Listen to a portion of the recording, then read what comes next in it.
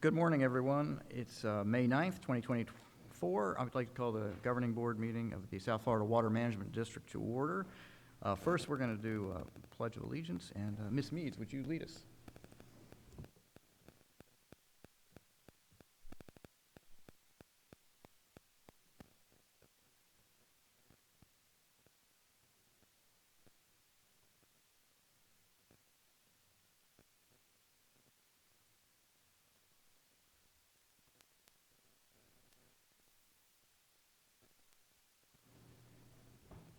All right. I'm trying to figure out the microphone. Give me a second. I think I have to hold it. So good morning, everyone, and welcome to Stuart. Vice Chairman Wagner is not going to be able to join us today. It's Reuse Week for us here at the district, and as some of you can, as you can see, some of us are wearing purple. Some of us aren't. Those of us who aren't are the ones who forgot. I apologize, but I think there's enough here for all of us. Reclaimed water is typically delivered through purple-colored pipes, thus our enthusiasm to wear purple today. When reclaimed water is used, it eases the demand on traditional, often limited sources of water. There's a resolution supporting Water Reuse Week in consent. It's item number 24. This meeting is going to be live streamed today, and when we hold board meetings off-site, we don't have the capability for virtual public comment. The district opened a public comment period for the public and stakeholders to provide written comments in advance of today's meeting, and we received one e-comment. Board members were provided copies of the e-comment. It's included in the meeting packet posted on the district's website. Those who are here in person may make comment by filling out a comment card at the welcome desk and giving it to staff. Board members, I'm going to ask that you make sure your microphone is on, and I think you just have to hold the button the whole time you're talking, and talk into the mic so online attendees can hear you. As a courtesy to others who wish to speak, members of the public are asked to comment only once on each topic. Ms. Meads, thanks very much for having us in your neck of the woods. We're glad to be here in Stuart, and I want to thank you all for traveling here. I want to thank the Indian River State College Chastain campus for allowing us to be here. This is a gorgeous facility. It's nice to be back in college. We've got some guests, and I'd like to start first, fittingly, with Ms. Cuba from the college.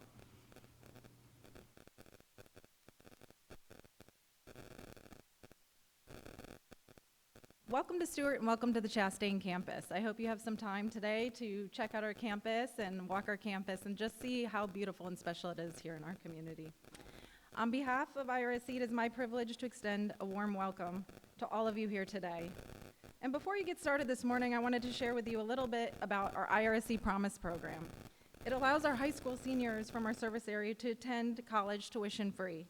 This is a game changer for many of our families and a resource to you as we graduate students with degrees in economics, engineering, and biology who can contribute to the future of water management.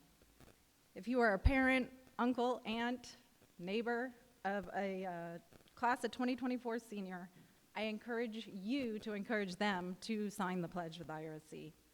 I'm delighted to see such a great group of individuals here today come together, and we are honored to host you today. Thank you. Well, thank you very much. It's nice to be back in Martin County. I think it's been about a decade since we've had a governing board meeting here today, and our next speaker, if you'd like to speak, is Martin County Commissioner Doug Smith. That was quick.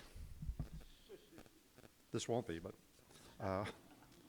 anyway, governing board members, welcome to Martin County. We very much appreciate your coming here today. Mr. Chairman, thank you for leading us off this morning. And board members, I'd like to start off with telling you how much I thank you and appreciate the decades of work that you have shared with us here in Martin County relative to all things water, and that's how I usually relate to my conversations relative to what you all do, what we do as our partnership. It has been a remarkable, and I mean that, remarkable partnership. The things we have accomplished together and the changes that we have been able to achieve over the last 25 years that I've been doing this are nothing short of amazing. I mean, when you think of where we were 24 years ago with C-44, it was a pipe dream. Martin County put its sales tax together way back when and worked with you all to go acquire C-44, Allapattah, and lots of other land that we acquired in southern parts of the county with you all. It's been an amazing run, and I want to tell you how much myself as an elected official here in Martin County as a county commissioner appreciate all that support and effort, but it's been nothing short of amazing. Your work, your support with us on the 16 County Coalition has also been amazing. What we have been able to achieve with that group in DC and Tallahassee is fantastic. We started off the premise by saying, if we could all come together at a 40,000-foot level on decision-making, and we didn't get into the weeds and we didn't get into the fine details of every single argument and discussion, we could really, truly achieve something. And I can tell you with the times we've been in DC together, and we have presented our top 3, top 4 list of things that were important to us in South Florida, they really appreciated it. We weren't going there and we weren't picking winners and losers. We were going there as a collective body of 16 counties, which make up a lion's share of the state of Florida, and they appreciate that up there. And so again, I thank you for that. Next, I would very much like to thank Director Bartlett. His unwavering support of Martin County, his years in DEP, his years with the Water Management District have been nothing short of fantastic. Again, it is a partnership, it is an understanding, and it's a relationship that you build over many, many years. We have been able to accomplish a lot with both of you, both the board members and our director. And I will tell you this, I will share with this. A long time ago, a Senate president sat me down one time at a meeting we had here in Stewart with the Everglades Foundation and Coalition. And he said, Doug, remember one thing. There's a plan, and it's a really good plan. Stay the course. Don't be dissuaded by all the outside noise and everything that goes on. Stay focused. And no matter how bad it gets, stay focused. And we do that. You do that, we do that, and we appreciate it.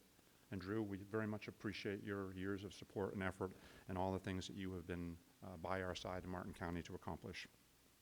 It is a first-class relationship that we have, and we very much value it here in Martin County. I would leave you with one other thought. Some years back at the Association of Counties, we started having a conversation, and it's what, again, I call all things water. And I would leave you with this today. 3 very important words: water, water, water. Everything we do in this state touches water. It is time for us in the state of Florida to have a statewide policy, similar to what FDOT has with their 5 and 20-year plan, to have a dedicated, predictable funding source for water and all things water in the state of Florida. We are billions of dollars behind. And the only way we're ever going to catch up to that collectively is to have a system in place that's very similar to how FDOT operates.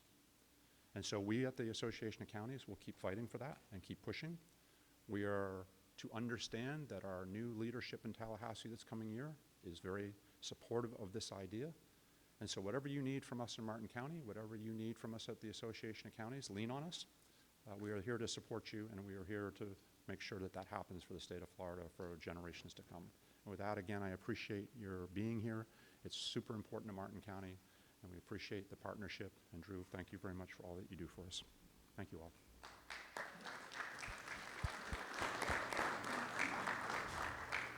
Thank you for those words, Commissioner Smith. Commissioner Hurd.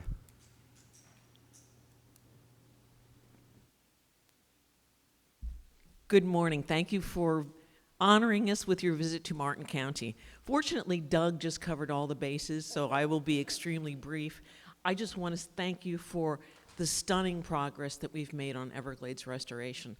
Last night, Maggie Hirchala was inaugurated into the Hall of Fame at the Environmental Studies Center in Martin County, and I was asked to be the speaker, so I was reflecting on Everglades restoration from its inception from 2000 on, and boy, have we come a long way. It's the spirit of respect and cooperation and partnership that we see now is absolutely nothing like it was 20 and 25 years ago. And there's nothing wrong with what was happening 25 years ago. There were lots of stakeholders with lots of competing interests, and we had to reconcile all of those in order to be successful. And fortunately, the agencies responsible for Everglades restoration were able to cooperate together, and now we just have stunning results. So that's with your leadership and with Drew's leadership. Thank you so much. Can I add one more thought? Sarah and I don't agree on much of anything in life, but when it comes to water, it's 110%. Thank you all. I'm glad we could bring you together.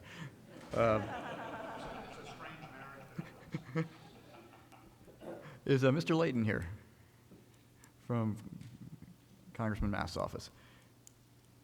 If not, if he comes later, if you'd like to speak, I'd be happy to recognize him. Commissioner Collins, would you like to speak? You don't have to. I'd like to recognize you if you're here.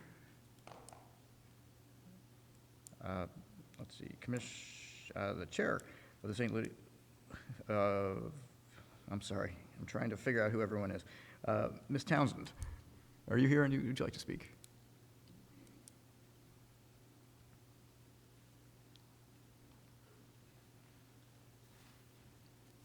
Good Thank you. morning.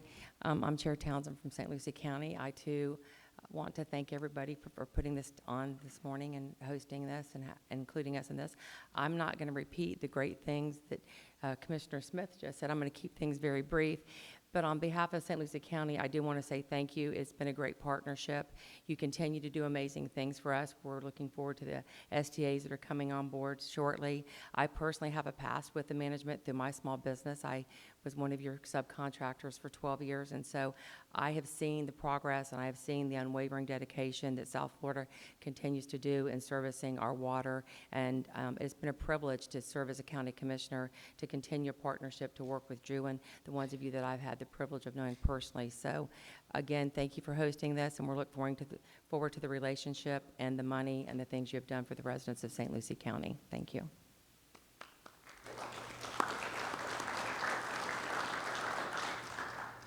Well, thank you, Chair. There's some other people here who probably won't speak, but I'd like to recognize. I know we've got Kevin Powers, who's a former governing board member in the audience, Don Donaldson, Martin County Administrator, Taryn Krista, Indiantown Village Manager, and Doug Bornick, who's on the St. John's Water Management District Governing Board. So welcome to you all, and thanks for being here. Drew will do employee recognitions now. Thank you, Mr. Chair, and I'd also like to point out that we have a former board member, Jackie Thurlow-Lippish, who showed up as well. So, Jackie snuck in. a good friend of ours. All right, Mr. Chair, thank you. I've got a few recognitions here. First of all, I'd like to announce our May Employee of the Month, who is Michelle Rakert, she's a right-of-way specialist senior in Okeechobee Field Station. And as I have spoken many times about our right-of-way program, that program is basically, we're the neighbor to so many different people, and that being that neighbor relationship requires the right kind of person to interface with our neighbors along our right-of-way in many locations. And Michelle is that person that serves Okeechobee County, Martin County, and St. Lucie County primarily, but she's so good at it, so we use her in other places as well. And I can tell you, she knows every rancher in these counties and represents us just wonderfully with respect to that relationship, which can be tense sometimes, right? But you got to have the right face doing that. Plus, she's a great problem solver for us. So in the EAA right now, associated with the Everglades Agricultural Area Reservoir, we are expanding the canals between Lake Okeechobee and that reservoir so we can move lake water and do flood control all at the same time. And so she's been going up and down those canals, resolving right-of-way encroachments and issues so we can do that project, which is expanding the canal's capacity.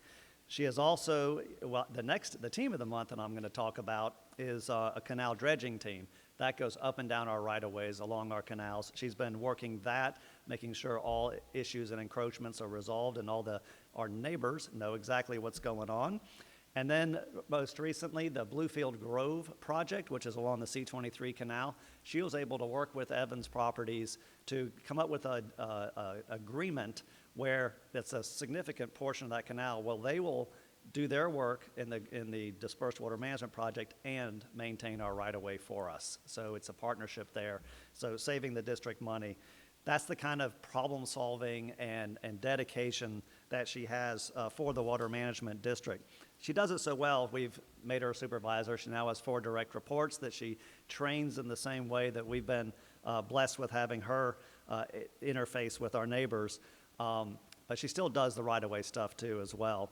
So she safeguards our right-of-way, something we need in order to execute our mission, but she does it with a big heart. One of her coworkers said her heart is as big as the wide-open rural areas she works so hard to serve in these counties, And so that is why she is our May Employee of the Month. Congratulations, Michelle.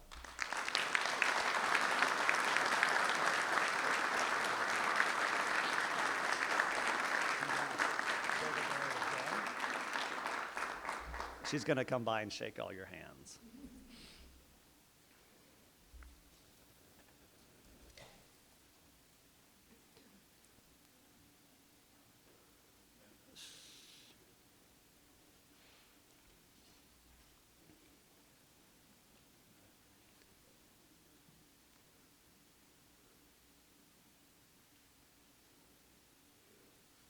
All right.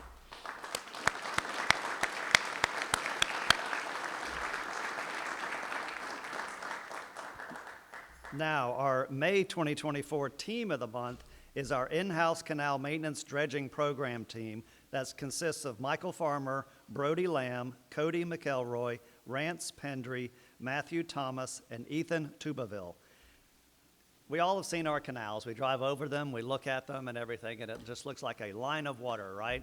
And it flows, it looks great, but what you don't see is what's underneath. And these canals, over time, fill up with junk, right?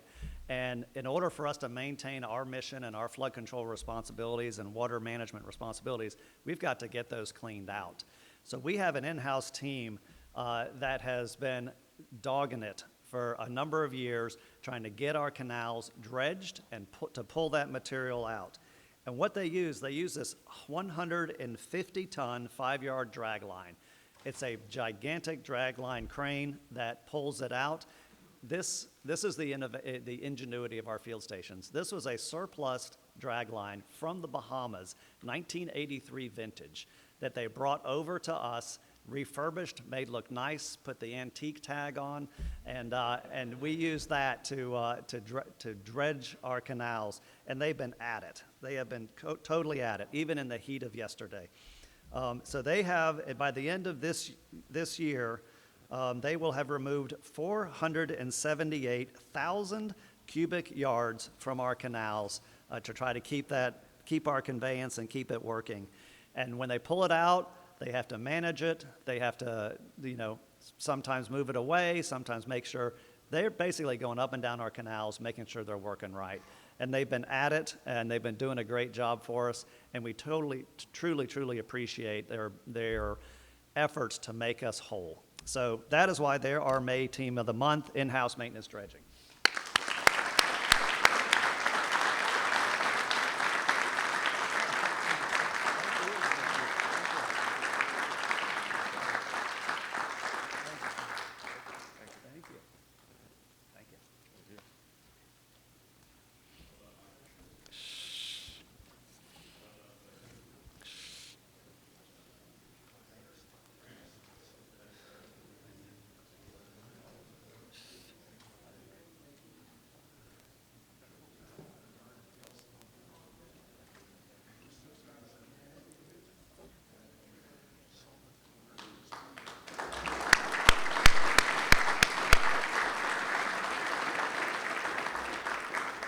All right, so now we have a 30-year service award. This is Wanda Rentis. She's a business management analyst in our St. Cloud field station. 30 years. She's been here since 1994, where she came in as an admin tech in the Kissimmee field station. That's how long she's been here, because we don't have a Kissimmee field station anymore. But now she is at the St. Cloud field station. And in 1999, she was essentially promoted to our business analyst position at St. Cloud. And when you're in this field station doing business stuff like she does, you get into everything. And she's done budget, training, human resources, standard operating procedures, communications, and she's served on a number of boards for the district. When you go to the St. Cloud field station, you will meet Wanda, because she will meet you, and she is one of those outgoing personalities, not a shy bone in her body, that is just necessary when you're dealing with all the people and dealing with all the issues of the field station. And she really makes that work. And that personality has served her well, because she has also served in public office. She was the vice mayor of Kissimmee from 2010 to 2018 when she termed out, or else she'd have been there probably to this day. I know I would have voted for Wanda. You know, she is, whenever I go there, she takes care of me. She takes care of all the guys at that field station. And, you know, in fact, when you're there, you're wondering whether George runs it or Wanda. No offense, George. But she's a great personality. So glad she's been here for the 30 years. Wanda, thank you for your service.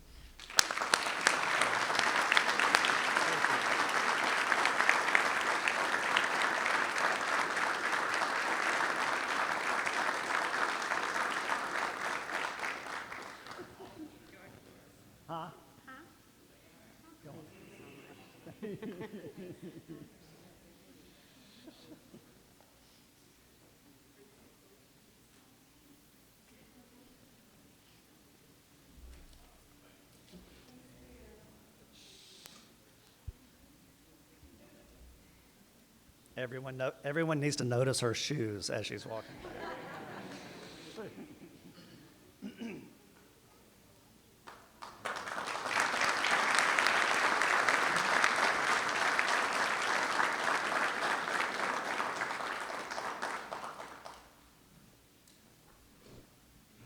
Thanks, Drew, and all for the hard work you do for the district. We'll move now to, let's see, agenda revisions. Molly, are there any revisions to the agenda? Yes, Mr. Chairman. The memo and resolutions for item 27 were revised. Thanks. We'll now poll the board members for abstentions and see if anyone has any. I can't see at this table because it's not a horseshoe. Mr. Bergeron, do you have any abstentions? No? Ms. Meets? You got to hold the button while you're talking. Oh, none. Mr. Steinle? None. I have none. Colonel Roman? None. Mr. Martinez? None. Butler? I have none. Thanks. Colonel Roman, or Chair Roman, the Chair of the Big Cypress Basin Board, is now going to give us a report. Thank you, Mr. Chair. Good morning. This is the Big Cypress Basin Board summary for our meeting on April 26, 2024. We started our meeting by congratulating all 5 Basin Board members on their recent Florida Senate confirmations.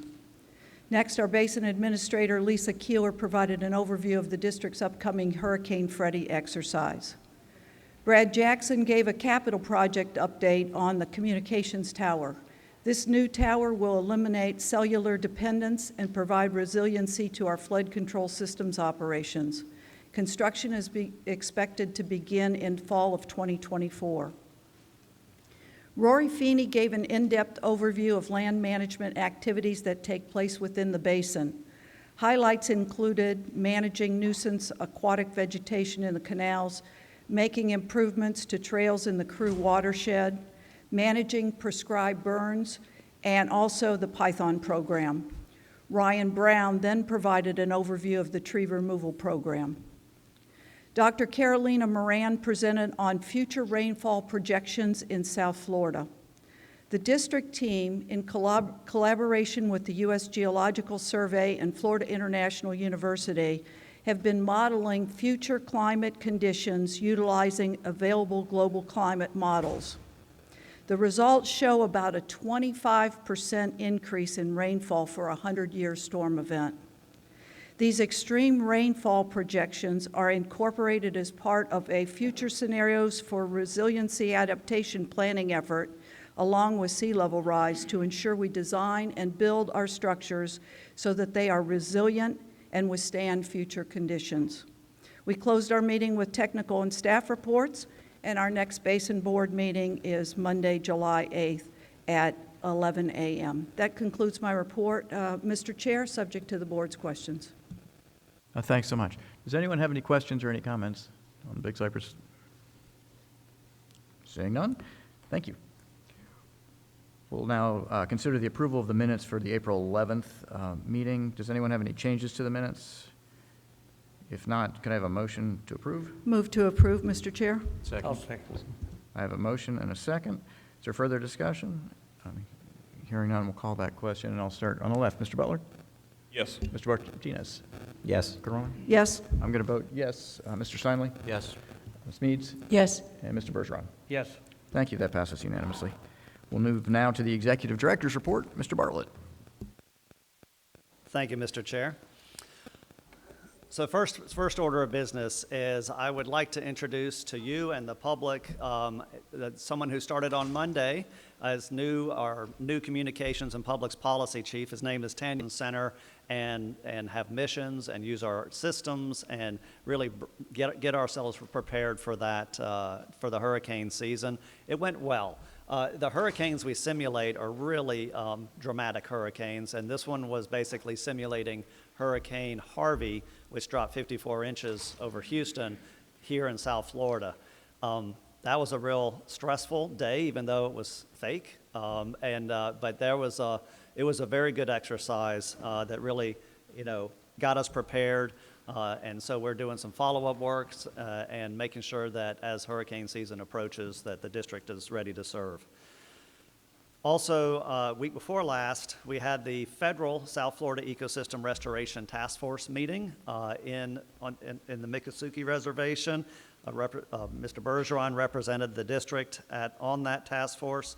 And a lot of the highlights of the task force meeting were related to the momentum that we're seeing, all the work that's going on to restore South Florida's ecosystems. And so there was a lot of discussion, presentations about uncorking Tamiami Trail, all the reservoirs, all the stuff that's getting built. So that was a highlight of it. One of the things that was noteworthy was the change in discussion relating to Western Everglades restoration. At the fall task force meeting, there was a lot of concern raised during that task force about Western Everglades. Still a lot of support for trying to get it authorized in 2024. Between that task force and this one, the district and the Corps has done a lot of work to address those concerns and put WERP in a position for authorization in 2024 with engagement from those Western landowners. And I would say that the district staff in particular got a lot of compliments on our engagement efforts in that Western area. So it was a very different tenor in that meeting, but the engagement's been really good, and the landowners are bringing a lot of solutions to the table. So it's in a good position for authorization in 2024. A lot of concerns were raised about something that really isn't a task force item, but it's the wilderness designation of Big Cypress. The district did send a letter saying, raising concerns over any kind of designation that would impede our efforts to restore Big Cypress and Everglades National Park. And so that was what the task force heard a lot of. It's really not a task force item, but it is certainly a public discussion as we sit here right now. All right, moving on. We are in Stewart, and Stewart got very active when the Corps was releasing water from Lake Okeechobee, and part of that whole discussion was what the status of the Northern Estuaries Restoration Plan was. In 2022, Congress authorized 2 studies. One, the flood control study for the whole CNSF system to look at its service with changed conditions like sea level rise and development, and a study that would look at how to eliminate harmful discharges to St. Lucie Estuary, Caloosahatchee Estuary, and Indian River Lagoon. The Corps has been busy asking for budget requests on that. I'm happy to report that the district has sent 2 letters supporting both of those studies. We would like for them to happen simultaneously instead of one before the other or some other sequence, because once you spin up a model, you might as well use it to figure out all your stuff, right? So we are in support of moving forward with those, but the Corps is in the process of evaluating a budget request. So neither of them have started. The Corps needs a budget authorization before they can start. Lastly, what we do when we go on the road is I do a quick highlights of what's going on in the area for the Water Management District and our efforts. And so in the Treasure Coast area, I'd like to do some highlights here. Just a reminder, our mission, as this board has set, is to safeguard and restore South Florida's water resources and ecosystems, protect our communities from flooding, and meet the region's needs while connecting with the public and stakeholders. So we have been really busy on that.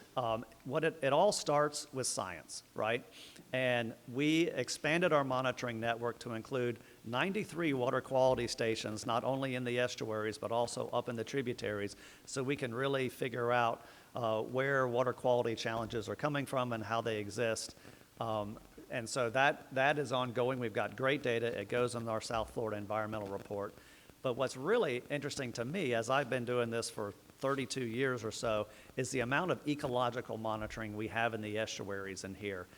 When you look at this suite of monitoring, of the ecological monitoring, so you can see how the stressors and the response are behaving with respect to each other, this is very high-level research compared to what I've seen in a lot of estuaries in this nation. And so it's really something that I know that universities use, we use, the Corps uses, Interior, we all use it because it's incredibly dense information that really helps us understand our ecosystem. So all that incredible science goes into the projects that we know we need to do. And as you know, the governor at his second term said achieve even more now for Florida's environment and gave us specific direction to advance things, expedite things, move things faster. And in this area, one of the things that was highlighted was let's take on this Indian River Lagoon South and let's supercharge Indian River Lagoon South. And part of that was the C-23-24 South Reservoir was on the Corps side of the ledger. They have funding for the North Reservoir, but not the South. So we pulled the South Reservoir to our side of the ledger and are busy designing that, and I think last month you issued the first contract for starting that project to get the ground ready for the reservoir itself. So that supercharging is really underway right now.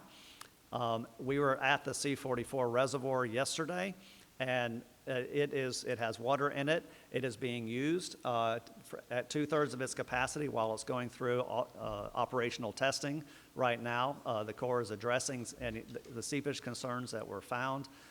But in the meantime, it is being used. The stormwater treatment area is being used. And on your consent agenda, you are designating that 6,000-acre stormwater treatment area as a stormwater treatment area, which opens it up for recreation. And so that's something we're very excited about. Bird watching, biking, hiking, hunting, all kinds of activities can happen at this STA that we're going to start launching right now. But it's performing, it's working, and it's very exciting to have that operational at the moment. I talked about the complex of the C-23-24 complex features. We have a north reservoir, a south reservoir, and a stormwater treatment area. The stormwater treatment area is under construction by the Corps right now, but at the bottom, it's probably too small to see, but that is the schedule for all these reservoirs and features in Indian River Lagoon South. And what you can see in 2024 this year is that they all get under construction, right? So that's what the governor told us to do, and so we're busy getting these things under construction. The last reservoir I wanted to talk about is the C-25 reservoir and stormwater treatment area up near Fort Pierce. And so we have, last board meeting, you approved the final real estate piece to make sure that we have full control of the real estate. We're doing site prep right now, and I think in August you'll be seeing your first contract for this C-25 reservoir and stormwater treatment area. Again, a lot of work implementing SERP. I'd like to highlight some other land that we acquired. This is near the South Reservoir of C-23-24. This was acquired for that reservoir, but based on groundwork that we've done, we couldn't keep it in the footprint, but we still own it. So we are right now, the field station crews are plugging ditches, trying to convert these lands that we own back into natural lands that are not drained and not over-drained. And you can see in the middle picture where we have a former citrus grove that now has water in it because we're not draining it to our flood control system or to the estuary. So that project, this is the first step of that land use, and so we'll look at it for recreational purposes and other purposes as we start implementing projects on those specific parcels that we own. Of course, we have amazing partnerships with private landowners in this basin. Here's a list of 6 of them that are holding water on their land, pumping it onto their land to help our estuaries and Indian River Lagoon by not discharging to our canals. And so these are incredible features not only for the water management, also for wildlife. If you've been there when there's water in it, you see epic amounts of wildlife. It's a great partnership that we have, and we're very happy to continue these efforts in these basins. I think this is 20,000 plus acres of effort in this basin. On the western side of Martin County, we have the Lakeside Ranch Stormwater Treatment Area and Brady Ranch FEB. That is treating water out of the S191 basin, which needs to be treated before it gets to Lake Okeechobee. It's also incredible bird watching and a great recreational feature in and of itself on the western side of the county. Speaking of recreation, if you're interested in recreating and seeing wildlife and nature, getting some exercise, doing some horseback riding, all these things can exist on district lands in Martin County, and certainly with all the reservoirs and stormwater treatment areas we're building in St. Lucie County, we'll see a lot more recreation come to life once those projects come online, like we have the 6,000-acre stormwater treatment area at the C44 reservoir coming on life, and we'll add it to this slide once we have our first bird watching event with Audubon or duck hunt or whatever it is we have. So very excited about those opportunities that we bring to the Treasure Coast as well. And that is my highlights for the area. So thank you, Mr. Chair. That's my report. Well, thanks very much, Mr. Bartlett. That's pretty neat what's going on here in Martin County. Does anyone have any questions or comments for Executive Director Bartlett? No. Thanks, Drew. Senator Harrell, I'd love to recognize you, and thanks very much for being here. Thank you so very much, and it's a delight to be here, and I want to welcome you all to Martin County. It is a delight to have the South Florida Water Management District here in Martin County. As you know, we have been a little noisy at times in Martin County about water because it is really, it's liquid gold for us, you know, and South Florida Water Management plays such a major role in really what affects us and our economy, our estuaries, and truly our way of life. That's how we live in Martin County. So I think it's been a few years since you've been here. We looked it up the other night. And 2010, I think, was the last time you were here. So thank you for coming. And I just wanted to give you, and thank you, Drew, for your comments, and seeing the progress that we are making and going to ribbon cuttings instead of groundbreakings is phenomenal.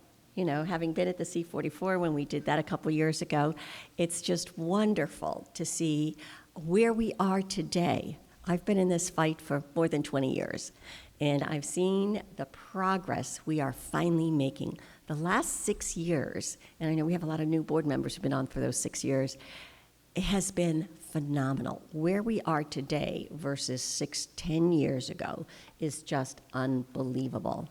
And this year, you know, the legislature and the Senate in particular has put a real emphasis on water and clean water. And I was so pleased to do the ratification of the rules for the Clean Water Act.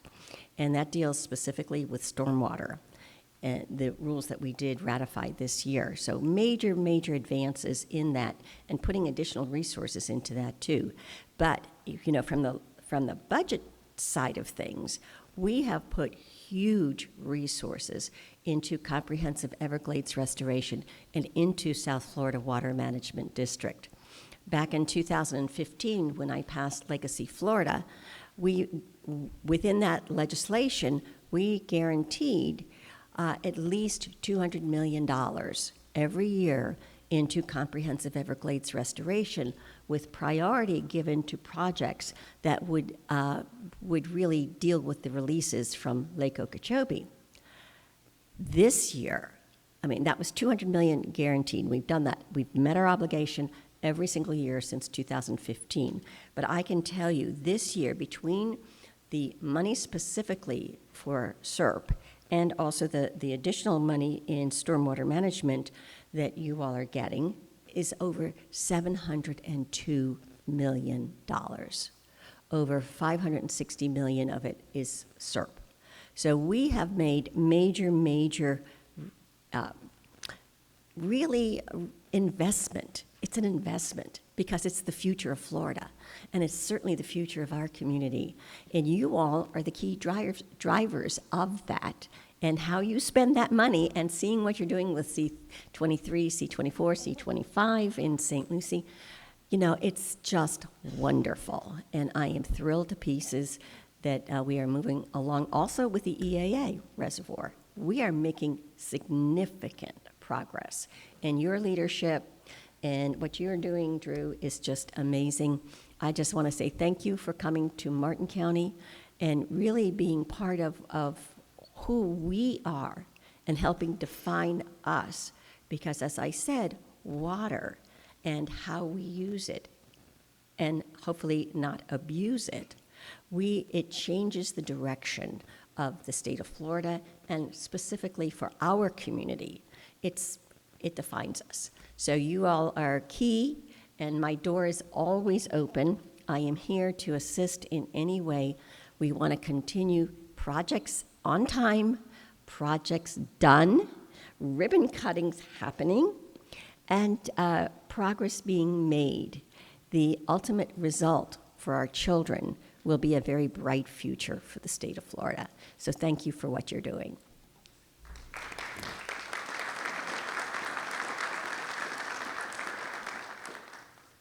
Thank you, Senator Harrell. It's nice to be here.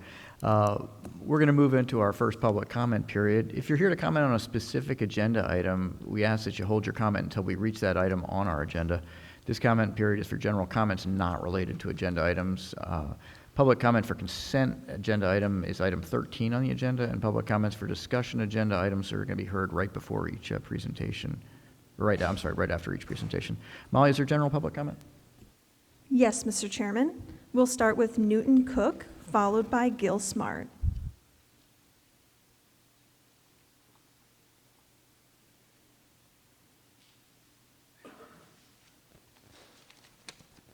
Newton Cook, United Waterfowlers of Florida.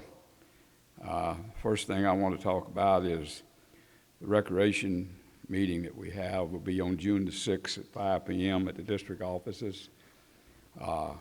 They are fun events, and we usually have a really good crowd, and I'm sure there will be some discussion about some of the new opportunities. And I always appreciate Drew mentioning recreation in the local area. We have a tremendous amount of recreation right here. And thanks to Martin County, I might add, for helping with that. We're working on the agenda, so if you have any items that you like, just let me know, email or talk to the staff here, and we'll put your item on the agenda. We're open to almost any type of recreation on the district properties, and they're very generous about that. Another point. We got a drought. Who would have thought? All the predictions was we were going to all be drowning by now. Mother Nature is saving us, at least if you're here in Martin County. The lake is dropping. If it continues like it is now, it'll hit 13 feet. But the lake has to be at 13 feet and at the most 15 feet for 5 months in order for the SAV to start returning, because there is zero SAV in the lake. There is zero cleaning going on in that lake, and the water is going to have more algae in it this year, drought or no drought, than ever in history in a water column. And guess where that water is going to go?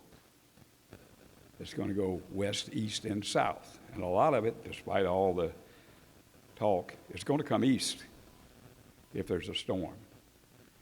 There didn't even have to be a storm, and we got over a foot dropped on us over here because of LOSUM. LOSUM is written to guarantee Martin County will get a discharge more often than ever in history of the dirtiest water in history, because the lake is not managed for the health of the lake, and the discharges are going to go out of that lake sooner or later. And if you like LOSUM, then you like just what you got last month, a foot of water dumped without even a rain. Never heard of it in history. Never in history has that happened. And yet LOSUM continues to march right on forward. And if we do not pull that back, Martin County will rue the day. Thank you. Thank you, Mr. Cook. We'll hear next from Gil Smart, followed by Doug Bernecki. Morning, governing board members. My name is Gil Smart. I'm here as Executive Director of Vote Water. We're headquartered about 5 miles up the road in beautiful Sewell's Point. Welcome to Martin County. I wanted to briefly note that we, like several other organizations, support the Lower Kissimmee Basin STA project, which is on your discussion agenda today.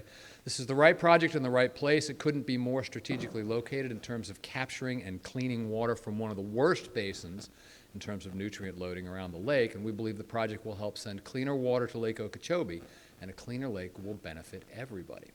But this said, when the St. Lucie is getting hammered by discharges from the lake, even clean fresh water is going to inflict harm on the estuary and the communities that rely on it.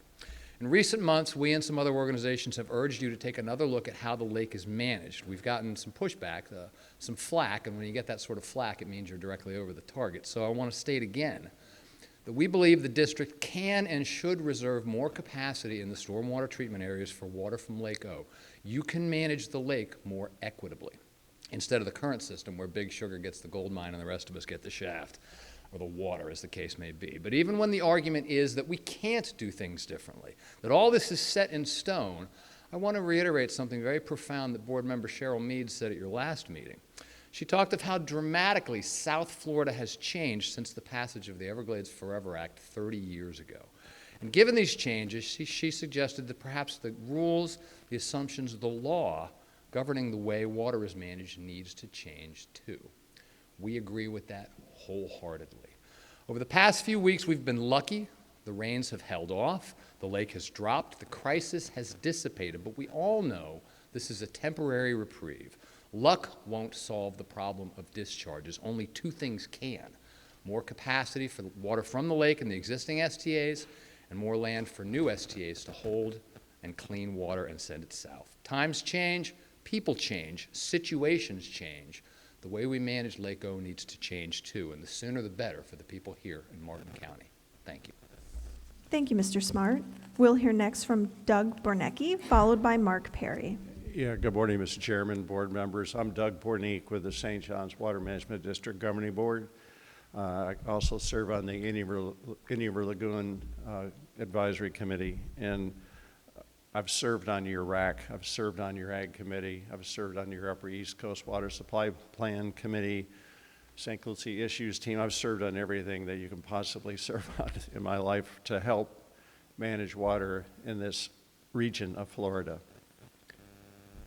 We have a project that is very unique with all your storage that you're doing, and I'm thankful you're doing every one of those dispersed storage and water farms. They are a great tool for Drew and his team, and we need every one of them. We need to store as much water and keep it out of the lagoon and on the West Coast as well, to keep it out of their estuaries. It's a phenomenal tool.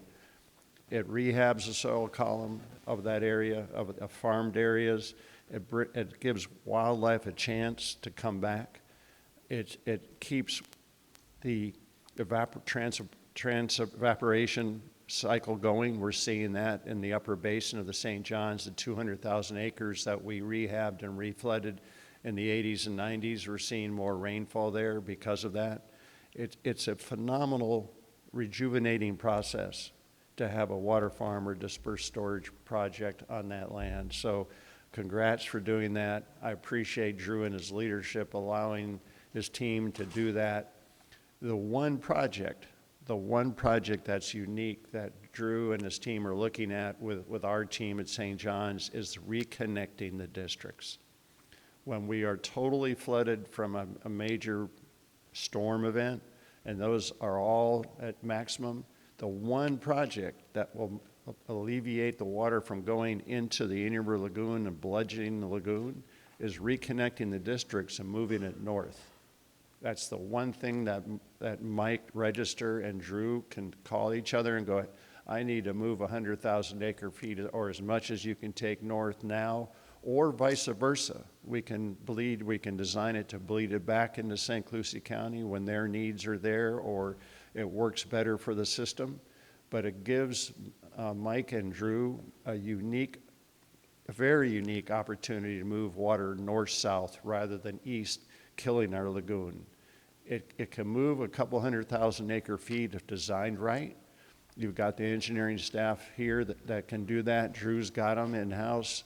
They're all right there, and I would encourage you as a governing board to move as fast as you can, because if we don't grab this opportunity, if you get up in a plane, I'm in a plane a lot because I represent the citrus centers along the East Coast, and I fly in small planes and you get a very good look at this area. 40,000 homes are coming into St. Lucie County right in that area where we need to reconnect. And the option might not be there if we don't move quickly. You all know how fast we're all growing. You're all wrap live up your in comments. fast-growing areas.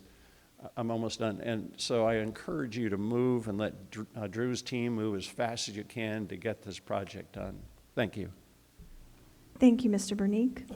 We'll hear next from Mark Perry, followed by Jackie Thurlow-Lippisch. Good morning, Governing Board. It's good to see you again. Thanks for last night's event. It was good to have you all over at the Florida Oceanographic. And welcome to Martin County, obviously. And like Doug Bernique, over the last 46 years, I've been serving on RAC and in the St. Lucie River Issues team and other situations and working with governing boards since way back. And it's great to see you up here and occasionally, and hopefully it doesn't have to wait another 10 years so you can come up. You can come up more often. But I do invite you back. You saw a lot of what's here in Martin County and what's available. This is a really good confluence area of the Indian River Lagoon, the St. Lucie Estuary, our nearshore reefs, and the St. Lucie Canal that connects us to the lake. And we're kind of at that confluence. This is a really unique and significant location. Drew did an excellent job at putting out what's going on here, and particularly IRL South.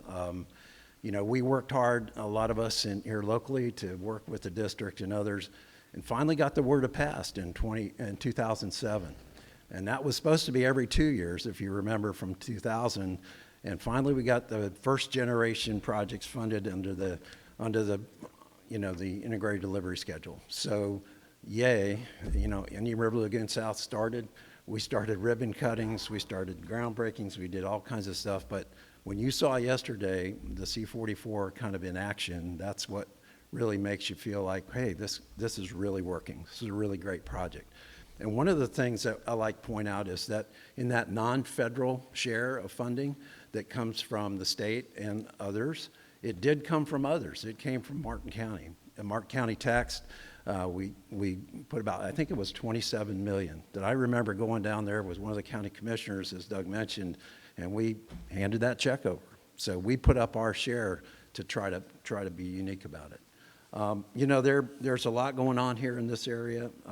We have a lot of, lake release issues, of course, that we deal with, but the SERP updates that you put out there before is really good. Those are those 70 projects. Chelsea, we were talking how many there are that are since 2019 that are either in progress and ribbon cuttings and moving forward or completed. And when you look at that compared to the integrated delivery schedule, already our investment of $12 billion has been doing something. But now we've got, over the next 2034, we've still got about another $8.5 billion to go. And we're going to do our share to get the local and federal and state matching up so that we can get the federal matching going too, and we can keep this ball rolling and keep things moving. So thanks for everything you do. Thank you, Mr. Perry. We'll hear next from Jackie Thurlow-Lippisch, followed by Nyla Pipes. Hello, old friends. It is great to see everyone. It is great to see staff. It is great to see Drew. I am home just by chance. My husband and I have been on a trawler doing the Great American Loop. And as awful as it was to lose my position on the governing board of the South Florida Water Management District, you always say to yourself, the Lord works in mysterious ways. And Ed and I are having a wonderful time, and I'm learning so much about water across our country. I'm here today for a speaking engagement, but I wanted to come this morning and say thank you. I wanted to say thank you for taking care of Martin County since I've been off the board. I don't think any stakeholders have been taken care as much as Martin County has in the past year. And Cheryl, thank you. Thank all of you. But I do think that my position should be filled, and I hope that the governor will fill that position. It is my hope that it will either be Mark Perry or my brother, Todd Thurlow, who has been doing such a better job than I could ever do with a cool head. And I just also wanted to say, because we always forget so quickly, that Martin County is the epicenter of the advocacy movement. And it has been really since 1952, when the St. Lucie Indian Rivers Restoration League started and came heavy up against the Army Corps of Engineers at that time because of the shoaling that was happening in the Palm City area. And during that time, the Army Corps actually, they didn't do it legally, but they pushed back on their own ways and stopped. They tried not to have full discharges to the St. Lucie because they knew that the canal would cave in and cause all the shoaling and kill the fish. And so the long tradition here of advocacy has changed the state of Florida and continues. I want to credit former Senate President Joe Negron and the movement that happened here in Martin County with the EAA reservoir. That started here. And the people started it, and then the politicians took it. And Mrs. Harrell did as well. Please fight back. Please say what you believe. We need to discuss the savings clause and the issues with the EAA reservoir. That is our hope for the future. Thank you. Thank you, Ms. Thurlow-Lippisch. We'll hear next from Nyla Pipes, followed by Jim Hey, Jim Jackie, Reynolds. we sure miss you up here, and thank you for your leadership. It's impeccable, everything you've dedicated, your time and your passion. You're a true role model for all of us, and thank you very much. Hear next from Nyla Pipes, followed by Jim Reynolds.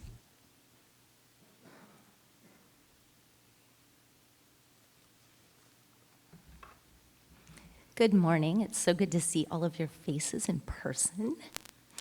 Nyla Pipes, One Florida Foundation. For many years, I have talked about our need for storage north of Lake Okeechobee. For many years, I have talked about our need for storage in our own local basin, or as the locals like to say, our local expanded basin, because we do get some of that water that was supposed to go to St. John's.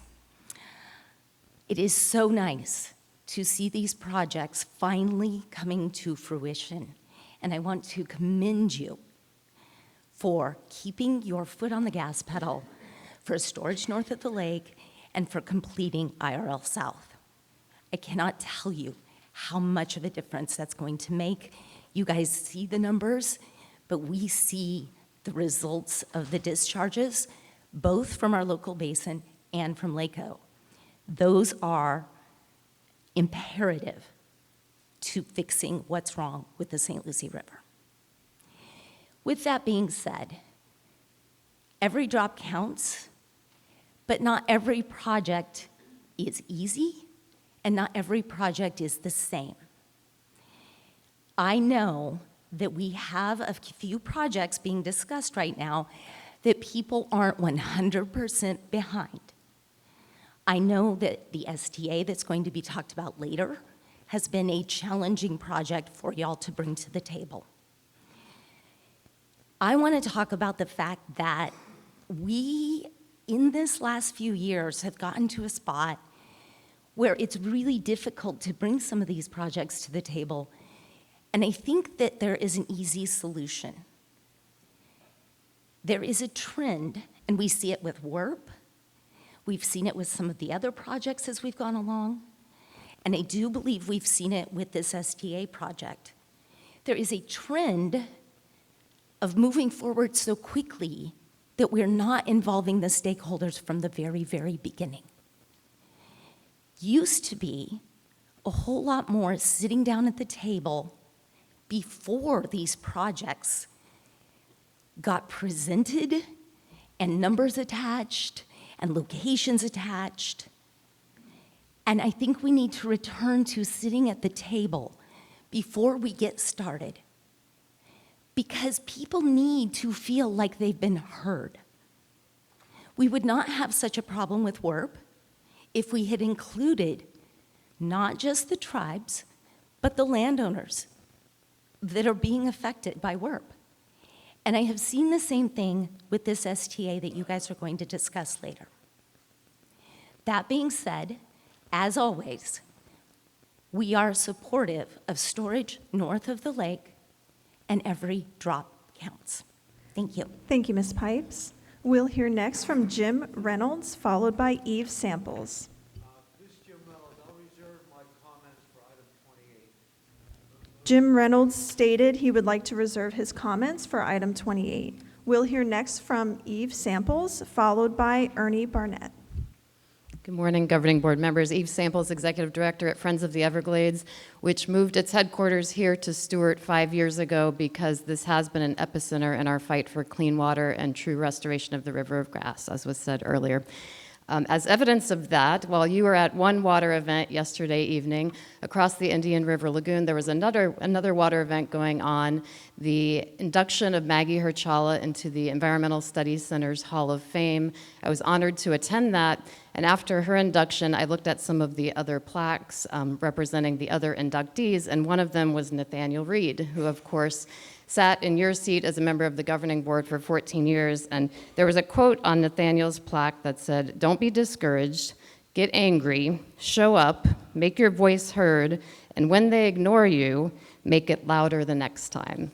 So, on that note, for 6 weeks earlier this year, Stewart was on the receiving end of harmful discharges from Lake Okeechobee that carried phosphorus and nitrogen pollution and triggered toxic algae blooms in part of the estuary. Our brothers and sisters on the West Coast experienced similar harm along the Caloosahatchee River. It doesn't have to be this way. This harm is predictable, it's preventable, and you have the power to stop it. Over the past month and a half, we at Friends of the Everglades have encouraged residents to send you messages asking you to fix the rigged system that puts industrial sugarcane growers' needs for drainage and irrigation above the health of our waterways and the public. More than 1,400 people contacted you via email. Our ask is simple. Make more room for lake water in the existing 60,000 acres of stormwater treatment areas south of Lake Okeechobee. Polluted drainage from sugarcane fields accounts for about 90% of the capacity of water sent to these STAs. Yet taxpayers have paid more than $2 billion to build them, and we pay about $11 million a year to operate them. Harmful discharges to the northern estuaries are paused for now because Lake Okeechobee levels have dropped about 2 feet since February. I know we're all breathing a sigh of relief. However, hurricane season is less than a month away, and it's predicted to be a busy one. Heavy rains could cause Lake O to rise quickly again, putting us back in the line of fire here in Stewart and to the West Coast along the Caloosahatchee. So please take advantage of this near-term opportunity to send as much clean Lake O water south as possible. We don't want to sacrifice water quality as we send more lake water south. I want to underscore that. It's one thing you can do right now to fix the rig system. Thank you all for your time, and thank you for being here in Stewart. Thank you, Ms. Samples. We'll hear next from Ernie Barnett.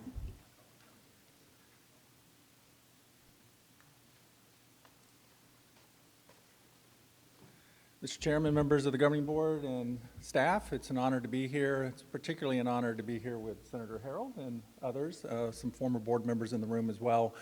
My name is Ernie Barnett. I'm the executive director of the Florida Land Council. We're a 501c3 not-for-profit, and have majority of my members are within the boundaries of the South Florida Water Management District, so we pay close attention to the water management activities that take place at the board, and I am honored to be here today to basically compliment you and your staff on your recent focus on Lake Okeechobee. Lake Okeechobee's in trouble. echo some of the concerns that Newton Cook has raised and others. And one thing that we've known for a long, long time is roughly 90% of the flows that go into Lake Okeechobee come from the north and occasionally from the C-44 and C-43. But the vast majority of the flows that come into the lake are from the north. It's not a highly developed and urbanized area once you get south of Orlando. And it's well known throughout all of Florida that we're never going to be able to achieve the total maximum daily loads if all we rely on are existing programs and projects that are in place, whether you're in a spring shed in North Florida or in Lake Okeechobee in South Florida. And what's critically been missing are regional and sub-regional projects that can capture, store, and treat those flows before they go into Lake Okeechobee. I urge you to echo the support that Doug Bornick had for the Dispersed Water Management Program. Y'all have had a long history dating back to the early 2000s. I was honored to work on that.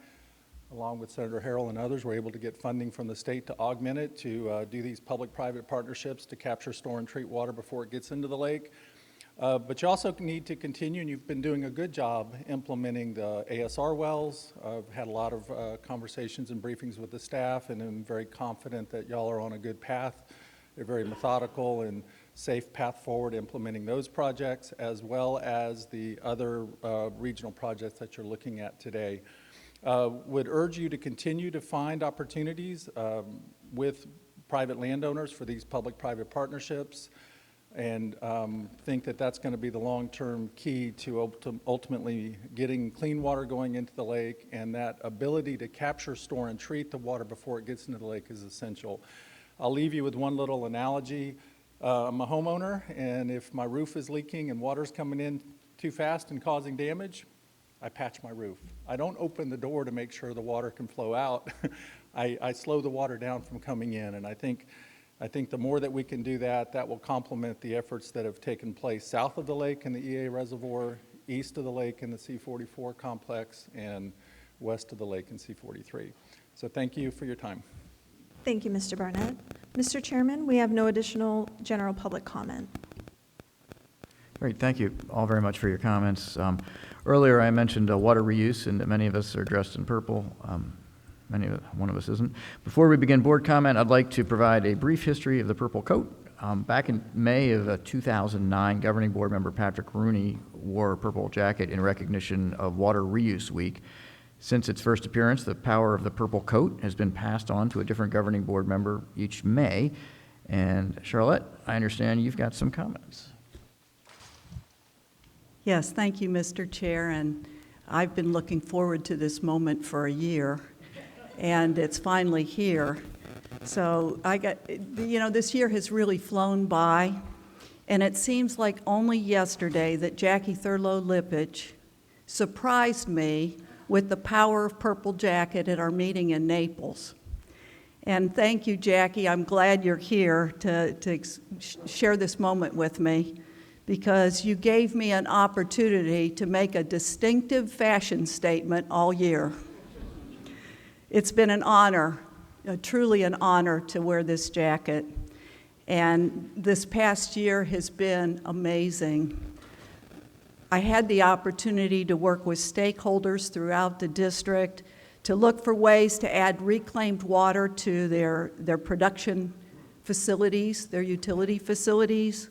We also were able to have discussions and look for ways to add green infrastructure for a cleaner product, and learning from innovative projects. That was just so rewarding to have that experience.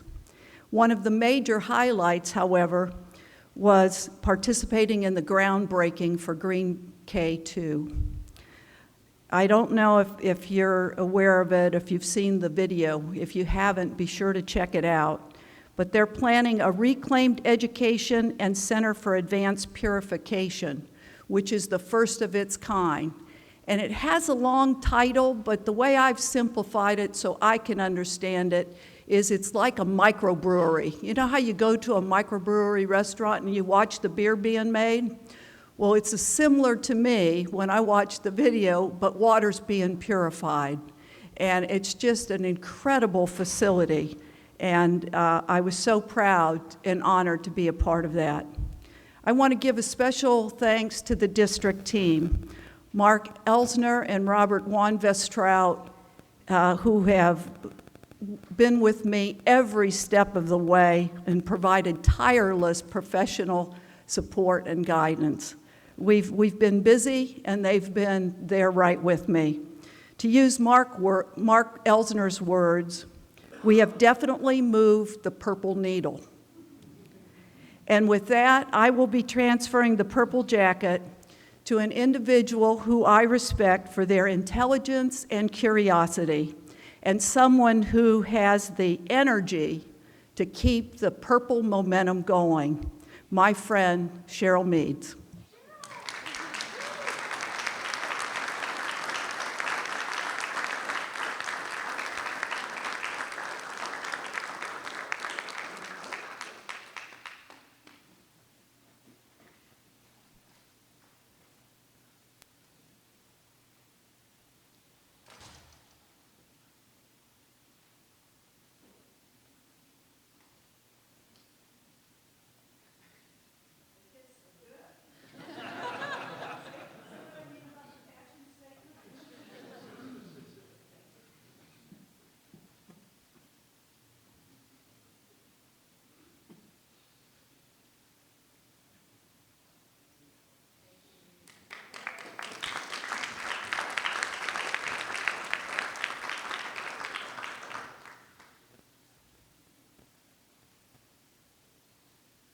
Oh, thank you, Charlotte, for doing such a great job last year. The Masters has got nothing on us when it comes to coats. We're going to go now to board comment. And Ms. Meads, I know you're still putting your jacket on, but if we're in your hometown here almost, so if you'd like to start, feel free. So I think having to keep your finger on the button is a really good idea. Maybe we should do that at home too, because there's a limit how long you're going to talk if you have your finger on the button. So a couple of years ago, I moved to Martin County, and I'm drawn to the advocacy here and the power of people who come together and stay educated and push others to become educated, and don't stand down when they're bullied, and have spoken truth to power and made a huge difference. This is certainly a county that has a passion for the environment and clean water. I have a respect for that, and I thank you for it, and my family is joyful to be here just down the road literally down the road in Loblolly. I want to take a minute and talk to you about process, and I want to talk to you about our staff. Usually when I talk about process, I talk about the Titanic. We take things for granted until it doesn't go well. But I don't want to talk about the Titanic. I've done that too many times. I'd rather talk about Boeing. When you make a flight today or tomorrow, are you like me? Do you no longer look at what's convenient? Are you now looking at what aircraft you're going to buy a ticket on? Because I do. And that's because the processes seem to have broken down with Boeing. Now let's talk about our staff. When we see that 70 projects have been started and completed, and they're still smiling, I talk about what's going on under the water, like a duck, just quacking and floating, and underneath, they're frantically flapping. When you have this many projects going on at one time, with this much complication, with these specifications, with these expectations, and I think that you don't take it for granted. I think it's easy, though, to take for granted when people are doing an excellent job and they make it look so easy. And I just want to remind you that there isn't anything easy about any of this. And our staff takes some licking too. Sometimes it's like being stung by bees left and right, because everybody has their own concerns, and I appreciate that. I certainly do too, and I encourage you all to let us have it, and because that is helpful. I also want to remind you what an incredible job. Things are going so well, and none of that is by accident. None of that happens without incredible brilliance, dedication, and hard work.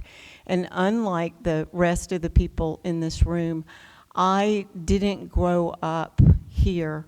I didn't see the discharges and see the destruction my entire life. I moved here in 2010 to Florida and started paying attention in 2016. What I've learned is that once you get involved, it does become your passion. It does become your life's work. Even when it's over on this board, it's never over.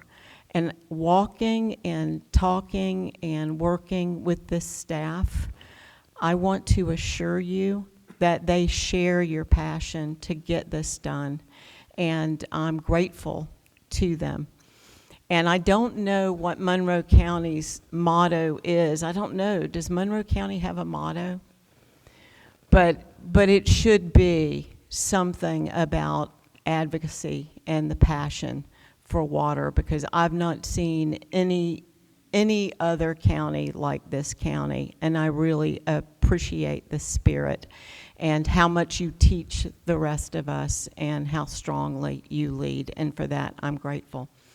I've seen a lot this past month. I've had a wonderful time. I've been on the Upper Kissimmee. I've seen parts of the Lower Kissimmee. I've been to Okeechobee a lot. I've had staff meetings about many different things.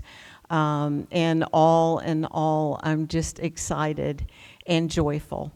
And I don't think we're going too fast. I want to remind all of you that we are sitting in a moment in history that will not last, I don't think.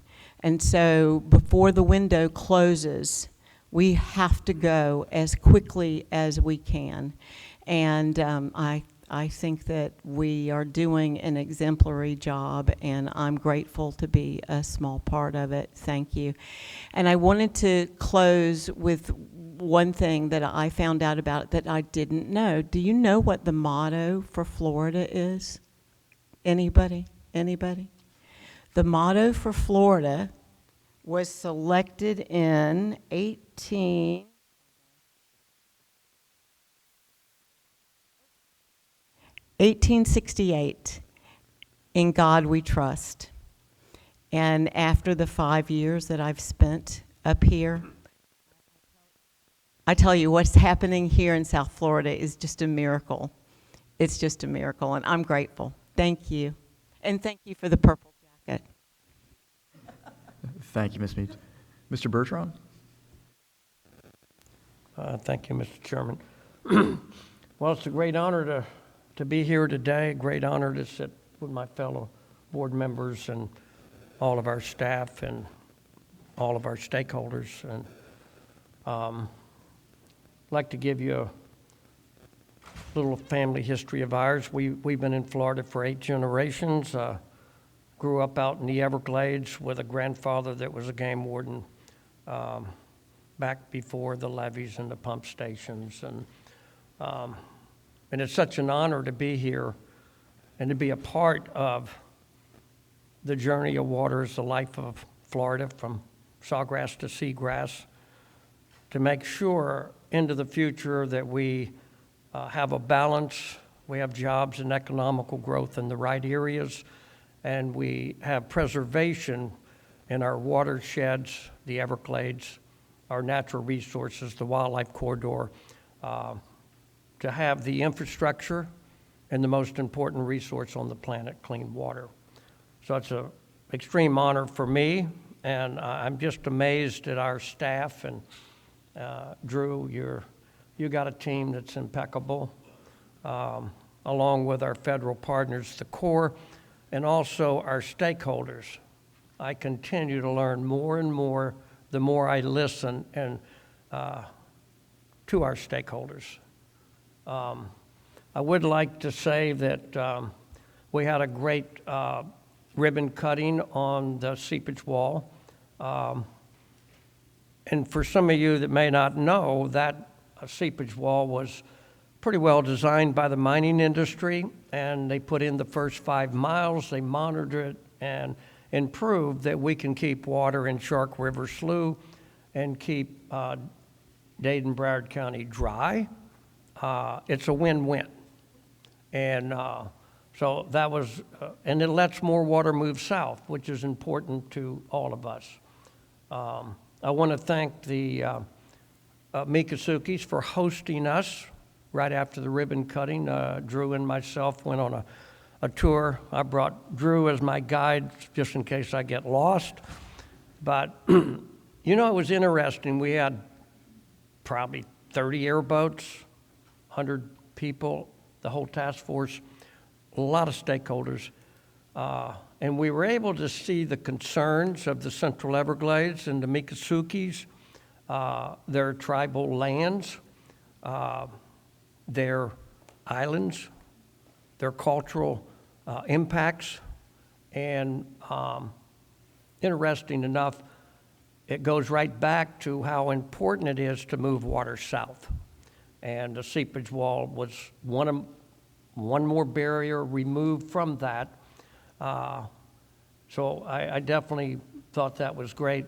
The task force meeting itself certainly addressed a lot of the issues that we're moving forward.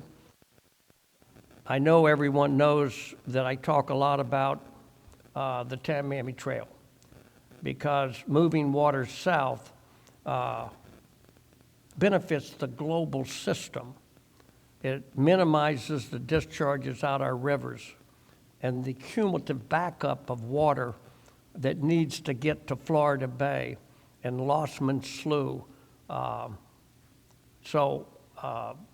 think I want to thank the Mikasukis again for hosting us on that. I want to thank Colonel Booth and Larry Williams for moving forward on a condition-based operations on the S12A and B and the 343A and B and the 344. That infrastructure allows water to move south by gravity based upon our science of 60 to 70% of the water flowed through the eastern part of Shark River Slough and 30 to 40 went through the western part of Shark River Slough and Lossman Slough all the way to the 10,000 Islands in Florida Bay. That is so important that we continue to make sure by December of this year that we're on a condition base, not a time certain base, to move more water south and less water east and west in quantities greater than natural. I want to thank our staff for moving forward on the 3 additional culverts in the L28, which achieves moving more water south. Also, the completion of the Tamiami Trail, which really concerns me that it looks like this project is 2 years behind schedule. If there's any way that we can meet with DOT and see how we can accelerate that, is a roadblock. Modified water delivery. Also, the C-44, I'm just sorry I couldn't be there yesterday, but I'm really excited about the access to the public for hunting, fishing, hiking, bird watching. I think it's so important that we share the public lands with sustainable access and enjoyment. Also want to thank Drew for the letter on the wilderness, and I'll give you just a brief the Big Cypress Preserve was the first national preserve in America. And it's a preserve for a reason. If you go back to 1973, and I was very honored as a very young man, one of many pioneer families that was a part of the greatest preservation in modern time. But if you read the minutes of the presentation to Congress, as Nat Reed said, which is a role model for all of us, that the Big Cypress is a different cat. It's not a park, and it's to have traditional culture, hunting, fishing, bird watching, hiking trails, sustainable access and enjoyment. And as you look at wilderness across America, and you look at Yellowstone Park back 35 years ago, 1/3 of it burnt down due to the fact that you couldn't fight fires mechanically. Times have changed. We need to have sustainable access to protect this beautiful environment, to be able to remove over 500 exotic plants that wasn't here 50 years ago, and exotic animals and the pythons, and sustainable access and enjoyment to be able to protect and to be able to enjoy as per the law, the Congressional Act of 1974. So I want to thank you for that letter. And I also, at the end here, I would like to have a moment of silence for a role model for all of us, Governor Senator Bob Graham. Very good friend of mine, grew up with him. His dairy was right beside where I grew up. A legend for all of us and a role model. So let's have a moment of silence.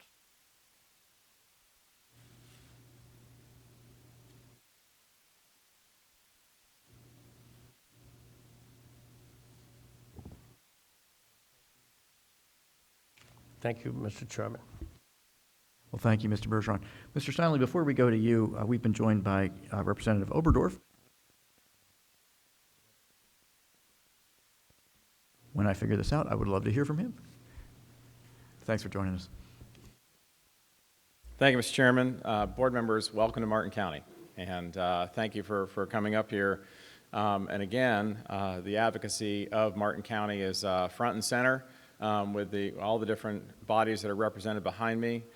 You know, my first day in Florida was the day after Hurricane Andrew, and I took a job in the Keys and literally drove through Homestead the day after. So it was an interesting journey, to say the least, and I made it through without a pop tire. But that being said, I saw Florida at its worst, then worked in the Keys for several years and saw Florida at its amazing best. And then I had the great fortune of actually getting a scholarship, if you will, and a research grant to work on the Kissimmee River, and did the very first study of floodplain fish in the Kissimmee River prior to restoration, and was exposed to a gentleman named Lou Toth. And Lou taught me the background of looking at the system as a whole, and looking at it from all the way up top to all the way down below, and how we need to look at that restoration. That was my first look at this. And now you are in that process even more so of restoring that flow, restoring that balance, and recognizing the balance. We talked a little bit about the Native Americans and the need that they have for water. We've talked about agriculture and the need that agriculture has for water. We've talked about our citizens here and the need that they don't have for additional water, and how we want to make sure that we're looking at going south. And I appreciate that you're listening and appreciate that you're looking at ways to deal with stormwater. And we've given you some tools from the legislature, whether it be Senate Bill 712 that was done several years ago, and the final part of that was enacted this year with a new stormwater rule. Whether it be most recently one of the bills that I did, which was House Bill 1379, which allowed for looking at the total maximum daily loads throughout all of our BMAPs throughout the state, and making it a requirement that, in fact, local government adheres to those water quality rules and adheres to the total maximum daily loads. And most recently, looking at ways that we can bring in a public-private partnership and looking at water quality trading. And now, in fact, having that public-private partnership where the private citizen or private corporation is able to enhance water quality and at the same time get towards an area where overall the system is better. You know, the South Florida Water Management District, and you all know this and the folks behind us do, but I'll say it anyway, it's a model for the world. It's a model of how we are delivering water throughout our entire state. And when you try to express to the folks that I've met literally from around the world and around the country what the job is that you do, they are absolutely blown away. Now, is there room for improvement? Absolutely. And that's why we have the advocacy. That's why we have the people that you are listening to, the people that are bringing points to you, and I appreciate that. Years ago, I was actually a founding member of the Rivers Coalition with a bunch of other folks in this room, and our office has certainly tried to, again, be a part of that coalition here and there and listen to what they have to say. And, of course, my role has changed now as a legislative person rather than a private citizen. But that being said, I would encourage you to continue to listen and continue to look at the ways that you can strike that balance. This past year, we gave you another tool, and I'll encourage everybody in the room to go gambling so that we can increase the amounts associated that are coming from the Seminole tribe towards the management, towards the delivery, and you know, we can say we want to buy all of this land across the state. But if we don't do management on those lands, if we don't actually work it, then in no way, shape, or form is that land going to do any good for the state of Florida. So I applaud you for looking at ways that we can do that management, whether it be the plants, the animals, the exotic species, et cetera. I do have to give a shout out to one of Martin County's own. He's known on a variety of social platforms as the Python Cowboy, but Mike Kimmel has done a great job. He's, you can get out with him and actually take care of a lot of exotic species. So one of our own residents there. You know, at the legislature, we're not taking our foot off the gas. We are going to be moving ahead and moving forward to help you and to help the state address water quality and address different issues. The city of Port St. Lucie and that region there was recently found to be the 5th fastest growing municipality in the entire country. And as a result, when we look at that, there are additional needs associated with that.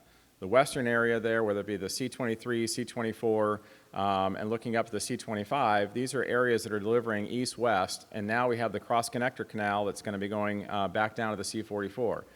You have a unique opportunity in front of you, and unfortunately this opportunity has been presented for quite some time to be able to get water going north as well.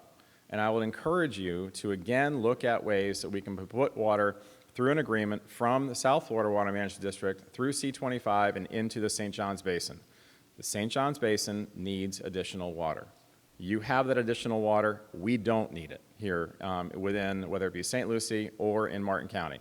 Please, I will encourage you to encourage your staff to get the agreement done and allow for that water to go north and give us an additional way we can get additional waters out of Martin County.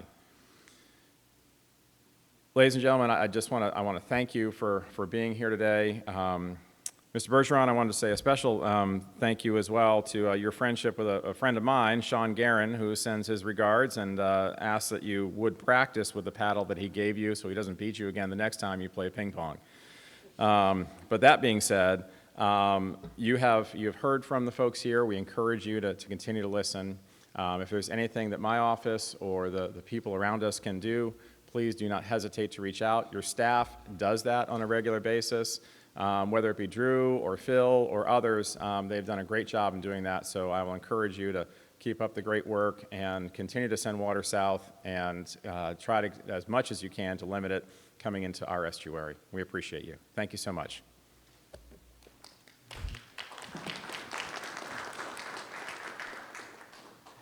Thank you, Representative Oberdorf. Mr. Steinle. Just briefly, I want to thank Martin County for hosting us. I'm just down the road and easy to get here, but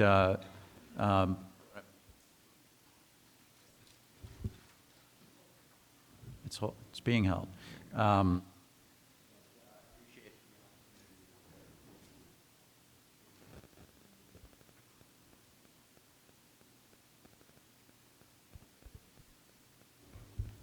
There we go. Okay. So consent items have a few things that are pretty notable. It's hard to talk when this thing's blinking on and off.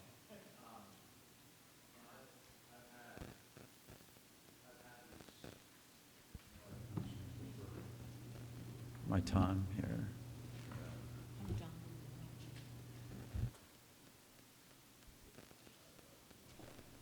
Okay. Two things on the consent items I wanted to bring attention to. So I didn't get a chance to visit C-44 yesterday, but I have before. And I think to Ron's point and to Newton's point, in addition to the primary purpose of these projects to store, to clean, to prevent flood control, recreation is such an important element that opens up all of our facilities to the public and gives them a better perspective of what we're doing. So to be able to hunt, to fish, to bike, or to hike is important. And just want to share a personal story with everybody. So I've got 3 kids. I've got my oldest is a daughter, and I've got 2 sons. When my middle son was about 13 years old, we had the opportunity to do the youth duck hunt with a bunch of folks, and this was in STA 1, but similar to C-44 STA, it just gives people, and in this case kids, who would otherwise be in the house in a city on their phones or on their computers, the opportunity to be outside, and to be outside in the state of Florida where, you know, you can be 45 minutes, 20 minutes sometimes out in nature. That was so meaningful to me to experience that with him, his first duck hunt on a Florida STA, and we had tremendous success. And it instilled in him, you know, both a sort of a lifelong appreciation and love for being, you know, in the outdoors, but also an appreciation for what the South Florida Water Management District and the state of Florida has to contend with when it comes to water issues. So I think while it's sort of, I know we discussed it yesterday, but while it's sort of buried in the consent agenda, the vote that we have in the adjustment to a formal STA is an important item, which will open up yet another project to recreation. The other item that I wanted to bring attention to, which on a dollar terms is very small and modest compared to what we typically spend, is the study through the Florida Gulf Coast University for the lake. We've heard Scott Martin and a number of folks talk about lake conditions, and we've heard about the amazing progress. We all know about the amazing progress we're making to the east, to the west, and to the south. But we haven't heard a lot. We'll talk a little bit about the north, but we've known that the lake has been harmed by a number of the recent conditions, and a lot of the SAV, if not all of the SAV, has disappeared. And another personal experience, my youngest son, who was about 8 years old at the time, we went out fishing with one of Scott's guys on the lake, and we were fishing in this amazing SAV, you know, and wetland area. And he proceeded to catch the biggest bass I had ever seen, but it was probably 9.5 pounds. And he, to this day, has this picture of himself with this massive fish that he could barely hold up on his wall. And I think that the opportunity to fund studies on the lake and to determine the ecology, to determine the process through which to restore the wetlands is an important one. So just wanted to mention that because I know it's something we're voting on in consent. Thanks. Thanks, Mr. Steinle. I noticed Mr. Layton is here from Congressman Brian Mast's office. I don't know if you want to speak. You don't have to. Don't want to speak. Thanks for being here. Appreciate it. Colonel Roman? Yes, thank you, Mr. Chair. I first of all want to say that it's great to be back in this part of the state. I just love coming to Martin County and Stewart, and I've learned so much by all of my field trips to this area. Thank you for hosting us, and thank you to the Florida Oceanographic Society for the lovely reception last night. It was really enjoyable, and it was great to see the wonderful facility and the work that you're doing there to promote the environment and to protect it. Thank you for all that work. Couple of things.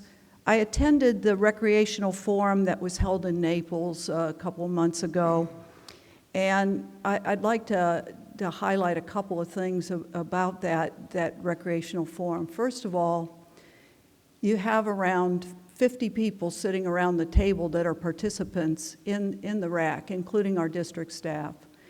And the commitment and the dedication of everyone to participate in that and to give their best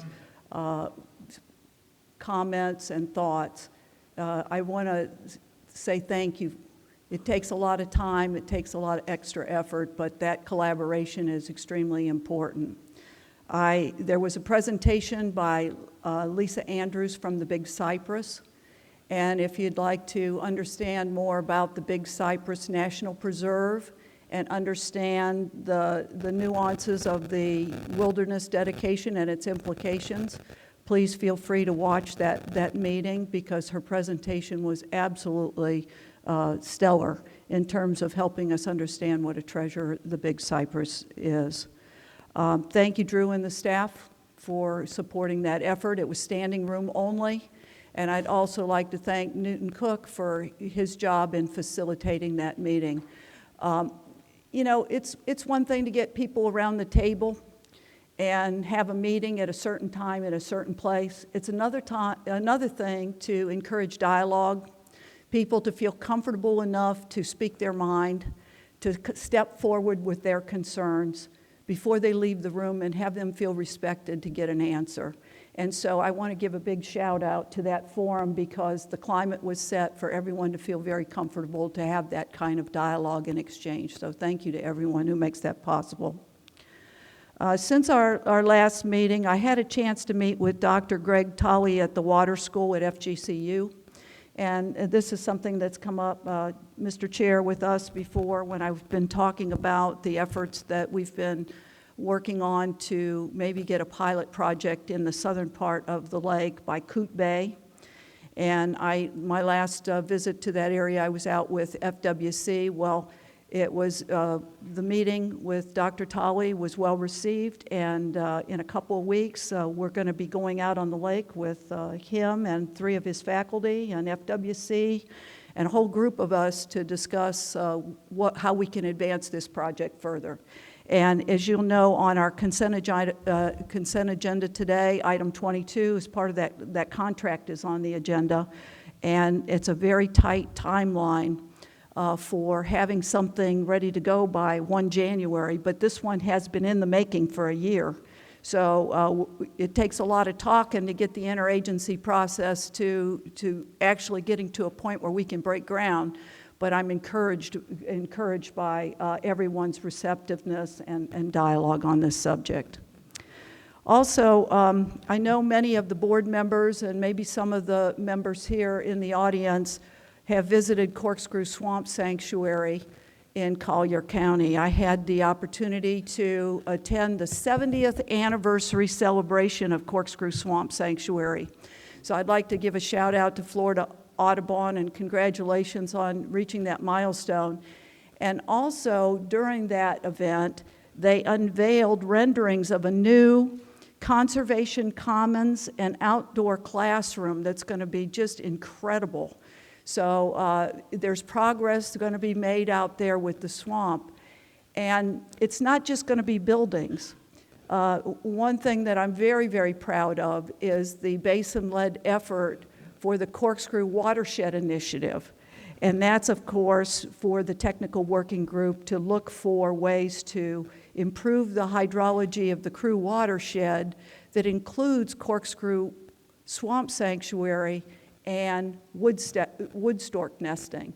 So I'm hopeful that not only will they have a new facility, but the hydrology will be so good that they'll have thousands of wood storks nesting there so that people can see them. But hopefully we'll get there at some point. And that's all I have, Mr. Chair. Thank you. Thank you. Mr. Martinez.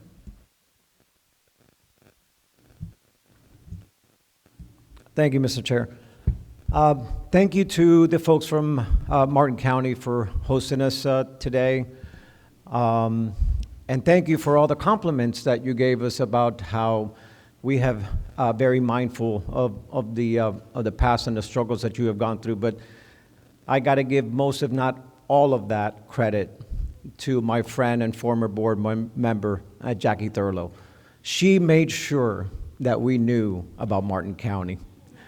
She waved your flag every single day that we met and made us very aware. I myself was not as educated before meeting Jackie, so kudos to Jackie. Also, congratulations to staff on the seepage wall last week. This is an incredible project for Dade County. It allows us now to have water a little higher in the Everglades. And most importantly, the folks over at the 8.5 square mile are not getting flooded out. And I've received a number of phone calls from people there, and they are extremely grateful for that project. And last, I heard a comment earlier telling us to slow down.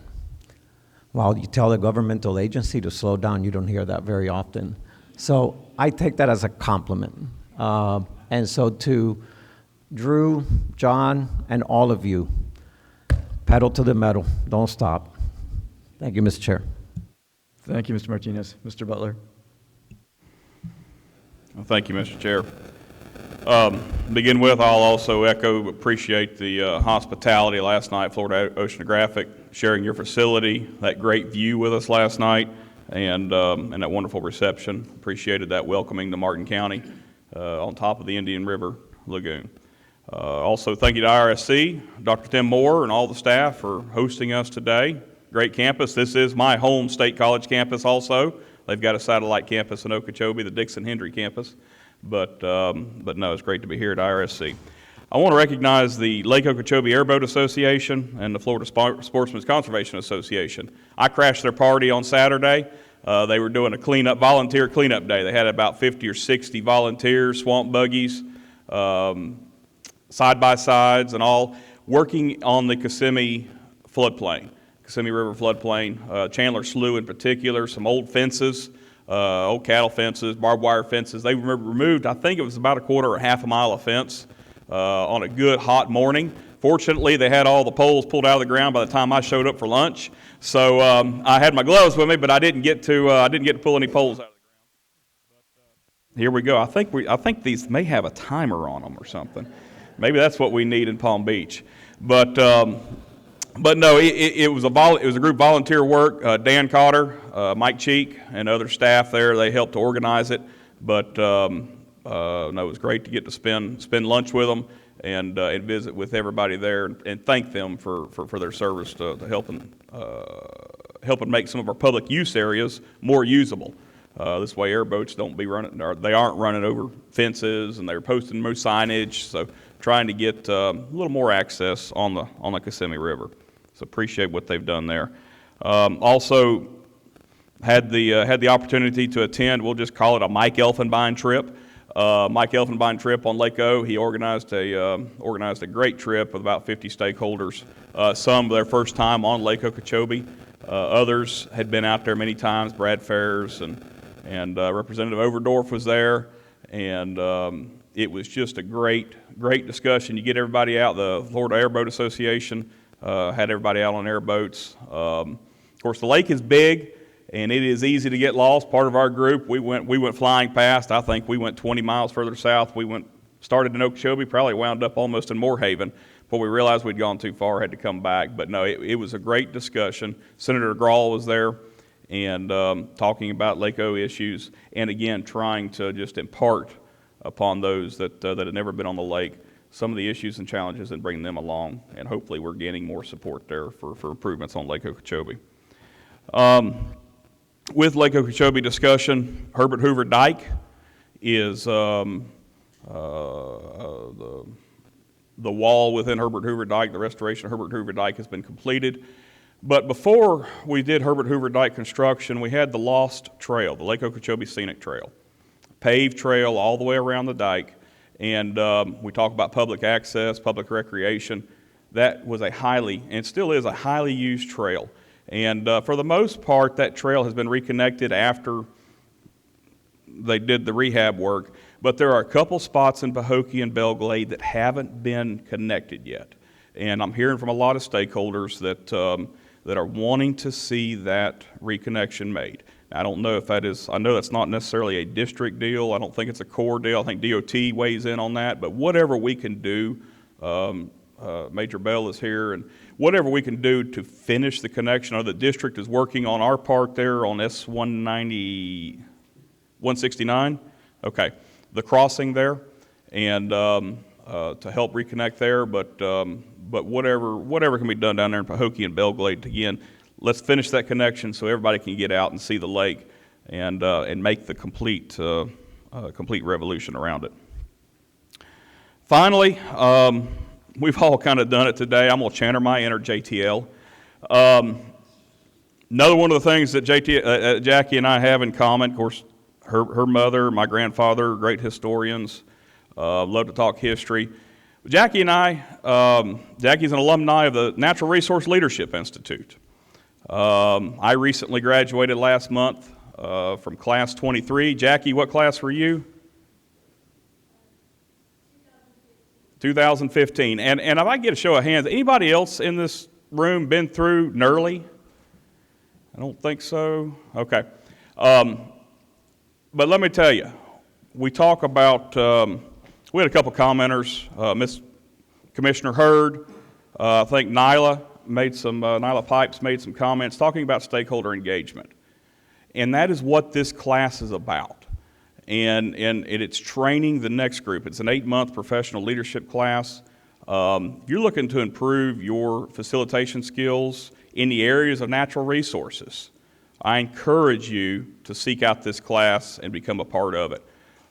It has opened my eyes to stakeholder engagement and help to better the way that I look at stakeholder engagement. And I was fortunate to get to go through with Tarana. I never can remember Tarana's last name. She's a district employee. She works under Dr. Moran now. She recently was promoted. So South Florida Water Management District had a person on there. All the different water management districts. The Corps had Stephanie Verlist was on there, and DEP. It's just a group of great networking opportunity, and I encourage, if you're interested, to seek it out. Class 24 is already closed, but Class 25 nominations will be open in March. So I put that shameless little plug in there. But no, it is a great program, and if you're looking to better yourself, I encourage you to be a part of it. With that, that is my comments. Thank you. Thanks, Mr. Butler.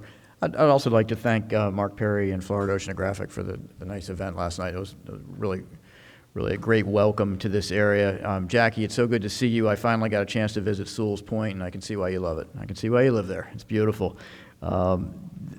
This whole area is so special. It's funny, I was thinking last night, and I said this, and it may be a little corny, but if you take a map and of Florida and fold it in half, you know, Fort Myers and Stuart sort of line up together, and where we were last night in Sandoval sort of line up together. So I feel very much the mirror image. I live what you all live, and I love coming over here, and I love to see the advocacy, and I love to see the leadership from your elected officials in trying to protect our natural resources. And having said that, I don't have a whole lot of comments today. I do want to mention really quickly something that I saw. We did the scientific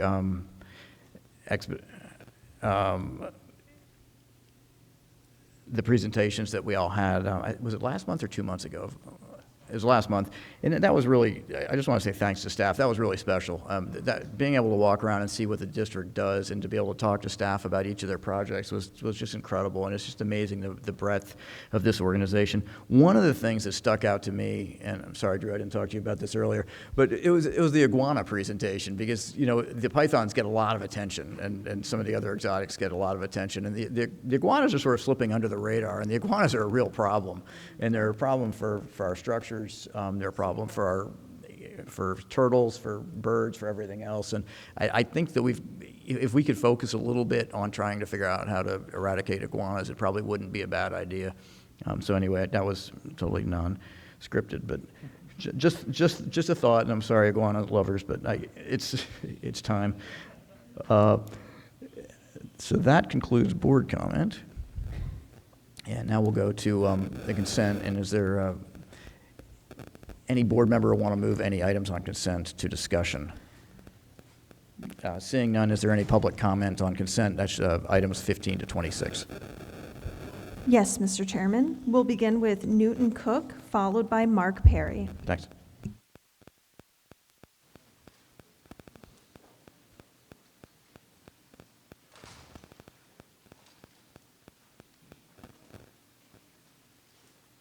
Sorry about that. I should have got up quicker. I walked pretty slow today. First of all, the ladies were quick to pull me aside and tell me, "You said the wrong date, Mr. Cook," for the recreation meeting. God bless them, they keep me straight. The recreation meeting will be June 24th at 5 o'clock, whatever I say in this regard, at the district offices.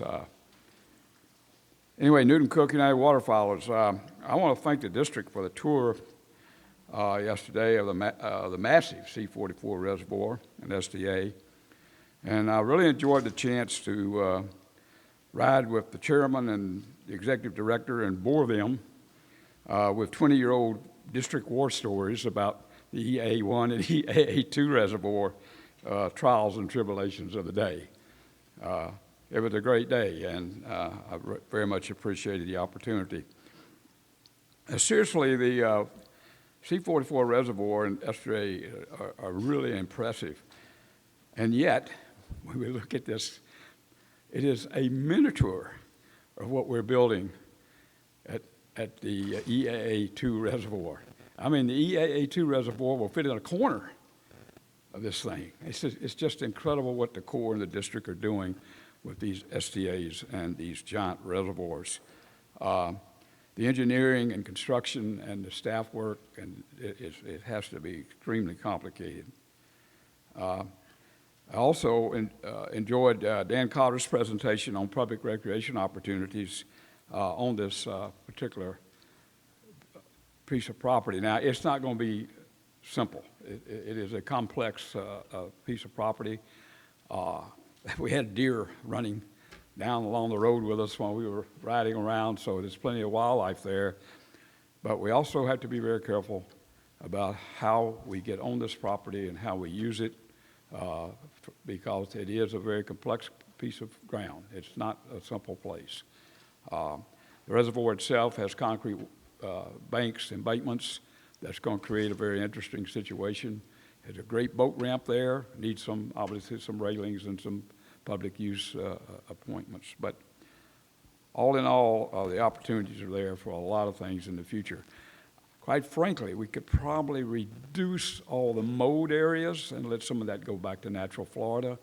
We have a lot of mowing and prepared ground there that really is just going to cost money, quite frankly, and they might be raising deer, turkey, and wildlife. It's just a long-anticipated goal. Many of us were a lot younger when they first heard C44 reservoir. Thank you. Thank you, Mr. Cook. We'll hear next from Mark Perry, followed by Lisa Krieger. Thank you, Governing Board. Mark Perry. Just to follow Newton Cook, appreciate the tour of C44. And as Newton said, many of us were a lot younger when we started working on that project, but it's great to see it come of age, and also to have that STA designated as an STA so that we can see that public interaction with that beautiful facility out there. The items on the consent, particularly in 20, 21, and 22. 20 is when you're talking about invasive, control of invasive plants and you're awarding 10 contractors, just be sure that there's control on those applications. You've heard before from others about that need for making sure that that application does correctly, and it was EPA guidance. There, number 22, the FGCU study. It's great, it's important, and I just want to make sure that it's a quick time frame as was discussed, but we want to make sure that that's useful. So at the end of that study, make sure that it's incorporated and helpful to water management here in our operations. Lastly, on the item 21, it's about the EAA conveyance. And you're about to approve some expansion of about 3,000 CFS conveyance from North New River into the to EAA reservoir and back and forth. That conveyance increase is important. It's often missed in our restoration of efforts, including the EAA reservoir project. Conveyance capacity is important, and we may be working on more of this kind of thing to improve canal conveyance, other conveyance through pumping and so forth to get the water where it needs to be, whether it's into storage facilities or treatment facilities, and then moving out of those treatment facilities and sheet flowing down south. It's really, really important. So I appreciate that. I know since 2019, we've, seen the presentations of, from John Mitnick and Lawrence Glenn about the bar graphs and how much is being the basin runoff from the EAA going through the STAs. We spent $2.5 billion on the Everglades construction project to build those STAs and also restoration strategies. And we need to really consider also whatever goes south, including lake releases south, have to go through those STAs. And we need to have that balance out. We've been working with staff in recent time here about understanding that operation and trying to understand how we can make that more equitable, especially going into Losum. Losum is going to require 0 discharges to this estuary and only minimal to the Caloosahatchee, which is great, but that big arrow in the middle is putting that water south. So we're going to need that more capacity, just like you're going to approve today. So appreciate it. Thanks. Thank you, Mr. Perry. We'll hear next from Lisa Krieger, followed by Caitlin Newcamp.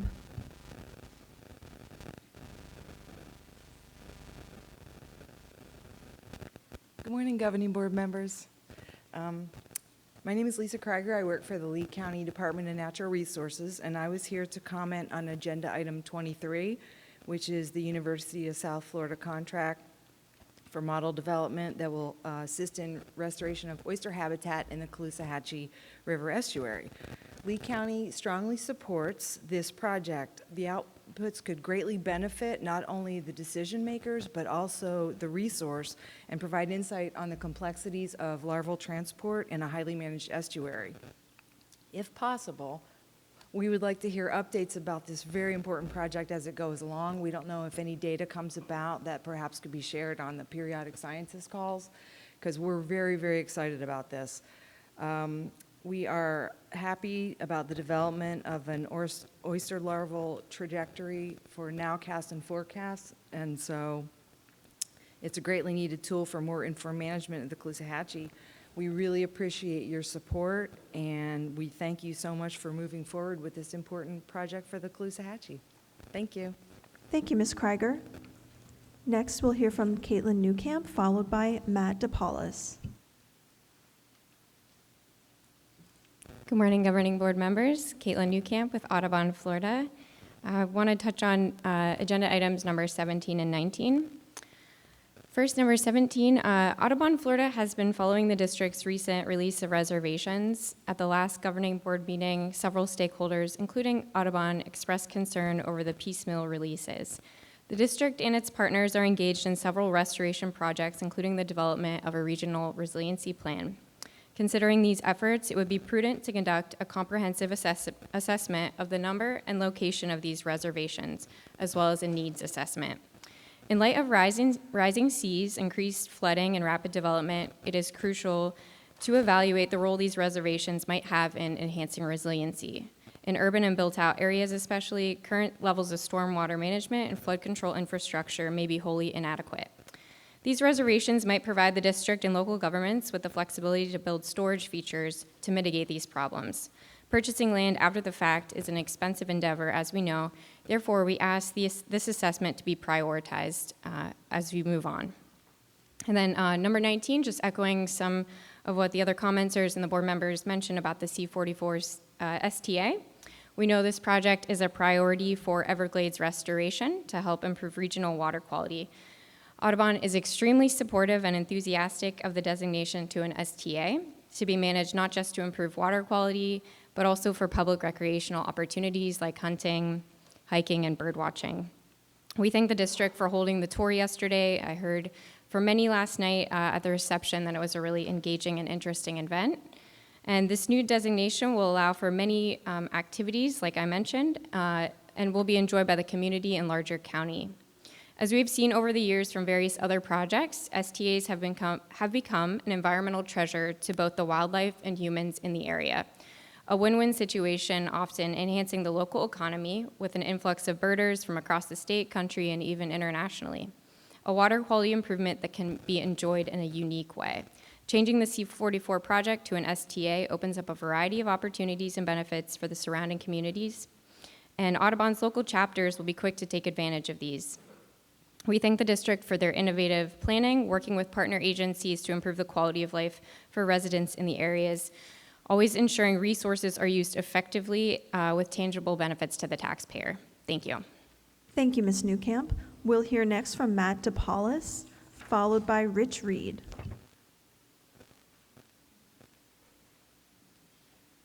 Morning, board members. Matt DePaulis, Environmental Policy Director for the Sanibel Captiva Conservation Foundation. I'm here to talk about our support for number 23 on the consent agenda, the oyster modeling project. We're very excited about this. Our Marine Lab is also engaged in this, so we're happy to see some of the focus being put on making our estuaries more robust on the back end.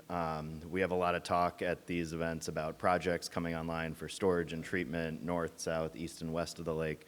But it's also important to remember that the more resilience we can build into the end of the systems, then the better off we're going to be in the stressful situations that we find ourselves in when we are talking about releases. And over the past couple months, we have felt a lot of stress in both estuaries, both physical stress from the amount of water entering those estuaries and mental stress of just having to deal with the issues of how we're going to be doing those releases. And I'd like to take a minute to just commend Drew and his staff for how engaged they were throughout this project, or throughout this process, how often I was receiving phone calls from him and having this clear stakeholder engagement that was really helping us weather the worst of those releases. And we're certainly not out of the woods yet, but looking at these oyster projects and figuring out where we can site more restoration efforts is really going to help us bolster those oyster populations and receive some of the other ecosystem benefits, whether it's storm protection or water quality, that come from having those healthy oyster reefs. To date, our restoration efforts between our volunteers and our Marine Lab have resulted in over 4 acres of restored oyster reefs in the Caloosahatchee estuary, and those oyster reefs are on par with natural reefs with number of oysters that we're seeing in those areas. So this project specifically is going to help us site future restoration efforts within the Caloosahatchee estuary.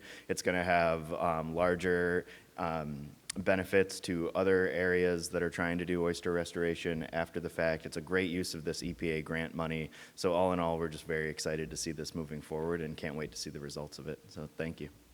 Thank you, Mr. DePaulis. We'll hear next from Rich Reed.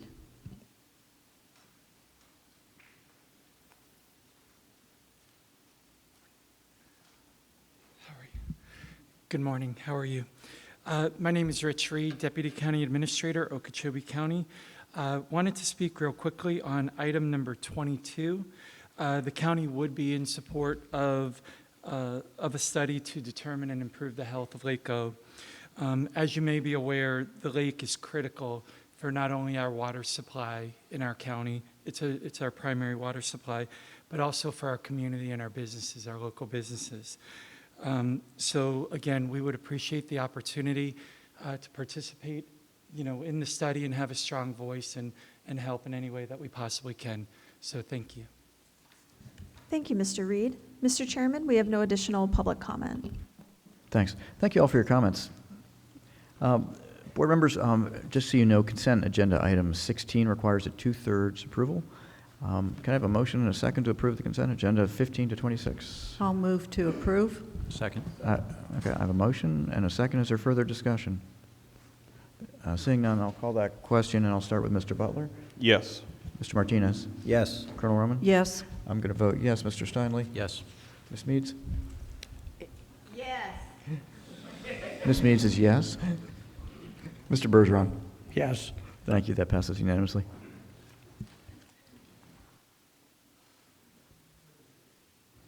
We'll go now to the Alternative Water Supply Funding Program. Stacy Paisno.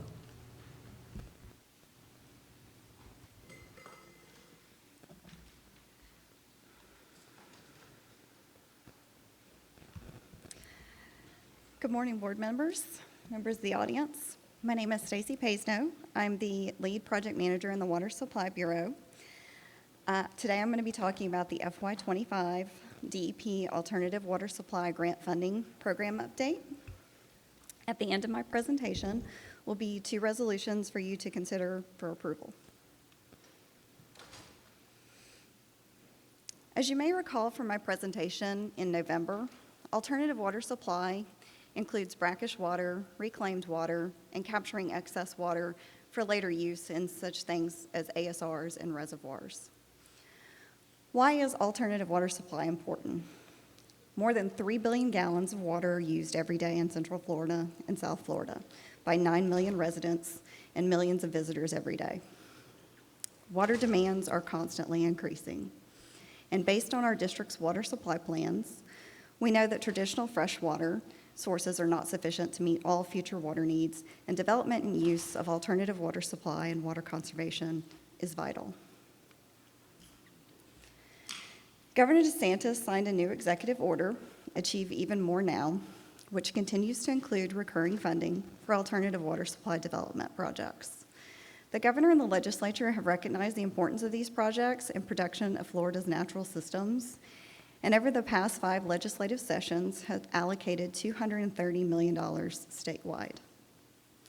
The tentative FY25 budget includes $55 million in statewide funding. As we discussed over the last 4 years, we're required to submit a project list to DEP by the end of May every year. So we'll be asking the governing board to consider approval of the project list and approval to submit that list to DEP. Over the next few slides are a recap of the information presented over the last couple of years and the November governing board meeting. As part of the DEP AWS guidance document, they request that the districts provide projects in a prioritization that's based on some of the following considerations. They need to provide regional benefits, support an MFL water body if applicable, additional benefits such as water quality, flood control. Projects need to be shovel-ready and have undergone some sort of cost-benefit analysis. In addition to the DEP considerations, the district has additional AWS program considerations, such as being consistent with a regional water supply plan, reducing dependence on traditional sources, supporting ocean outfall legislation, which is reducing discharge-treated wastewaters, and resource-limited areas. Additional water conservation considerations include the water source that's being conserved, the quantity of that water, and the cost effectiveness of those projects. We want to see projects that are $6 per kgal or less. Historically, the governing board priorities have considered applicants must be within the district boundaries or they have to provide direct benefits to our district. They have to be an AWS or a water conservation project. We only fund construction or implementation, so we don't fund any permitting, engineering, operations, and maintenance type projects. Needs to support the mission of the district or an approved water supply plan. We prioritize projects based on regional needs, such as a restricted allocation area.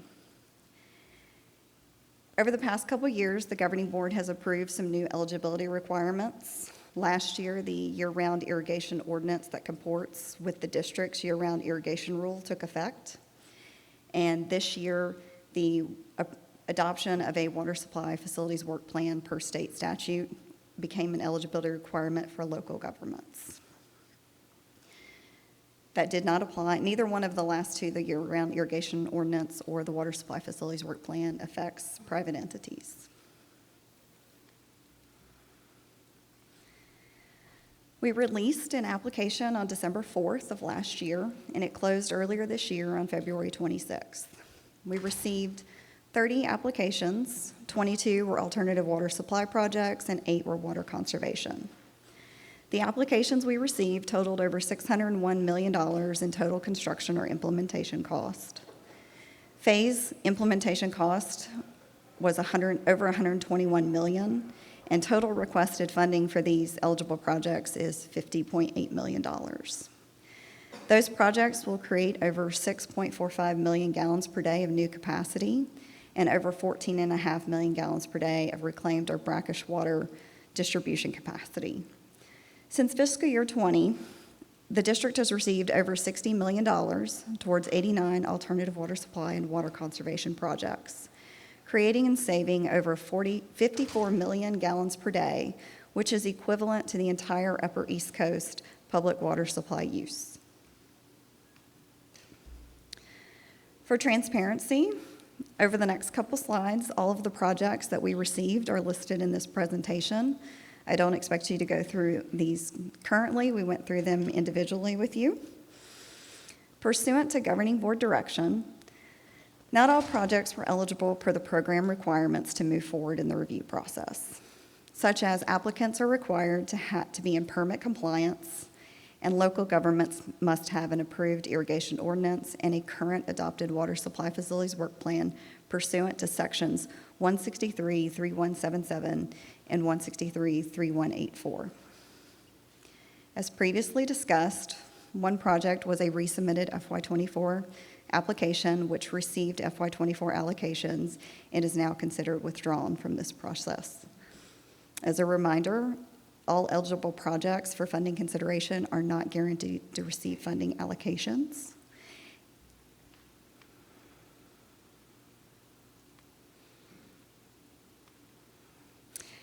And we have 2 resolutions for the board to consider. Resolution A is to approve the project list in Exhibit A and to forward that to DEP by the end of this month. And Resolution B is to enter into agreements with projects for any projects that receive allocations. Thanks. Do we have public comment on this? We do, Mr. Chairman. We'll hear from Caitlin Newcamp.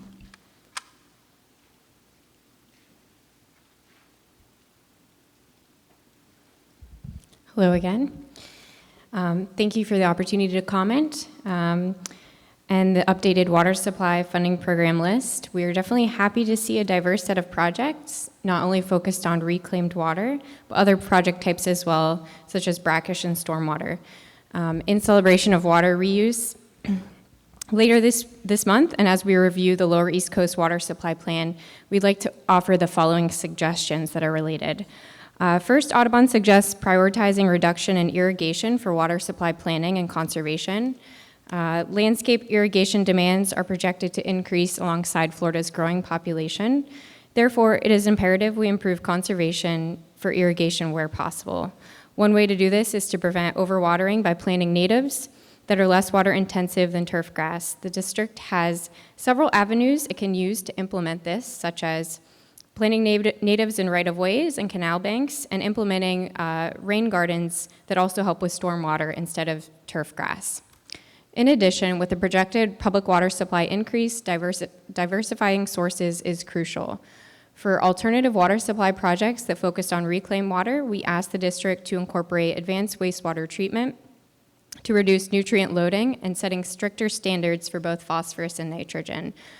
This will safeguard our ecosystems going forward and ensure water conservation is not creating a water quality issue. Thank you. Thank you, Ms. Newcamp. Mr. Chairman, we have no additional public comment on this item. Thanks. Stacey, I've got a question for you. Since we went to our new requirement for a water supply plan and an irrigation plan, this is the first year of that, right? Last year, it was a bonus point Okay. situation. This is the first year it It's a became requirement. eligibility where people could not move forward in the process. And I just wanted, you had 30 applicants, right? Correct.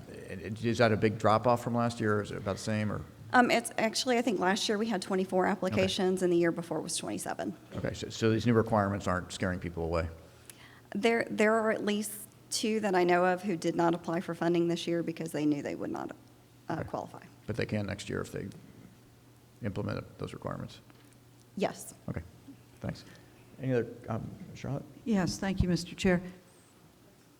Excellent presentation, Stacy.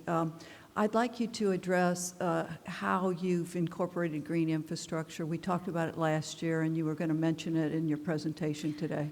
And my apologies, I was.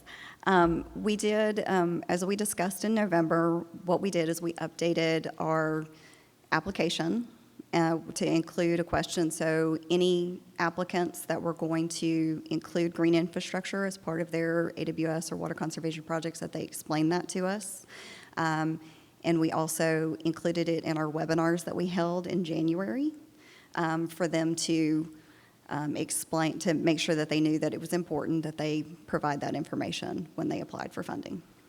Were they evaluated in terms of points yet, in terms of green infrastructure? It was under one of the categories for other environmental benefits. Yes, Okay, ma'am. Great, because I saw environmental benefits on one of your slides, and it could be rolled up into there.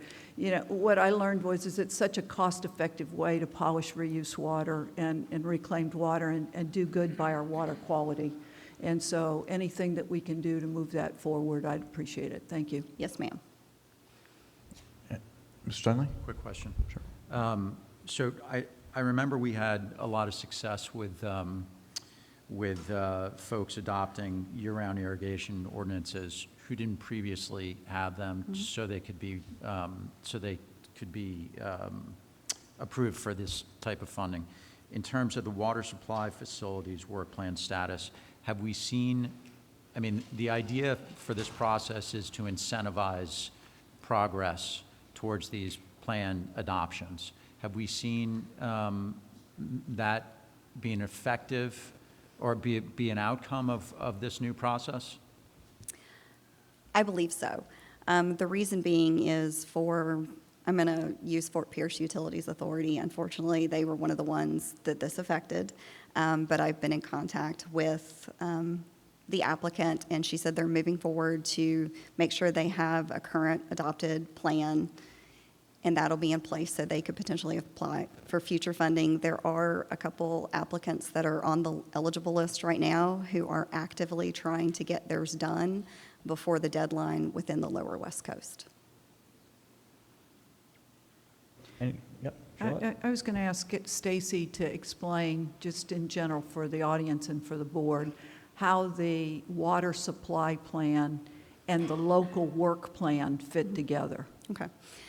So what I explained a couple years ago is we do our water supply plans every 5 years, and we have updates. So we're looking at a regional perspective for each region to say this is what the needs are and this is what we think should be done. We do reach out and we work with local entities to include projects that can meet their future needs within our water supply plans.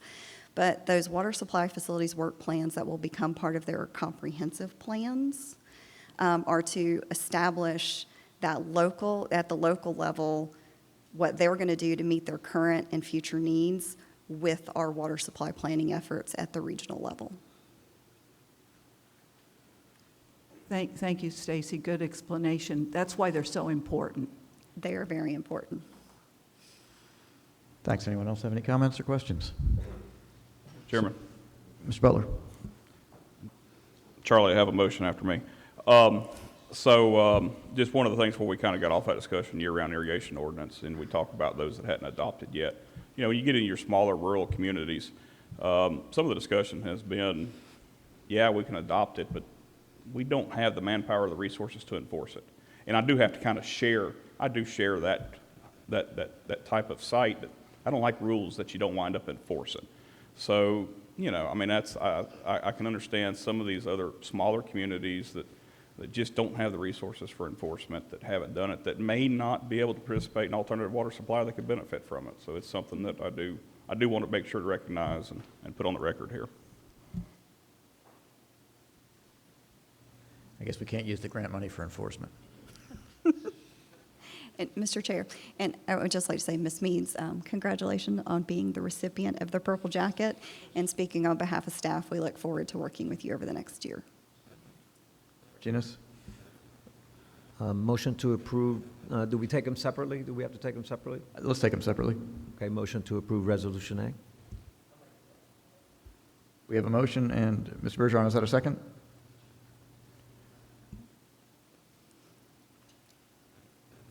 I'll second, Mr. Chair. Thank you. We have a motion and a second for Resolution 2024-0512. Is there further discussion? Seeing none, I'll call that question. I'll start with Mr. Butler. Yes. Mr. Martinez? Yes. Colonel? Yes. I'm going to vote yes. Mr. Steinle? Yes. Ms. Meads? Yes. Mr. Bergeron? Yes. Thanks. That passes unanimously. Mr. Martinez? Motion to approve Resolution B. We have a motion to approve 2024-0513. Is there a second? I'll second. I have a motion and a second. Is there further discussion? Hearing none, we'll call that question. Mr. Butler? Yes. Mr. Martinez? Yes. Colonel Roman? Yes. I'm going to vote yes. Mr. Steinle? Yes. Ms. Meads? Yes. Mr. Bergeron? Yes. Thanks. That passes unanimously, too. Thanks very much, Stacy. Thank you. We'll move now to contract amendment for the Lower Kissimmee Basin Stormwater Treatment Area Project with Ms. Reynolds.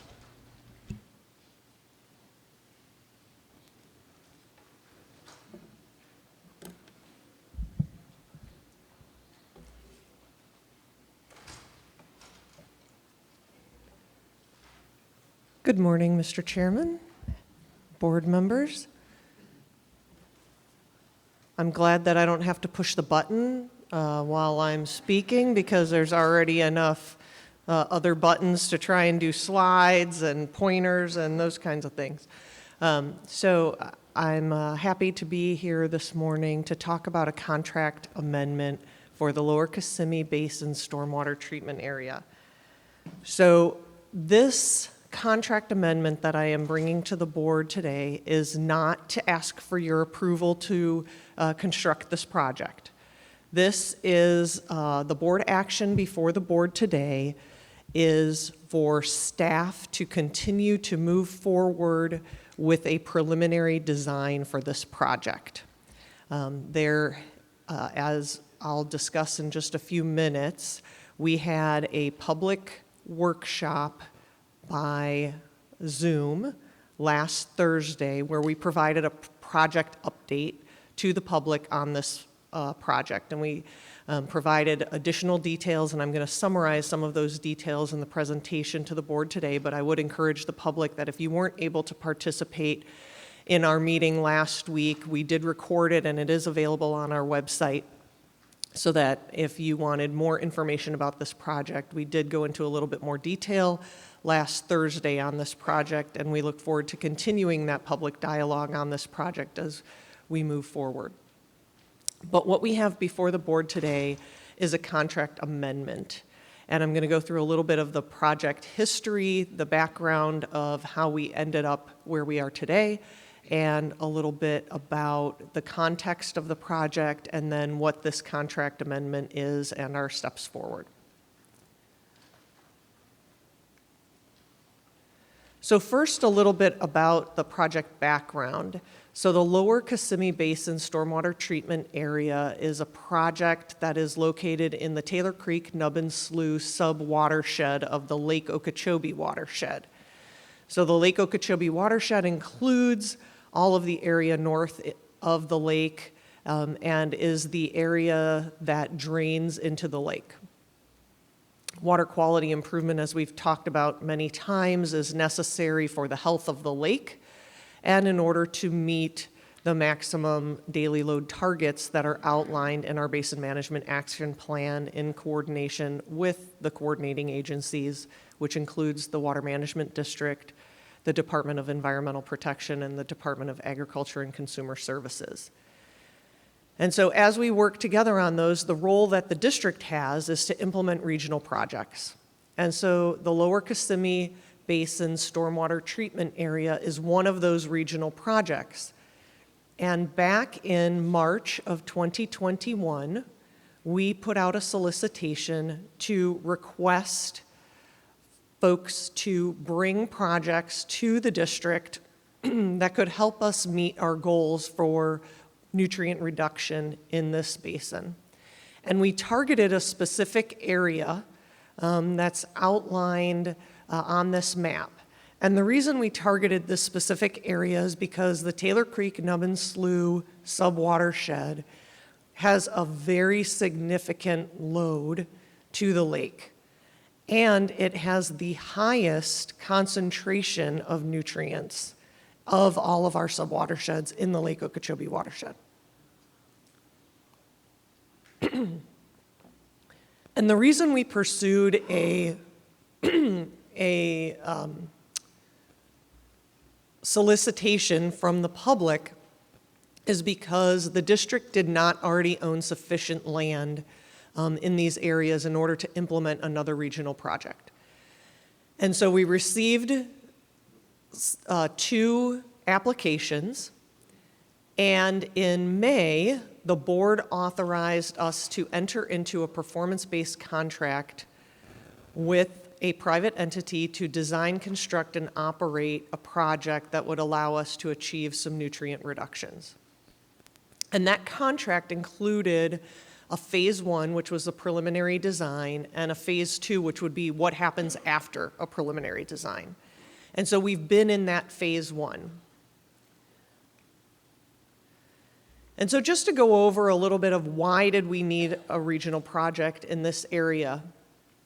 So the goal for load to Lake Okeechobee in order for Lake Okeechobee to stay healthy is to not exceed 140 metric tons. That includes what we call atmospheric deposition, which means the nutrients that fall directly on the lake, as well as the nutrients that come into the lake from the watershed. And so that orange line, we want to not exceed that nutrient target. The blue line is the nutrients that are going into the lake. And as was discussed earlier in the board meeting, we annually provide the South Florida Environmental Report that's published every year. And at our April board meeting, we provide that public opportunity for the public to take a look at all of the data. Part of that South Florida Environmental Report is all of the data that's summarized on this chart. And so that includes all of our expanded monitoring, where we take a look at each of the subwatersheds and all the basins within the subwatersheds, and where do we need to target regional projects. And we know that we have a long way to get from the blue line to the orange line, and that's the need for regional projects. And so the project concept here is something that we've been working on with that private entity, EIP. And EIP's original project proposed, do I have a pointer here? Okay. Their original project proposed these, what are now 5 cells. I provided the board an update a year ago, May of last year, that we were looking at incorporating stakeholder input as well as technical input from the staff on how to make this project better. Along the way, another opportunity arose, and I mentioned earlier that we had 2 proposals in our original solicitation. That second proposal originally incorporated this property here that I'm outlining, which are the bottom 2 cells of this current project concept that I have on the board. The amendment that I'm bringing to the board today is to expand the footprint of the project concept to incorporate all of the property that's outlined on this map. That's the amendment that I'm asking the board to consider for approval today. It's not to construct this project. It's not to negotiate the price for the total project or any of that. That is something for a future action. What we'd like EIP to do is to proceed with a preliminary design that incorporates the technical input from the staff and others that we are working with, to incorporate stakeholder input, and I'm going to give you some of that information on the next slide, and to provide to us in about 1 year a preliminary design for this entire footprint that will include what's about 4,800 acres, incorporate all that feedback that I just talked about, and update the project concept to provide even more nutrient reduction with this footprint.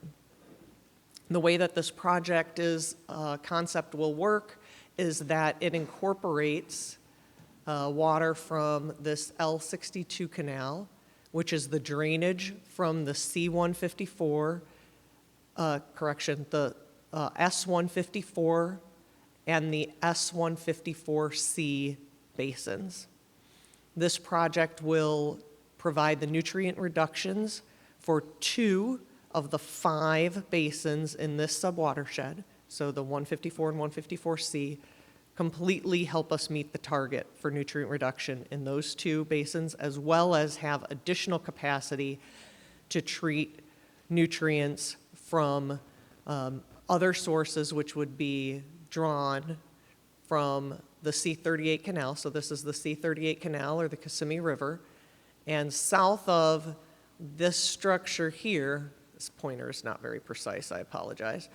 From that structure is where we are drawing water basically in the neck of the Lake Okeechobee.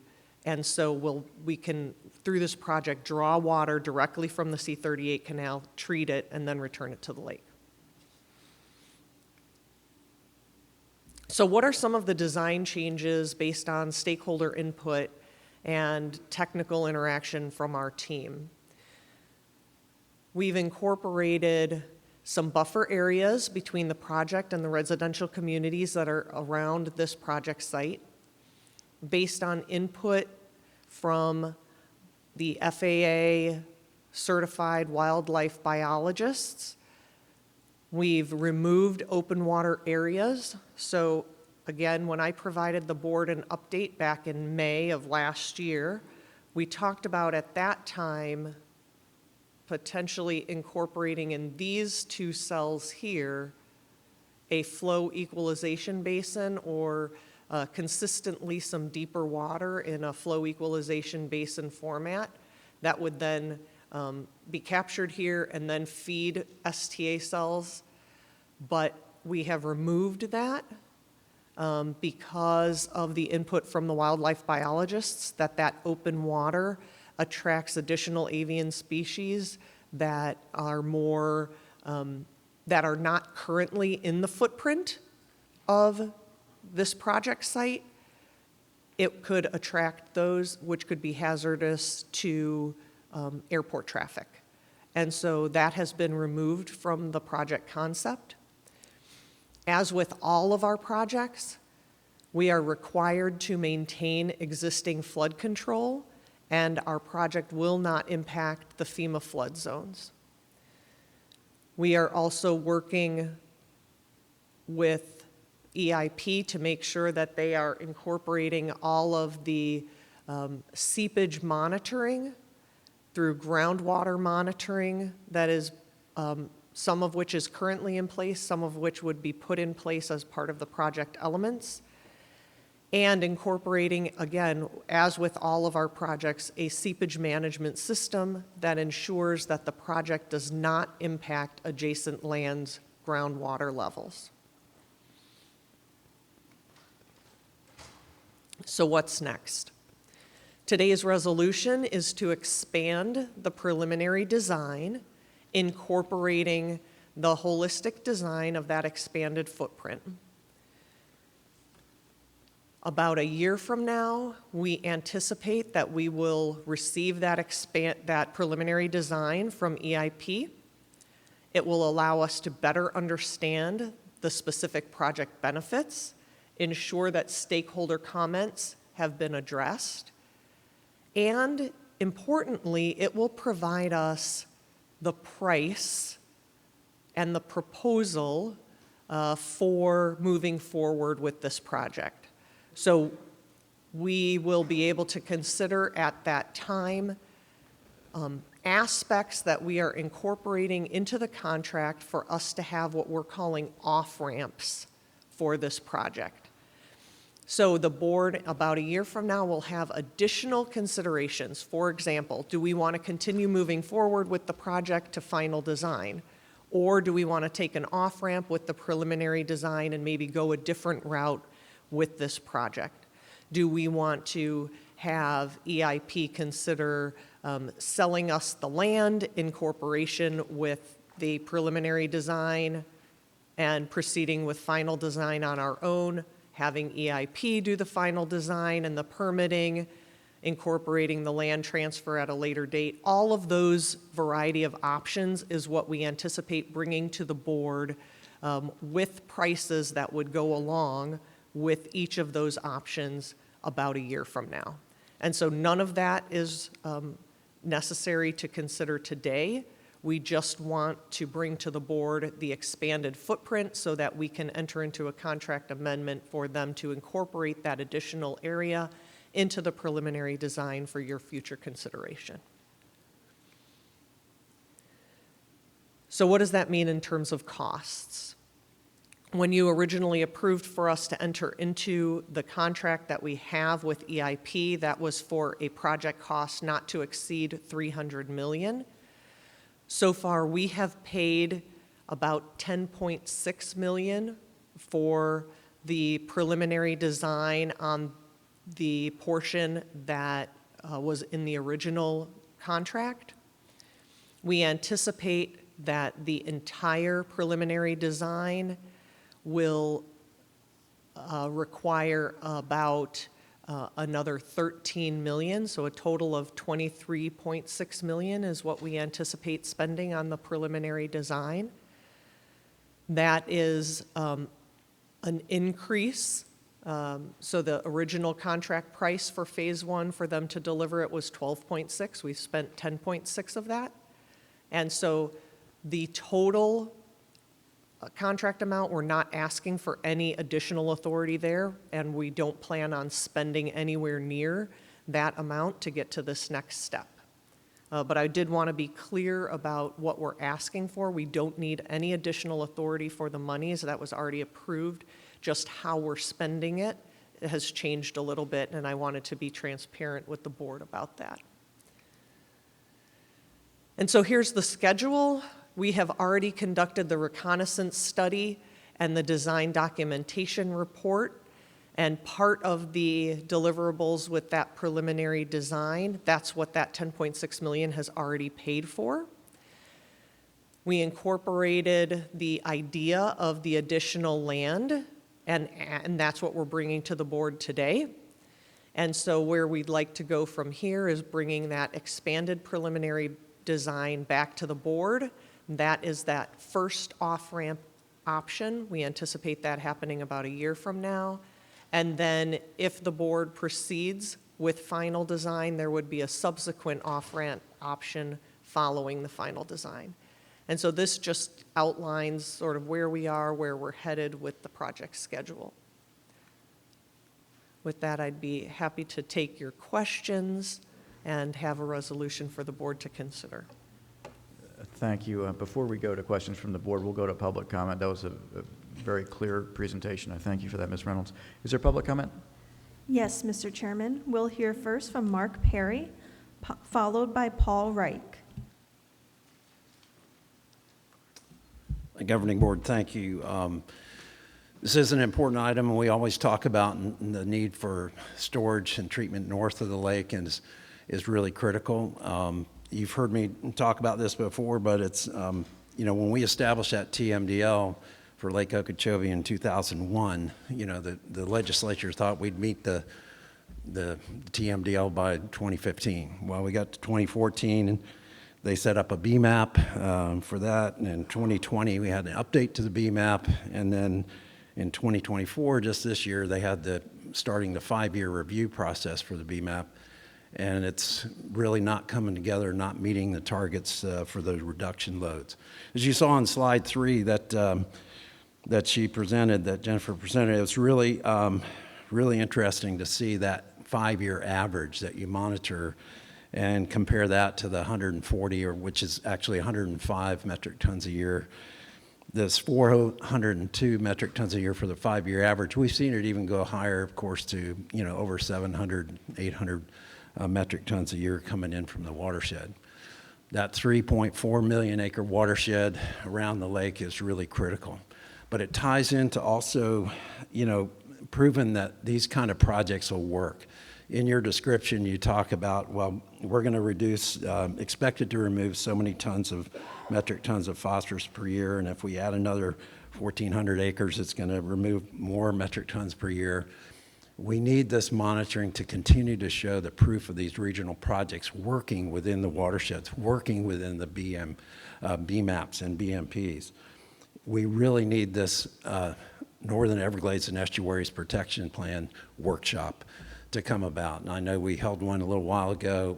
We really need to get those 3 agencies, you and the FDEP and FDACS, together in a workshop kind of format to really kind of go through where we are with BMAPs, where we are with BMPs, and these large regional projects and how they're going to actually obtain our reduction goals that we need to meet the TMDLs. We're all about stopping that pollution in the watersheds. Not only Okeechobee, but St. Lucie and Caloosahatchee, all the Northern Everglades. And in fact, all the Everglades watersheds, we ought to stop the pollution in the watershed by these projects, but also implementation of the BMAPs and BMPs. So I encourage you to use this as a kind of jump off, but let's get some real results on the reduction and how we can meet our goals of TMDL, so rather than kicking the can down the road and say, well, we didn't make it in 15 years, let's do it in 20 years or 25 years down the road. Thank you. Thank you, Mr. Perry. We'll hear next from Paul Reich, followed by Caitlin Newcamp. Thank you. I'm an open water swimmer. I'm a surfer. I skin dive. I fish. I'm a bird watcher because my wife is a bird watcher. That's the only reason. I don't think anybody's against clean water. These STA projects are very good. It's the location of this STA. 80% of the water that's going to be put into this STA is coming out of the Kissimmee River. Only 20% is coming out of that canal that supposedly is very loaded with phosphorus, which they haven't determined whether it's legacy phosphorus or if it's continuing to add into it. Now, I live in a Lazy Seven Estates community, which is right next door to this project. It's approximately 100 homes, and totally there's about 325 homes that could be affected by this project. I just learned about this project in 2023 in November, right? So it brings me to a major concern: the lack of communication, project updates, and forthrightness from EIP. I went back and did a little research. I watched the August 10th presentation to the Okeechobee County Board of Commissioners, and Kyle promised outreach. I surveyed dozens of people who live in my area. Nobody is aware of this project. Now, someone mentioned earlier that it would be great if you guys would pause and talk to the community before you do this. Now, again, I don't think you're going to find anybody I live in the water. I mean, every day I'm in the water. So it's the location of this project. It can be pushed up a little bit, up the Kissimmee River, and you have areas that will be unattached to any communities. So again, I think you should pause this expansion and just pause this project and reach out to the Okeechobee County Board of Commissioners and find out if there's other areas up further the Kissimmee River that would be more suited and unaffect anybody. Again, setting it south of the lake is a wonderful thing. getting the phosphorus out before it goes into the lake is a wonderful thing. And obviously, Okeechobee citizens want a clean lake. Fishing is a major draw to our area. You know, we have 100,000 people that come in to fish in that lake every winter. So I just ask that you consider that you pause this. I'm not happy with EIP and their handling of this. It seems to be very clandestine. Thank you. Thank you, Mr. Reich. We'll hear next from Caitlin Newcamp, followed by Jim Reynolds.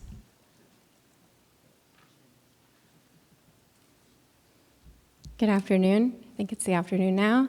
Governing board members and chair, Caitlin Newcamp with Audubon, Florida. Hopefully you guys all have a support letter that we printed out and sent around from Audubon and several of our partners, including the Everglades Foundation, National Parks Conservation Association, the Everglades Trust, and many others. Thank you so much, Jen, for this very clear and updated presentation on the Lower Kissimmee Basin STA. Audubon wants to mention that and echo that we know that the Northern Everglades, particularly areas north of Lake Okeechobee and in the Kissimmee Basin, have been suffering from pollution, especially very high legacy phosphorus levels. The lake itself has been impaired for decades, resulting in regular harmful algal blooms both inside the lake and in the downstream systems, including the St. Lucie up here and in the Caloosahatchee. One effective strategy we know to combat this decades-long struggle is to use storage and treatment before water enters the lake. These types of projects are major steps to reaching water quality goals outlined by the state agencies and the BMAPs and will protect both our wildlife and human communities. One such project is this STA we've mentioned. So we're very supportive of the Lower Kissimmee Basin STA because it is actually in a very ideal location. According to the district monitoring data and based on the presentation we saw last week, the S-154 basin has some of the highest nutrients of any sub-basin entering the lake directly. It's also proximal to a water source to keep it hydrated in the dry season. Sometimes we have issues with STAs not staying hydrated, so it definitely will be effective in that area.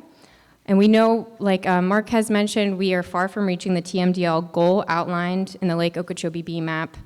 So this is one effective step to get us there. So we are definitely encouraged to see you all, the district, working with the public and nearby communities. We know you've done some analyses, and we recommend you continue doing that and implementing effective strategies like buffers and other parts of the design.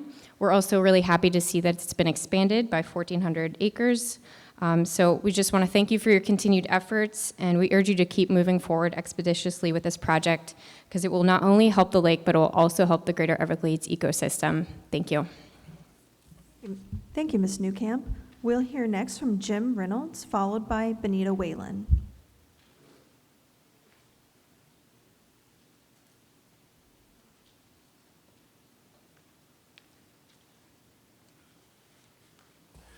Thank you for the opportunity to speak. I live at 13963 Southwest 144 Parkway, Okeechobee, Florida. We pretty much adjoin the site for the existing proposal without the amendment in the new area.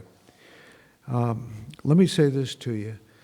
I think that there is a need for greater public involvement, and community comment on this project. The last community meeting that was held in our community was in August of last year. There have been no additional community meetings in Okeechobee County where this will occur, nor have there been any newsletters to the residents that live on either side. River Oaks on one side, Lazy 7 on the other. We're talking about 300 homes. They're long-established communities. My understanding is that you've never done a project right in the middle of long-established existing communities. This one is different. It's also different because you've never done a project that sits on a site that is between 3 airports, ours, Lazy 7's, and Okeechobee County. The County Commission has told you no, they don't like this. The FAA has told you it's not a good idea. What you're trying to accomplish is to make sure that we have a quality water system. great. I applaud that. Put this thing someplace else. It does not belong where you're going to put it. I would encourage the board to direct your contractor to hold at least 2 community meetings in the community a year. Do it quickly. Keep us abreast. It takes 2 hours to get down here for me to drive down here, and then I got to sit through the whole board meeting to get to the thing. And you're not, I would not give this movie 3 stars for entertainment value here. You folks are doing a good job. But, you know, Siskel and Ebert wouldn't like it. Anyhow, I would like the board to hold ESP, to hold the 2 community, and you guys ought to come up to Okeechobee and hold a board meeting. And you ought to really sit down and let the county commissioners tell you what's what, where the county's coming from. My understanding is, I was not at that meeting, but the last time the board met with the county commission, you only allowed them to give an abbreviated presentation. You need to do better by the people of Okeechobee. Build this thing someplace else. Don't build it there. Thank you. Thank you, Mr. Reynolds. We'll hear next from Benita Whalen, followed by Scott Hunt.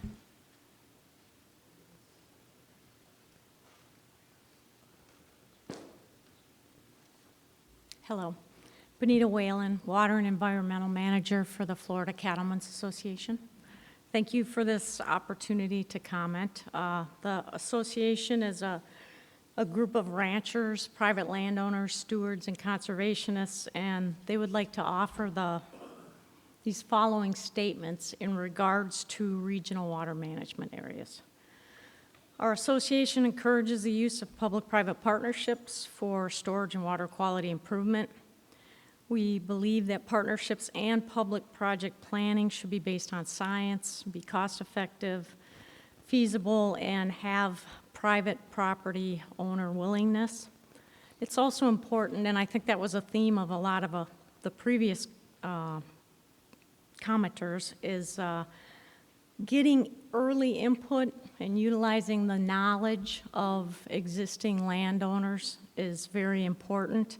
And I think that should just become more of a regular part of the planning process. If you have something coming up on your schedule on the horizon and it's 2 years out, maybe the first steps are just to go out with the stakeholders and start early, so that I think there's some comfort in having some knowledge that this is coming forward. Of course, all the projects should provide equivalent water resource protection and availability, and that includes flood protection. Ranchlands contain pastures, wetlands, and woodlands. This mosaic, as you know, is very important to wildlife, rare plants and animals, wildlife corridors across the landscape, as well as buffers and connects your existing public protected waterways. Ranchlands are low-intensity land use and with relatively low concentration of nutrients. You know, every rancher wants to maintain and improve water quality on their own ranch and downstream. They've implemented best management practices to improve water quality, including rotational grazing, nutrient management. These best management practices reduce inputs, improve management, and slow flows, but sometimes the burden of the legacy phosphorus in the system is a hard needle to move with just best management practices alone. Therefore, the state has recognized that the treatment train approach of water quality improvement measures is needed to meet watershed goals, including best management practices, cooperative water projects, and regional stormwater treatment areas like this proposed project. We thank you for your attention and the opportunity to comment. Thank you. Thank you, Ms. Whalen. We'll hear next from Scott Hunt, followed by Rich Reed.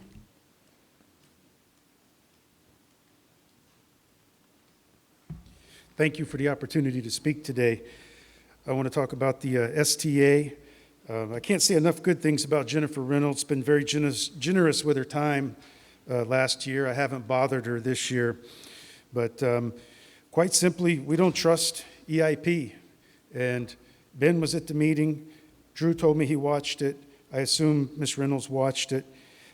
Just an egregious amount of deception and lies that were told at that meeting. We have no reason to trust them.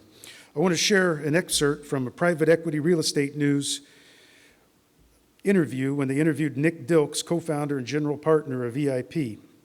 You've really got to know these sites. That's part of the value we add. You have to be very careful in selecting just the right properties with the right restoration attributes, Dilks said. Potential obstacles could arise, for example, in restoring properties surrounded by developments where neighbors wouldn't appreciate a return of wetlands that get their own residential properties wet, he said. Bingo, Mr. Dilks, we don't appreciate it. Not only is this upland surrounded by 2 low-lying residential communities, it's surrounded by 3 airports. They had to see us. They had to know we were there. They did know we were there, and they didn't care. The article goes on to say conservation can be seen as a mission, but EIP's strategy is one that focuses on returns as well. Limited partners aren't interested in sacrificing returns, he said. So they won't sacrifice returns, but they will sacrifice the safety of pilots, including military pilots, and they'll sacrifice the well-being of our homes and our septic tanks. It's not about the water, it's about the money. I would point out that EIP has owned the land for over 3 years now, and they still have cattle on the land. It seems to be a pastime to bash agriculture in these forums, so I guess you would have to say that EIP, that's here to clean up, has joined the polluter class. I also took a look at the FDAC BMP maps for the area, and it appears, as far as I can read them, that they have one of the largest agricultural parcels in the county that is not enrolled in a BMP. So it's rules for thee, but not for EIP. While researching the 8.5 square mile area, which you're all familiar with, I found a joint letter from the following organizations: Audubon of Florida, Conservancy of Southwest Florida, Everglades Trust, Sanibel Captiva Conservation Foundation, Captains for Clean Water, Everglades Law Center, National Parks Conservation Association, Tropical Audubon. They all jointly expressed support for the seepage wall down at Las Palmas. So I'm confident they understand that sometimes seepage canals are not enough when the water differential and the seepage is too great. Please wrap up your comments. I think when they get a better look and understanding at the economics and how expensive this project is because of the nature, this is a private equity company, I think they'll be disappointed, and they're going to much prefer to get Please wrap up 2 your comments, Mr. STAs Hunt. for the price of 2. This project is 1 STA for the price of 2 and climbing higher. Thank you. Thank you, Mr. Hunt. We'll hear next from Rich Reed, followed by Ron Howard.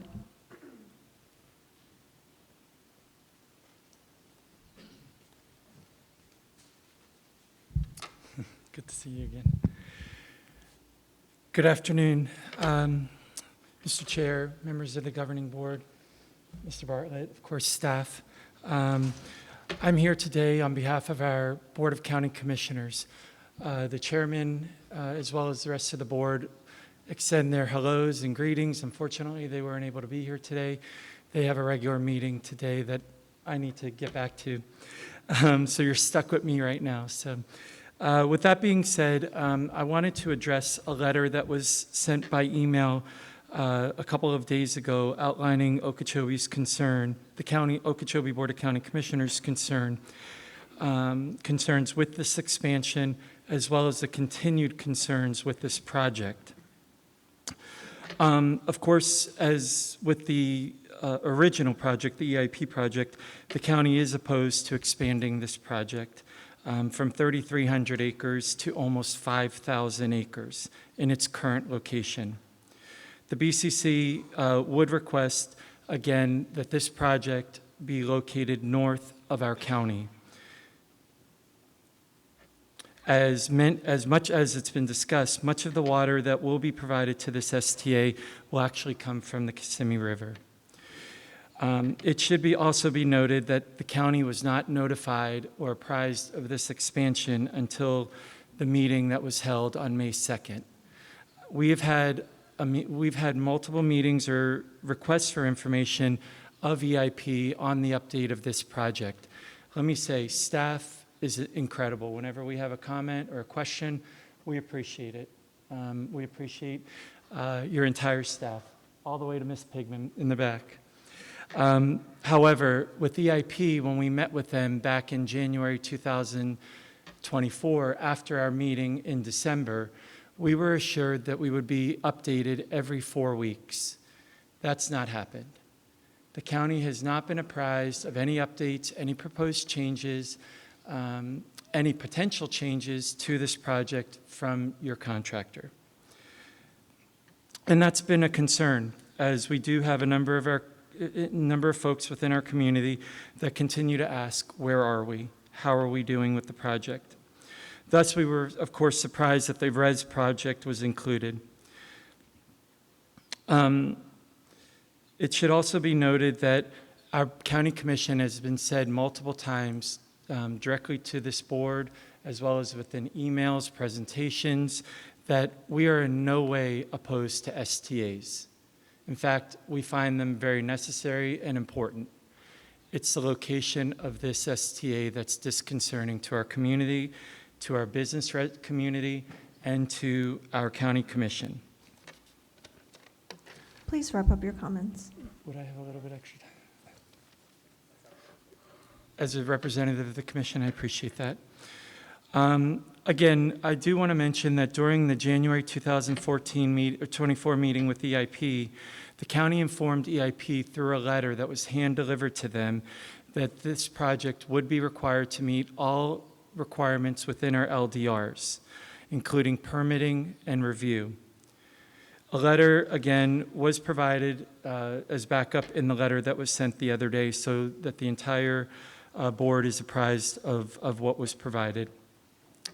Again, this letter requests and confirms the various documents that EIP has either authored or has provided to DEP or this body with regards to the review process and permitting that would be required in Okeechobee. In fact, part of your contract with EIP outlines at least 23 permitting and review processes that they would have to meet. Now that the project is expanding to almost 5,000 acres, we would expect continued concerns, or the concerns that we had previously, which included the project threatens the safety of our county homes and businesses and their financial situation, that there are concerns with our LDRs, particularly with airport regulations and zonings, and then, of course, additional LDR concerns and review processes. Thus, the original concept plan that was provided to us would not have met our LDRs and would not have been permitted with what was provided to us. Thus, as an expansion of this project, we would suggest that it would not meet. And we know that you are in your preliminary design, but wanted you to be aware that what we have been provided would not meet our LDRs and would not be eligible for permitting. It should be also noted again that the County Commission is not opposed to STAs. It's just the location of this project. I did want to mention that within the meeting this past week, that there were a number of positive comments related to this project. However, those positive comments were not from residents or businesses or the County Commission in Okeechobee. They were all from coastal environmental groups and communities, local governments outside of our community. And I would like to make that very, very clear. Our community continues to be very engaged and concerned and opposed to the location of this property. Additionally, as mentioned by Mr. Hunt. Sir, if you could wrap up. Yes, sir. We would request that if the cattle concerns are an issue within our community with regards to phosphate and nitrate or contaminants, that we request that EIP prohibit the use of cattle on that property immediately. If there is a hot spot, then why is that issue contributed or continuing? Thank you again for the continued time. Again, thank you, and thank you, staff. We appreciate all Thank that you, do. Mr. Reed. So thank you. We'll hear next from Ron Howard, followed by Lisa Interlandi.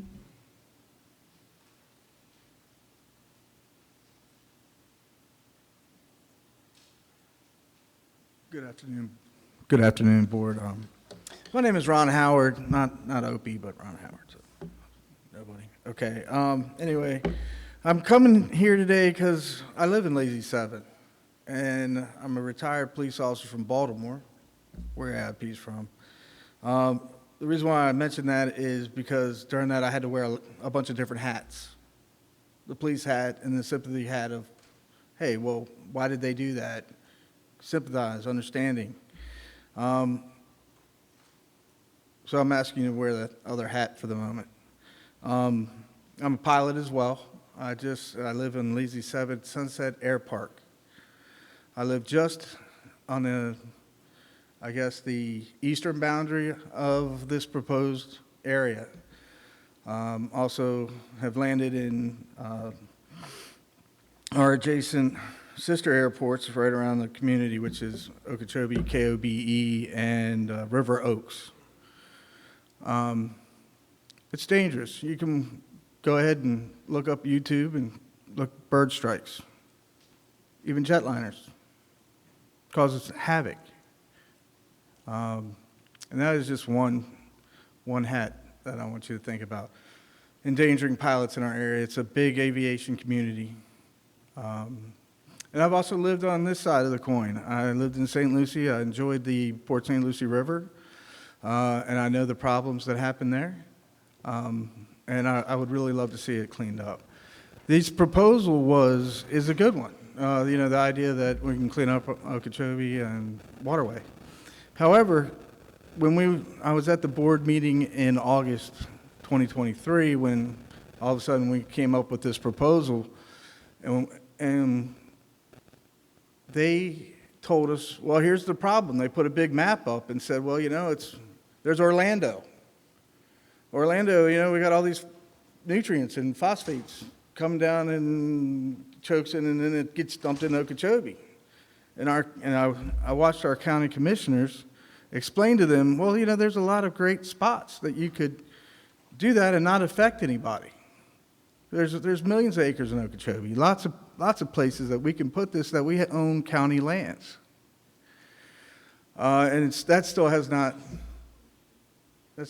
been listened to. And let's call what it is, right? So these nutrients are really what?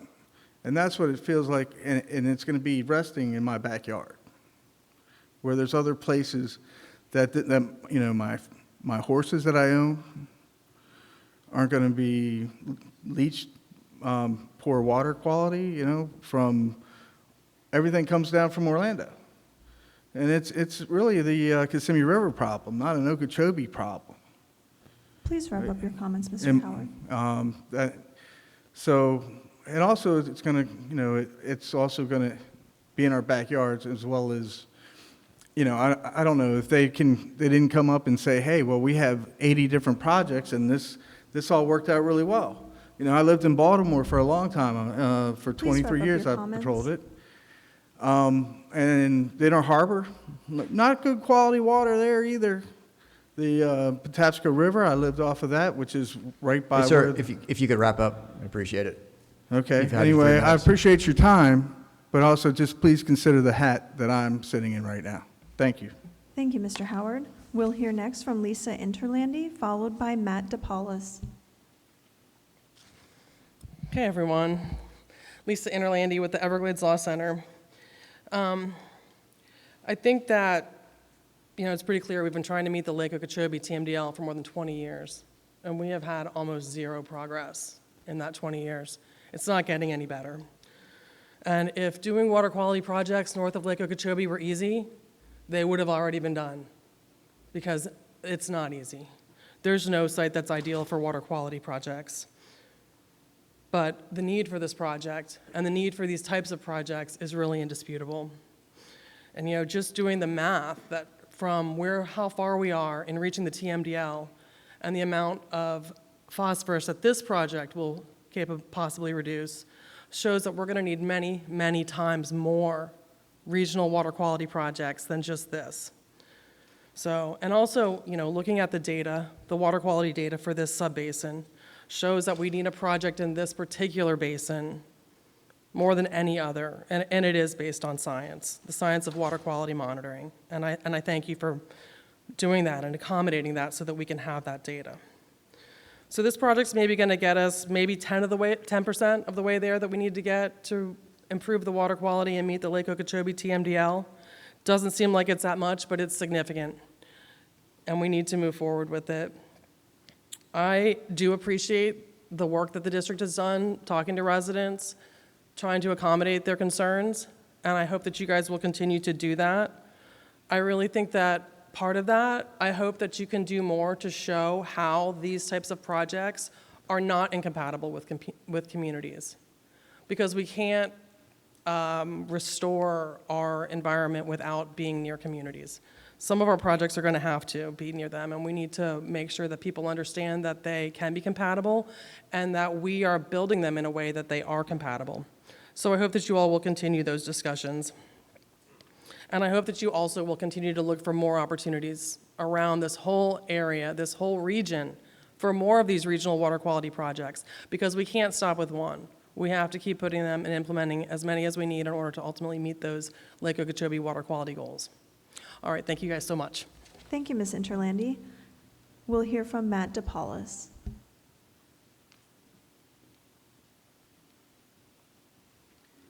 Hello again, Matt DePaulis, Environmental Policy Director for SCCF. We've already expressed our support for this project in that previously mentioned letter that some other organizations signed on to as well. But I just wanted to come here today and express our support in person because this is a really important project. Anytime we're talking about improving the water quality of Lake Okeechobee, of the surrounding rivers and watersheds and estuaries, it's something that's very near and dear to my heart, and I know is similarly felt by the organizations on this coast as well. We appreciate the way that the district and district staff is approaching this project in a thoughtful manner. There's time to engage stakeholders previously. There's further time to engage stakeholders going forward. But it's really important to remember that our communities are really feeling the brunt every day of the impact of this polluted water that's coming out of the system.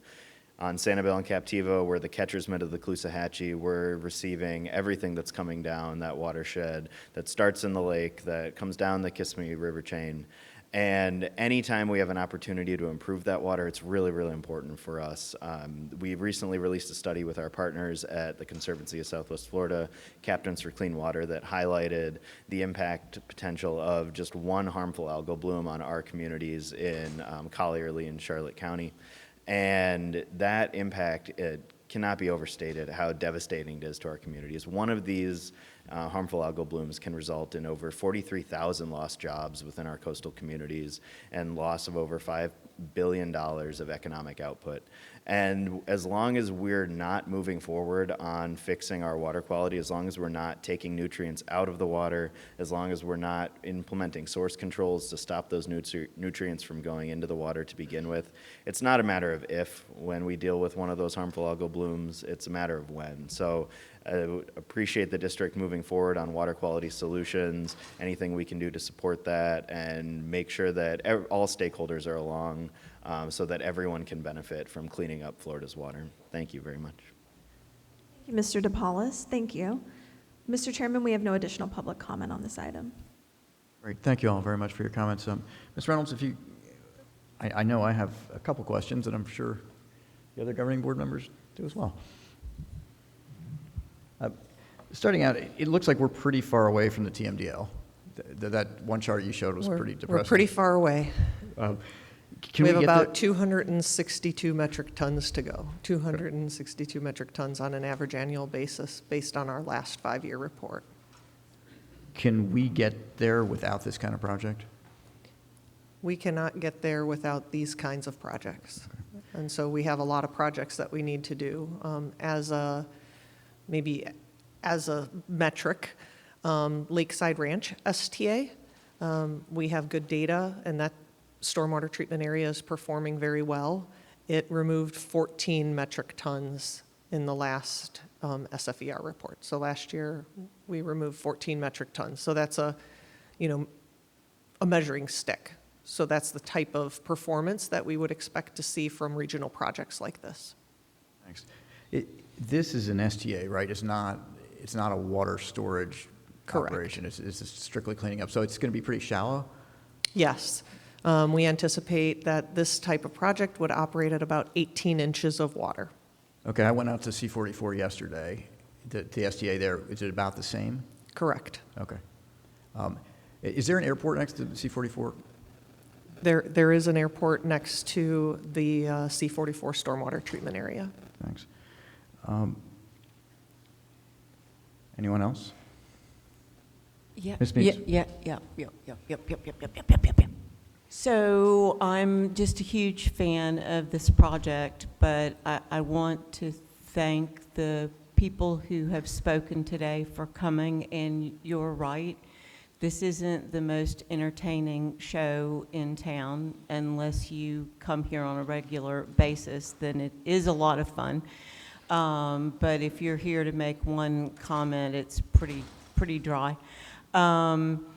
So I have been to, hold on, it's hard to hold the button and read my notes. So I have been to Lazy 7, I have been to River Oaks, I have been to a local STA, I have been to all the airports, I have looked to see who was lined up to take off at Lazy 7 and River Oaks. That would be no one. However, I know that you do enjoy taking off there. My husband loves to fly. I was delighted to be on a CJ3 just recently to Huntsville, Alabama. That was great and back. So I get it, and I understand the importance of safety and having that freedom and that right. So I'm all about it. I will tell you, and help me if my math is wrong. So let's talk about, well, first I want to tell you I went through in the Florida Keys installing a sewer system. And the people in Islamorada were so angry about that. I mean, really angry. And the federal government told us we had to. Now, if you came to these all the time, you would have heard this story because I tell it. There was money available from the federal government to pay for this, that by law we had to do it. We didn't want to do it, so we drug our feet until we missed out on the money and had to do it anyway. And for a couple of years, it was pretty unpleasant just to have the roads dug up and to have the pipes put in and that sort of thing. And then when it was over, we were like, what were we so upset about? This is the most fantastic thing. Our environment just flourished without all of those cesspits and septic tanks and having a sewer system. But it was a tough project, but it was worth it. So I want to talk really quickly about what a metric ton looks like, because I don't think in metric tons. Do you guys think in metric tons? When you think one, stop shaking your head, John. Of course you do. But we don't, right? We don't. And tell me if I have this wrong or right. A metric ton is about 2,000 pounds, right? 2,000 pounds, because we think in pounds, don't we? A 5-pound bag of sugar, flour. We think in pounds. So that means that it's actually 2,204 pounds. That means that what's coming out of that basin, that 402 metric tons, that's 886,000 pounds a year. Stop and think about that. And when you go home, I want you to look up, just Google it, use ChatGPT. Just ask for a representation of what 900,000 pounds looks like. So, but 262, that's what we're over there. That's 577,000 pounds. This project is in the right place, and this is the right time. And I do hear your concerns, and I heard them so much that I have taken my time to go and look. And I love your communities, by the way. And also went to a local STA that is down your way, and it's right beside a neighborhood, and it's also close to a landing strip. And I find that the community loves it there. They walk, they bike, they hunt. As a matter of fact, I would like to go gator hunt there myself. They have Wounded Warrior events there. It really is a beautiful thing. I don't discount your concerns at all. I don't. I will tell you that the lake has to have a break from that basin. We have to find a way. And if not now, remember, the window is closing on us. We don't really have a lot of time. And now we have a willing seller, and we have a location that is a great location. And I've heard concerns about mosquitoes. I've heard concerns about airstrikes. I've heard concerns about seepage, flooding, and LDRs. And I'm going to continue to look into every one of those things because the way you feel matters to me. And I don't want you to feel unheard, and I don't want you to think that we don't care, because we do care a whole lot. And we are available to you, and you can contact me, and I will come out there and walk around with you. I will stay for days. And I think some of what we need here is more education. I heard the nice gentleman say that he didn't want that pollution near his house. We're talking about phosphorus and nitrogen. We're not talking about DDT. You know, we're not talking about hexavalent. We're not talking about hydrocarbons. We're talking about fertilizer. I think asking the current landowner, EPI, is that right, to get their cattle off of the property, I think that's just kind of an emotional response. Their cattle are okay there. I'm sure they don't have the land overloaded. That's not the problem. And we are going to continue to work with you. We're going to continue to listen to you. I'm going to look into your LDRs myself. I love land development regulations. I do. And usually land development regulations are about septic tanks and density and that sort of thing. I can't imagine that there are a lot of things in the LDRs about stormwater treatment areas. So I just want to say, let not your heart be troubled. I think you're going to be okay. And I think that instead of your land values being impacted negatively, I think I'm hoping that it will be different for you, and I'm hoping that we can move forward with this. I certainly am going to vote yes on this. Oh, and bird strikes. If you look up bird strikes, I'm done with this, but I just wanted to talk to you about bird strikes. So I looked it up. There are over 13,000 bird strikes annually in the U.S. alone. However, the number of major accidents involving civil aircraft is quite low, and has been estimated that there is only about one accident resulting in human death in 1 billion flying hours. So I hear all of your concerns. I think that it's good to put facts to it and sort through it, and let's be gracious and good to each other. Thank you. Thank you, Ms. Meach. Mr. Butler? Thank you, Mr. Chairman. To begin with, a lot has happened since August of last year. And Ms. Reynolds, what is getting into this project, EIP is going to deliver a turnkey STA from inception to completion to O&M. Basically, that's the thing up and running. And part of that was bringing the project to construction, getting through permitting, and that sort of thing, which included at least in my mind, and I think in a lot of people's minds, public, local stakeholder engagement. It included engagement, the local level, state, maybe federal level, those kinds of things. And I think we've learned in the process here that there's opportunities for improvement when it comes to engagement.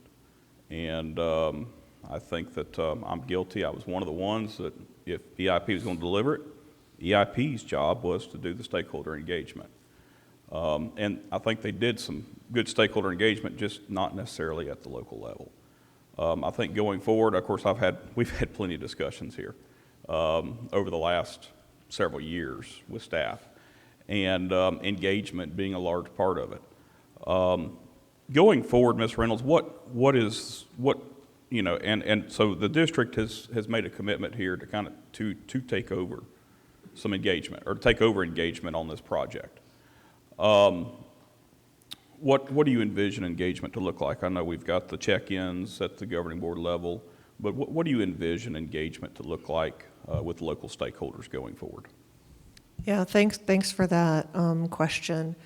So that's definitely a lesson learned on this type of delivery mechanism. As we talked about when we first brought this delivery mechanism to the board, this was a new way of sort of trying to do a hybrid between a conventional project where we take on everything from planning through operations and all the phases in between. That's how we normally deliver a project. And we have a really robust public engagement process that we've refined over years in order to deliver those projects and engage the public.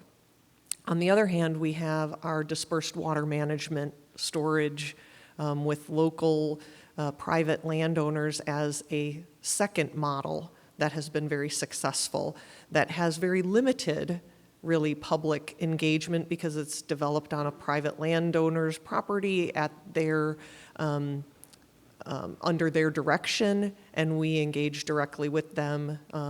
But they're sort of smaller projects, generally lower volumes of water in primarily rural areas, and they do sort of the engagement with their nearby neighbors and then come to us with a proposal. And so this was something in between, and we looked at having EIP do and be responsible for the bulk of the public engagement, and we realized through this process that we need to be more directly involved. And so we started working with EIP in order to incorporate more of those public engagements, and you've heard about some of those meetings during the public comment. And then moving forward, we foresee doing more engagement both at the local level as well as informing the broader public about how we do this. And so incorporating it into our NEEP workshops that I know Mr. Mark Perry talked about in his comments today, we are fully anticipating doing another NEEP workshop where we talk about how does this project, as well as other projects, working together with the coordinating agencies, help us make progress toward those BMAP goals. So that, how does it fit into the bigger process? Then how do we do more public engagements like the project update that we did last week, where we can provide project-specific information, maybe just not that project, but other projects also, and incorporating some webinars so that the broader public who's interested in how we're doing on these projects, that we're providing those updates. And then more directly on this project, moving forward, I heard a comment about doing at least 2 community meetings. I think that's something that is very reasonable. That's a reasonable request and is in line with what we do with other projects, to hold those at a local level so that we can incorporate a sort of open house format that's been very successful with people, so that we can have dialogue with individuals directly so that they can ask questions specifically about their properties and how a project might affect their properties, their public use, their private use of their own lands, and we can answer their questions directly. So I'd anticipate that we would do local engagement at sort of that open house level where we can have lots of conversations with folks, as well as provide updates to the county commission and to the board as we move forward with the project. Well, thank you. And we can go on and on looking at case studies of how projects have come to fruition. And, it is certainly every project is different, depending on who is in charge of just conceptually coming up with a project. There's some background work that is done beforehand, before even the concept is rolled out. And, it is, so I do want to say that we got with the webinar last week, we got basically an update from August. The August meetings that Drew and many of us attended, local meetings where local residences brought concerns and ideas, and we heard different concerns and ideas. Certainly the airport issues, the concern for FEMA flood map changes, the seepage management concerns, of course the lack of public engagement. I mean, those were the 4 themes that I remember coming out of that August meeting. Finally, now EIP has, after going back to the drawing board, working through some of these issues, or all these issues, brought back a plan last week. And that was the first time I'd seen the plan, first time the public had seen the plan. And I do want to commend the staff and EIP for listening to those concerns and making some updates. I'm sure they don't satisfy all the concerns. I mean, obviously we heard it today. I do think we still have some opportunity to look at the current plan as proposed. And we're still in that process. I mean, we've got another year that we're looking at EIP and the district staff going through and making improvements or design, preliminary design. Again, looking at the feasibility of this project. So there's still room for improvement, but I do want to acknowledge what has been done to take into account local stakeholder concerns. There's been a lot of changes since that first pitch that we heard. I do want to recognize, I referenced channeling my inner JTL earlier. We got to bring back the triangle, the cooperating agencies, DEP, FDACS, and Water Management District. In what our state has lined out in the BMAP process, and again, this is what Ms. Reynolds went through in the presentation, but I want to recognize BMPs when it comes to our ag lands. In this area, the L62, the S154, the S154C, primarily agricultural lands. You look at the lower Kissimmee watershed. You look at the Slough Ditch watershed. All those watersheds are primarily agricultural lands. To meet the BMAP goals on those lands, we implement BMPs, 20%. Benita has quoted that number. 20% of our nutrient reductions come from economical BMPs, agricultural BMPs that are done on the property. Some of those projects are cost shared. A lot of them is just using a nutrient budget. But 20% of the improvements come from ag BMPs. The other 80% is to be taken care of with regional projects or advanced BMPs. Those regional projects can be just projects implemented on one landowner's place. But it's costly projects, and it's projects that require extensive O&M. It was mentioned, I think Ms. Interlandi mentioned it earlier, I mean, about this project being potentially, from where we are today, 10% of solving it.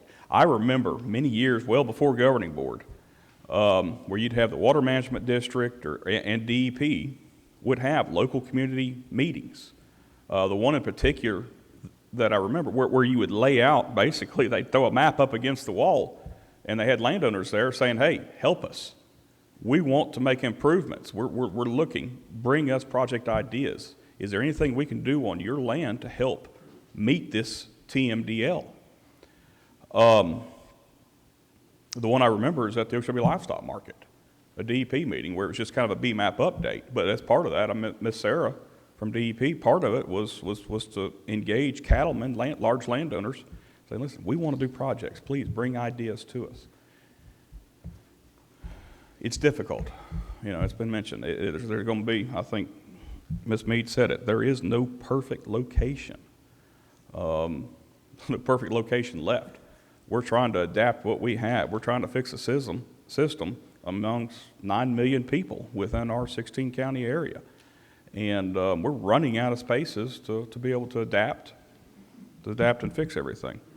I can keep going on, and I don't want to do that, but I do want to recognize within the cooperating agencies, Commissioner Simpson did send a support letter directly for the Lower Kissimmee Basin STA. As Commissioner of the Agriculture, he understands and has been part, previous with his legislative experience, has been part of developing this type of system of nutrient, of reducing nutrients in our environment and our water, and the need for these regional projects. I hope going forward that I look forward to the increased and continued local stakeholder engagement. Certainly we have rules in place where we cannot, the district cannot impact, or projects done cannot impact other private landowners. I get that, you know, as opposed to some of these other projects that are implemented out in the middle of a cow pasture away from everybody, we're talking about a project here that is next to somebody's livelihood, where they lay their head, where they make a living directly, and they're concerned. And I get the point of not, you know, don't trust the government. I mean, I get it. And I'll tell you, a generation before me grew up with a water management district that was a different water management district. And there's a generation above me that has a lot of battle wounds and scars from dealing with the water management district and protecting and fighting for their livelihood. And so there's a lack of trust there. Not a lack of trust of the current staff, of the current board, but it was, and it's somebody mentioned it earlier about how we've evolved. I think it was Ms. Hurd, Commissioner Hurd. But I trust our current staff to continue to listen to all the stakeholder concerns and try to put together a project that is compatible for everybody. And I will support moving forward with this project, but I look forward to continued engagement. Thank you. Thanks, Mr. Butler. I've got two quick comments, and I'm very sympathetic to what I've heard from some of the property owners adjacent, and it's not the way we normally do our process. And I think we have learned some things. The way that the governing board does things is we're very transparent. I think when we joined in this public-private partnership, we lost some of that transparency that we would have liked to have seen, would be my guess, by joining up with a private entity that's just not used to doing things that way, because that's not the way private businesses work. So I think that's a learning curve for us, and I apologize, and we're going to do better. And you've heard that we are going to do better. And the other, just quick aside, is I think I heard the Deputy County Administrator from Okeechobee County say that we've only heard from people outside of the county who support this. I've heard from people inside the county who support this, without a doubt. And they're not real quick to put their names up and put their hands up because they live in the county and maybe they don't want their names, but they're large property owners who do support this. Mr. Steinle? I was just going to say that one of the things that's been consistent through, since we started is the local residents' comment of lack of transparency or lack of engagement. So I want to acknowledge staff, and I guess EIP has made significant progress in terms of addressing that. I mean, you put up in the presentation some changes that were made.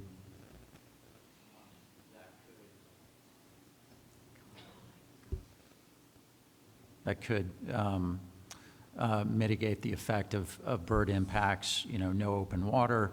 You talked about not affecting current flood control. So I think you're making progress. And I'm glad to hear that the district can become more engaged and take a lead in terms of communication. It sounds what's needed is something simple too, and we might already have this, but on the project pages of our website, we should just list what has happened in terms of communication and the schedule of what will happen in terms of communication. Because I think that's the key issue right now. The concerns that we hear is from local residents feeling like they haven't been engaged. So noticing or putting notice of what those engagements have been and what will be, and the schedule of events, just making things publicly available might be a simple idea. But otherwise, I mean, we've seen, we're what, triple our TMDL levels almost in this area. It's the hotspot that we always talk about in terms of hotspots. I'm definitely vote in favor of continuing the planning process so that we have more information to consider next year when it comes back to us. Thanks. Would anyone like to make a motion on this? Go ahead, Ms. Bergeron. Well, I have had several meetings on this and with different property owners, and I hope we can, are we assured that there's no impact to the private property owners in regards to their drainage? I understand that we're going to have a seepage collection to make sure we're not impacting private property. Am I correct on that? That's correct. The current conceptual design incorporates a seepage canal that would return any seepage from the project back to the project. So we can guarantee the property owners that they'll have I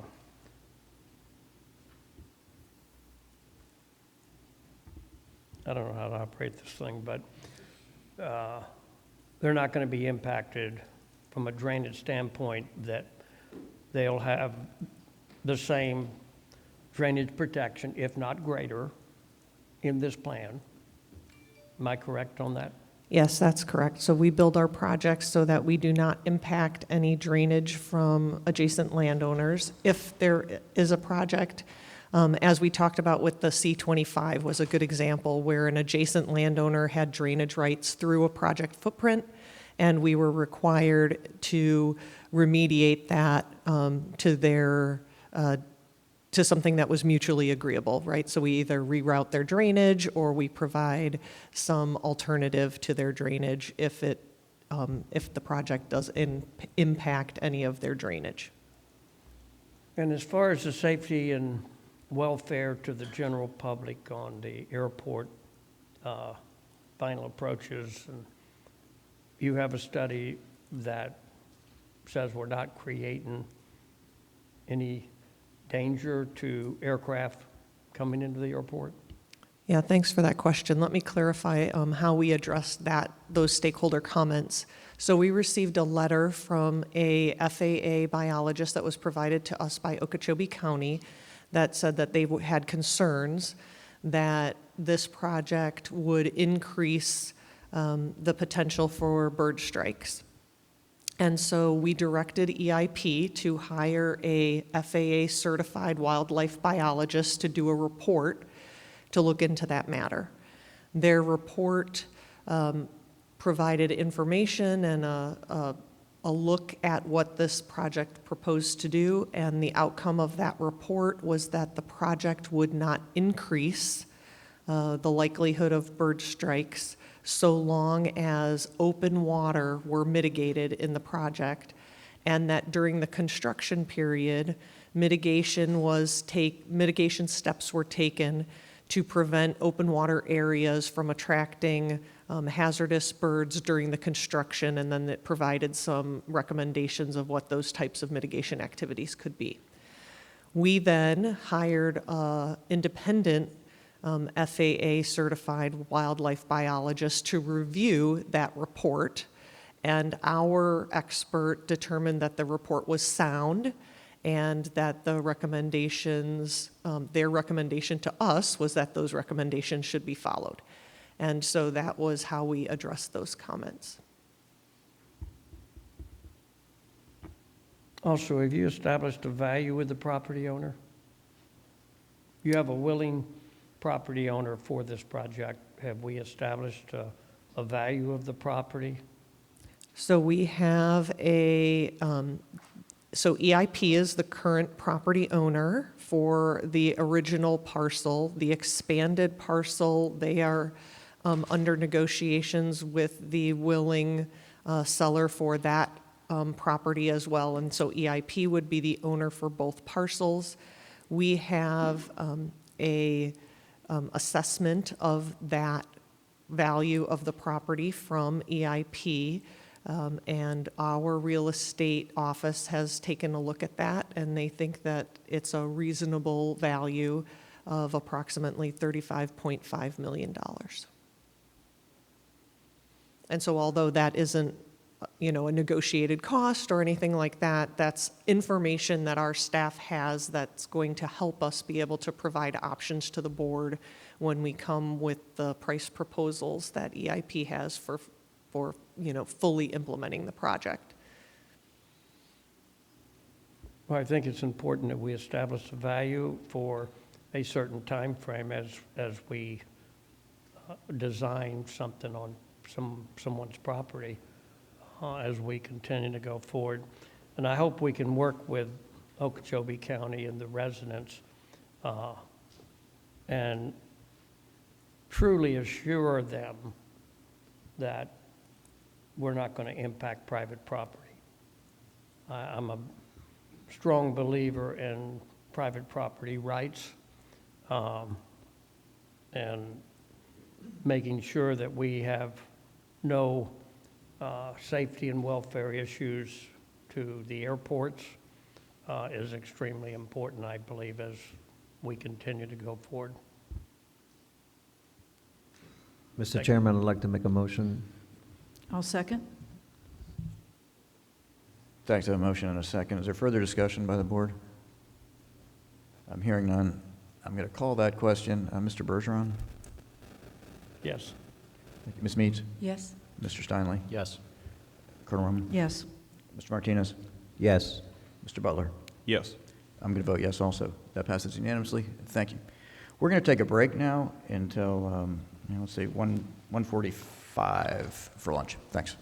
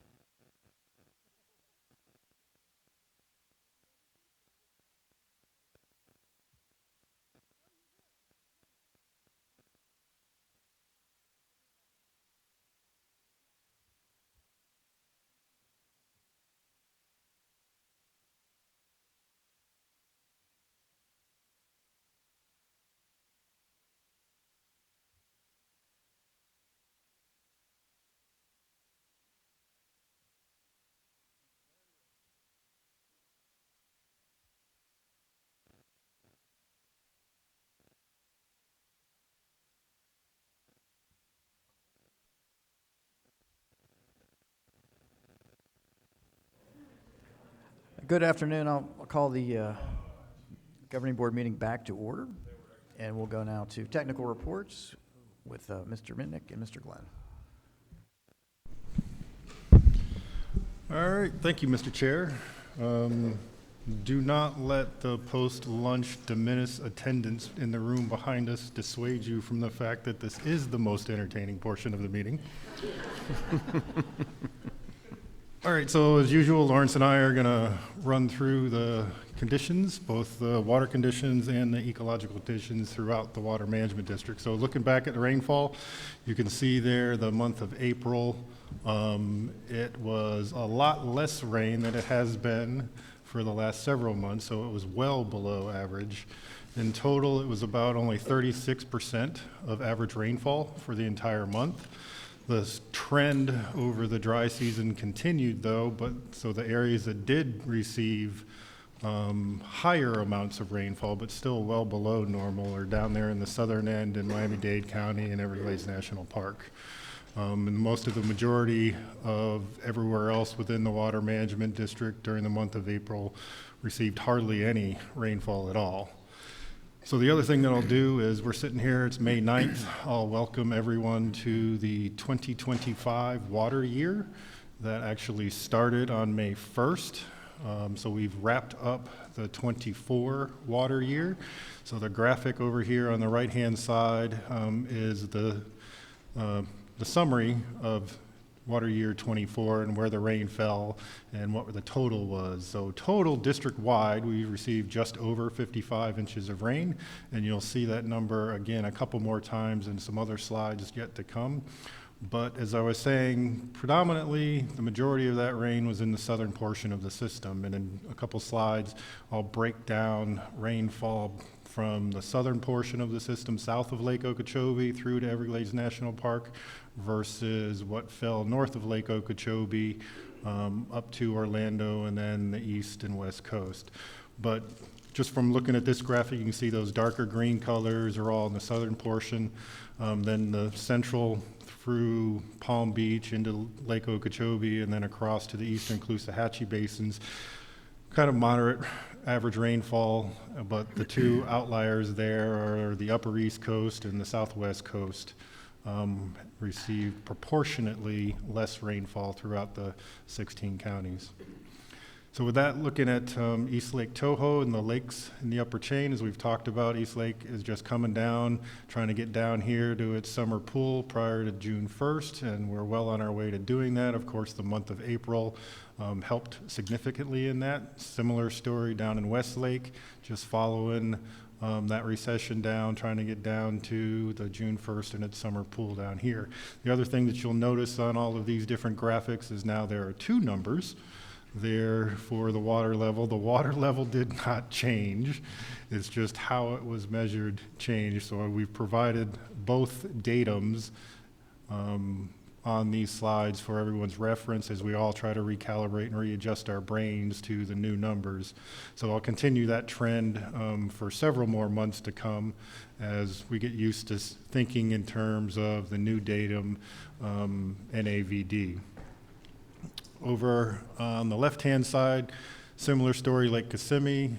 We had talked a lot in prior months about how it being above schedule and then the construction deviation that was put in place in order to manage the Corps' construction down the river on the U-shaped weir and that repair. But you can see Mother Nature took over and did a decent job for us of bringing it down this past month, and it's just right below its regulation schedule for this time of year again. Not necessarily working it down to the summer pool down here. We'll just see what Mother Nature does. We've been cutting back on the river flows, and Lawrence will talk some more about that now. So you do see flows have diminished, and over in the right side panel that we're at about 720 CFS. And where that gets you on the floodplain is it's 1,400 in order to inundate that. So the floodplain has been drying down, and that does make it much easier for the downstream construction on the S69 weir. But looking in the river channel itself, which is the bottom, with dissolved oxygen levels are actually quite high. They're about 7 milligrams per liter. We get concerned when they get to about 2 or below. So dissolved oxygen is fantastic currently within the restored river channel. All right, so looking at Lake Okeechobee, these are the typical graphics that you're used to seeing every month. Over here on the left-hand side is the current lake regulation schedule, LORS 2008. This projection, again, is the dynamic position analysis where it looks back in time of what lake levels are likely to be if given historical rainfall. And over here on the right-hand side is what will be the forecast based on LOSUM's PA25 model run when LOSUM becomes effective. I think the Corps has already moved out and announced publicly that on May 24th they will publish that final EIS for public comment and review, driving towards an August finalization for the regulation schedule. Can I ask you a quick question? Would you go back to that and just show me the end point? So I'm just having a hard time seeing it with my eyes. So the current looks like 11 point, yeah, go to the first one. The first one. Yeah, measure the difference between the two at the end point. Okay, so typically we've always shaded this purple region, which is the likelihood of being 50% chance of being within that shaded purple range. So it goes from the 25th percentile up to the 75th. That's the bounding of the shaded purple area. But you just kind of track through, and if you're looking just at the 50th percentile right there, you're probably right around 13.5 feet NGVD by the time of the end of the simulation. So that's roughly a year from now. With LOSUM, you'd be roughly a little bit higher, just right around 14 feet, and both of those are measured over here on the left-hand side, so we're using numbers that everybody's familiar with, NGVD. It'd be 14 feet NGVD. So the newer tool that we've been presenting the last couple of months, and again, I'll start to move more to this tool than the previous slide. So probably in about 3 more months, you won't be seeing that previous slide. It'll be available on our website for anybody who wants to go look at it and see its documentation, but primarily for the water conditions report, I'll start to focus more on this tool, the conditional position analysis, because what it does is it takes into effect the future forecasts. So the last one looks back in time. If you got that kind of rainfall, this looks forward in time, informed by what you have had historically, but forward in time of what we reasonably expect through the Climate Prediction Center to be conditions. So when you talk about El Nino or La Ninas, this tool will take more emphasis or take that into account a little bit more than the previous slide does. So what it'll show you, because I can see the question formulating in Ms. Mead's head, what it'll show you is these lines are just slightly lower than what you see in the previous slides, simply because we're forecasting a La Nina and drier dry season. So by the time you run through the entire simulation, these traces will be slightly lower than what the historical rainfall averages would have brought. So looking at how water has moved, again, over the course of this entire water year, here on the left-hand side, you can see Lake Okeechobee in the table. If I can get there, it is. About 2 million acre feet has come into Lake Okeechobee this year. Looking back, it's slightly less than how much came into Lake Okeechobee last year in water year 23, and then about 500,000 acre feet more than came into Lake Okeechobee in water year 22. Similar story for the estuary, starting over on the west coast, just less than 2 million, 1.8 million acre feet of water was moved to the Caloosahatchee estuary, with about 760,000 acre feet having originated back in Lake Okeechobee. For the east coast, the C44 basin, you had about 181,000 acre feet come from the C44 basin, with the vast majority of that, all but roughly 20,000 acre feet, originating in Lake Okeechobee. C23, 24 basins into the middle and upper estuary, about 200,000 acre feet, and then up at Fort Pierce in the Indian River Lagoon, about 140,000 acre feet. And over here on the table, again, you can compare how some of those numbers looked in the preceding 2 water years. So what I'll call your attention to now is the table here at the bottom. You heard the 55 inches for district-wide, so that's an aerial average over the entire 16 counties. So it's pretty much the same amount of rainfall district-wide as we did the year before, and what's that, quick math, 8 inches more, roughly, than was in 2022. But for the north portion of the district, so north of Lake Okeechobee, if you essentially draw a line from where we are today in Stewart over to Fort Myers, I'll consider that the northern half of the district, you can see less water, proportionately less, fell in the northern portions of the district this water year in '24, so only about 48 inches of water fell up there compared to what it was last year and the year before.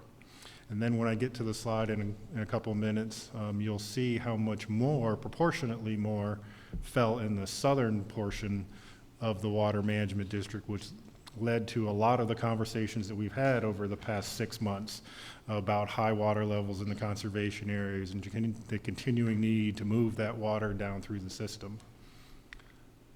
So with that, Lawrence? Thank you. So we're looking at where we are, and the red trace now is 2024, and you see we've had a really good decline through the dry season. We're almost into the ecological envelope right here. So that's good, and we'll be tracking that recession rate. It just depends on where we're going to end up at a base level and how long we're going to stay there. Remember, we need to get down to a level of, I would like to be at 12.5, talking about ecology of the lake, and I would want to be there for at least 90 days. So I don't know that that'll happen this year, but we are looking a lot better than we were and when we started. We were saying, I don't know if we're even going to get to 14, and we're now 13.93 today.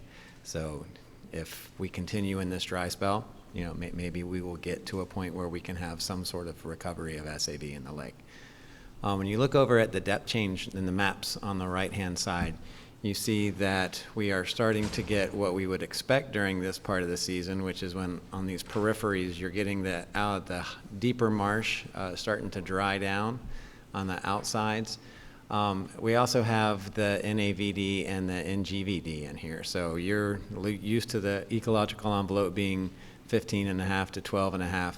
And if you looked over at this chart and you said, hey, we're at 12.97 today, but that's NAVD, so it doesn't work that way. But it's looking a lot better than where I thought we were going to be. It's just how long we can stay at a lowest depth that we can get to. And you look at that from the recovery envelope, and we're still off of that. So if we really were trying to aim for a recovery year, which we couldn't this year because of El Nino, we would still be off that mark. Looking at how water's coming in and how water's going out, John's talked about that.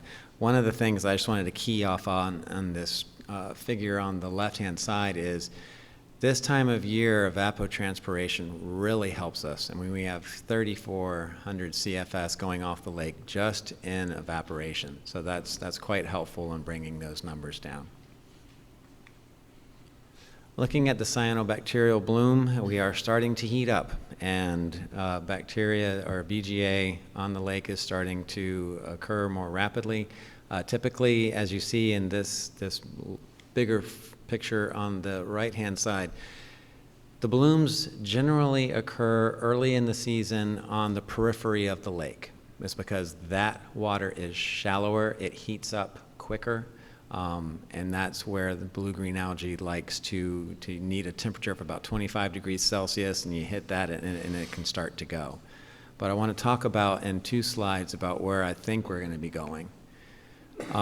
Last month, April is the last month where we just do the 8 samples. Now we are into blue-green algae season. We start doing our bi-monthly 32 samples on the lake. Through the dry season, we do 8 samples monthly. But even in these 8 samples, we were starting to see, if you look at the chlorophyll levels, we say that 40 is the number over here that really constitutes a bloom, and we're getting into some bloom conditions, definitely. We're starting to see Microcystis be the dominant player out there, and that's the one that creates the toxins that we most are concerned about. But we only have 2 detections of toxin in the water, and remember, 0.2 is the limit where you can actually tell that it's there, and we're at 0.3 and 0.4. So there is toxin in the water, but it's not extremely high. This is the slide I want to talk about. We look at where we are currently, and up at the top is chlorophyll A levels. So if you're looking at what's going on in the near shore, as I talked about, you see this trend right here where it starts to take off, because that's where the blooms happen first, is in the near shore. And the pelagic is kind of, that's the middle of the lake, is lagging behind. If you, oh, it was animated, and I'm missing data. Okay. I'll have to draw this out for you then. If you look at where we are, this is the dissolved inorganic nitrogen level, and you see where we are compared to this time last year. We're below that. We're even a little bit further below it in the previous years. So both in the near shore and in the pelagic zone, we have a little less nutrient than we have had in previous years. Remember that's the driving force, the food source that's going to take off, and blue-green algae is going to use, especially since we don't have much SAV to compete for that source. So this really, in my mind, is the determiner right now. Is you see that it's still pretty turbid. We've had very windy conditions lately. As soon as these winds subside, and today in Okeechobee, the high is 97 degrees. So we're going to have hot days. As soon as this wind subsides with the nutrient that is out there, we're going to start to see that full lake bloom. If you remember in previous years, we have a full lake bloom early in the season. We're going to see that dissolved inorganic nitrogen level decline. And it has been in the past helpful in that we have that early season bloom, and it uses up that nutrient, so you don't have consistent full lake bloom throughout the summer. You'll still have bloom conditions, but it won't be that full lake bloom condition. And that's what I'm anticipating. That's what I'm hoping for, but we'll just have to see how it plays out. Looking at wading bird foraging on the lake, when you look over at this map, it's a habitat suitability index, so the colors are trying to say what is the color that's most suitable for the majority of wading birds to use, and it's that light blue color. So we're starting to see more of that now as the lake is starting to recede, but it's the wading bird foraging and breeding season for the lake is almost done, and it's been very low this year simply because the lake has been too high. And snail kites have had a good nesting year, not always a successful nesting year, but they are nesting. We have, let's see, 65, about 85, 90 birds that are nesting. 3 nests have been successful, 29 have not been successful, and 65 remain active. So FWC monitors that for us, and through a contract with the University of Florida. And as that data continues to come in, hopefully we'll get some more in the green that were actually successful. Going over to the St. Lucie, and we're looking at what conditions are doing on this side of Lake Okeechobee. The lake releases are in dark blue, and you see we haven't had lake releases since April. And what that has done over here is this gradient that is set up where this is more fresh, and as you get into the darker blues, it's saltier. We're into more of a dry season salinity gradient setup where you have the freshwater in the forks, and then as we get into the mid-estuary, you see that we are right in the sweet spot for adult oysters and what their need is from a salinity standpoint. And we see that April did actually kick off oyster reproduction on this side, and it's about the same as it was last year at this time, with 2 years ago being a tremendous year. So we're getting a good start, though, for oyster reproduction on this side of the state. As we go over to the Caloosahatchee, We also have had gone back down to the 2,000 pulse release on this side, and it's created this change in the salinity dynamic where freshwater has moved back up to about Fort Myers, where typically this time of the dry season, that's what you'd expect. You'd expect it to be fresh about to Fort Myers, and then it would change as you made to the mouth in San Carlos Bay.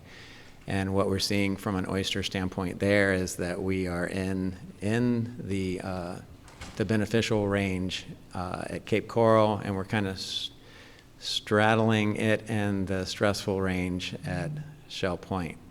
But look at what's going on with recruitment on this side. Cape Coral's a little low, but look at Shell Point. I mean, it is starting out just a tremendous start to the season. But look at these salinities. They've been in the good range for all that period leading up to this. So the releases that have been made at those 2,000 pulse, we've said that's within the envelope for this side, and this is a good mark of that it has been a good thing for oysters. So looking at the stormwater treatment areas, again, this being the end of the water year here in 2024, these numbers are still undergoing their final QA/QC, but for the time being, it looks like it was just slightly less than about 1.5 million acre feet were processed and treated through the stormwater treatment areas. That would be the fourth highest inflow volume for the period of record, going all the way back to, we'll start at 2002, because that's essentially when all the current STAs in their original configurations first came online. So once we start moving over here into FY25, it's just the partial water year. As you can imagine, from the month of April not having hardly any rain. It has all been water that we've been delivering from Lake Okeechobee to the stormwater treatment areas is what accounts for what's starting to creep up there in water year 2025. And so as John mentioned, we had 1,473,000 acre feet go through the STAs, with about 82,000 acre feet of that originating in Lake Okeechobee. And what you look at right now is all of the STAs, except for 3-4, are operating in their optimal range, which is about 1.5 feet. STA 3-4 is higher because we are taking lake water there. So we talk about dry season and the STAs. Watch these bars as we go through the wet season. Through the majority of the wet season, depths are going to be above the optimal range for the STA because water doesn't come easily and just uniformly throughout the season. Yes, we have the FEBs to try to capture water to bleed it to the STAs, but you get large storm events, that water is going to go to the STAs. So during the dry season, that is the opportunity for these STAs, which are natural systems, to have some reprieve. It's also the time that we go in and we do a lot of the work that we do. We had an item today on consent that was the ground, what was the name of it? It was the ground application services. So it's where we have to do a lot of treatment of different vegetation in the STAs. We like to do it before nuisance vegetation gets into the STAs, right? We don't want to be doing any type of application of herbicides within the STA itself, because then some of them are very specific to a plant, but some of them aren't, and we don't want to damage our STAs. So this dry season, I think we've done an excellent job of metering the water to come through the STAs to allow them to be at that optimal range to get them ready for this next wet season. And look at what we're seeing if it's animated. Oh, it's not. Sorry about that. I had a red box that was driven around here. We have 18, 16, and 13 for 3 out of the 5 STAs. That is meeting QBEL. It's meeting the higher range of QBEL. We can be at 19 for 1 year out of 5, but 3 of the STAs are meeting that. When I was talking about this at the same time last year, we weren't there.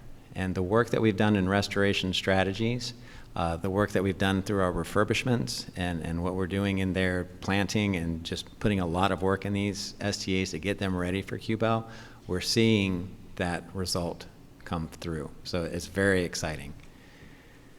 As you go through all of the STAs, everything is online except for this eastern flowway over here. We're still doing a little work in here where we had erosion as we prepared for a hurricane in the past. On this STA, STA2, you'll see vegetation management a lot, and it's for nuisance control. So in the canals that feed into STA2, we have cristata. It's the one I've talked to you about before. It's a new nuisance that we started having to deal with about 1.5 years ago. And it's problematic. It's hard to deal with. And we want to deal with it while it's in the canal and not within the STA cells proper. But otherwise, all the STAs are online and functioning very, very well. So looking at how water's moved around the southern portion of the system, again, just for the water year totals, you can see we talked about the 2 million acre feet into Lake Okeechobee. There's been almost 2 million acre feet into the water conservation areas, both from the north, the east, and the west side there with those red arrows. Compare that just back to last water year, it's about 500,000 acre feet more than what came in 23, and close to 600,000, well, more than 600, almost 700,000 acre feet more came into the conservation areas compared to water year 2022. So when we talk about high water levels in the conservation areas, those kinds of inflows just short of 2 million acre feet is driven by this rain that fell in the southern portion of the system. So there's, my eyes are good enough, that's about 58 inches proportionally for the southern portion of the system, significantly more than the past 2 water years. So the majority of the rains that we saw from the El Nino condition fell in the southern portion of the water management district, which led to all of the high water events that Mr. Bergeron has talked about for the last several months in Conservation Area 3, as well as high water within Everglades National Park itself, because it was the recipient of a lot of that direct rainfall within the park itself. Just looking at then jump into the lower East Coast and the Intercoastal Waterway and what comes off the urbanized area for the water year, you're just a little bit over 3.4 million acre feet from that direct rainfall along the urbanized strip. So what's that done to the conservation areas? Up here, Area 1 right now, you can see it's just back to schedule, maybe slightly below schedule right in here. It'll start following across as we get those wet season rains when the schedule starts jumping up. So the Corps of Engineers will be looking to manage water levels within Area 1 in accordance with that red line. Right now, Area 1, the S10s that move water from 1 down into 2 are all closed. We are moving water out of S39 here down the Hillsborough Canal for water supply purposes to the lower East Coast. So there is some water coming out of the conservation area. In Area 2, for this time of year, the regulation schedule is dictated by that green line. That'll flip here. I think it's July 1st. If I'm not mistaken, it flips back to that blue line. So the blue line is representative of the marsh stages. So that's the water level within the marsh. And the green line is just the headwater of the S11B structure. So you can see there's been a pretty decent recession in the marsh. Following that blue line down from the dry weather here in the month of April. We're continuing to make water supply deliveries to Broward County through some of the structures, S38 there, and then the 34E and everything else coming down the North New River. So we'll continue that operations, and we'll see when the wet season begins. It has obviously not begun as of we sit here today. So over in Area 3, this is the first time in a while now that it is actually below regulation schedule. So you're following that blue line right there. It's just slightly below schedule. And right now, when the conservation area drops below its regulation schedule, that's when the Tamiami Trail flow formula kicks in and we start delivering a prescribed number as calculated by that formula. For this month, or this week actually, because it's calculated every week, it's just over 1,200 cubic feet per second, which is this number right here. And all of that is being delivered through the S12C, S12D, and then the 333 structures into the L29. There's only about just less than 300 cubic feet per second coming through S12C and D combined, and then the rest of it, just short of 900 cubic feet per second, is going through the 333s into the L29 and keeping the L29 at the 8.3 limit in accordance with DOT requirements. The remaining portions of the system down the South Dade conveyance system, as you can imagine, it's pretty dry down there, and we're just moving some water in that return seepage that comes out of the park during these dry conditions because of the karst porous limestone in that portion of the system. So looking at what the future holds for Area 2 and Area 3, Area 2 being in the upper left here. This is the dynamic position analysis for these two areas. Again, I'll start to bring you the conditional position analysis for these two areas in the future, but you can generally see with the drier weather, you can continue to have Area 2 recede, getting close down there towards the top of its regulation schedule before the wet season rains kick in and start driving it back up again. Area 3 over on the right-hand side, if the cursor will work. Anyway, right-hand side, you can see it'll probably stay below schedule for the foreseeable future until we start getting a lot of those wet season rains, and we'll just see what Mother Nature brings when it kicks in. All right, looking at salinity conditions in Biscayne Bay, there's always a corresponding shift, and when you get large rainfalls events, you see the salinity starting to decline. So as we have rainfall and input declining, salinity is starting to increase, but it's still below 30, which is a good thing when you are an estuary. Looking at Everglades depth, you'll notice when we talked about, John has talked about how deep the water conservation areas were and just how wide of the swath of inundation was going down into Everglades National Park. I mean, that's pretty incredible. What we're starting to see now with the dry down is you still have connectivity in Shark River Slough, you still have it in Lossmans, you still have it down here in Taylor Slough. The area of concern starts to be in the northern reaches of each of the water conservation areas, because remember there's a topographic difference, and it's higher there and gets deeper in the bottom end. So this is where we start to worry about how long it's going to be before rains kick in, because if we don't have those rains come, this is where there's been a loss of the peat soil. You can have that muck fire, or the fires that can come and erode it even more. But as we're looking at this, it's incredible the lack of rain that we have had in the last month, how it flip-flops that condition so quickly. And this is also where the Tamiami flow formula, as it has a pull, so it's starting to, it says we have to deliver this much water to Everglades National Park, or it can have some sort of impact on the north end. So it's something we just keep a look at and discuss as we go forward. Wading bird foraging. Over here is a habitat suitability index, and this is where if you're in this green area, that's the depth on the floodplain, that's where wading birds like to be, and that's where they like to forage. So that's where you see the larger numbers are in those green areas. Now, we talked about at the very beginning of the nesting and foraging season. Remember when I came to you and there were numbers that were just off the chart? And then as we kept coming back every month, they kept declining and declining. It's because we would have a recession and then we would have a reversal. So the recessions, remember, concentrate the prey. And then when you have a reversal, when it starts to get deep, it spreads that prey back out again. So we had so many different reversals going on that the nesting, especially for wood storks, had declined to zero.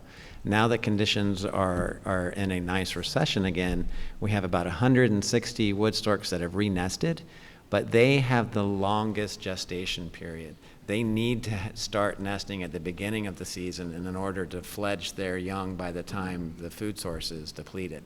So these nests have occurred, but we don't expect them to successfully fledge because it's so late in the season. The silver lining here, though, is that with the conditions that are currently there, and if we move forward, that we should have excellent prey production for next year's wading bird season. And then going down into Florida Bay is in absolutely great shape.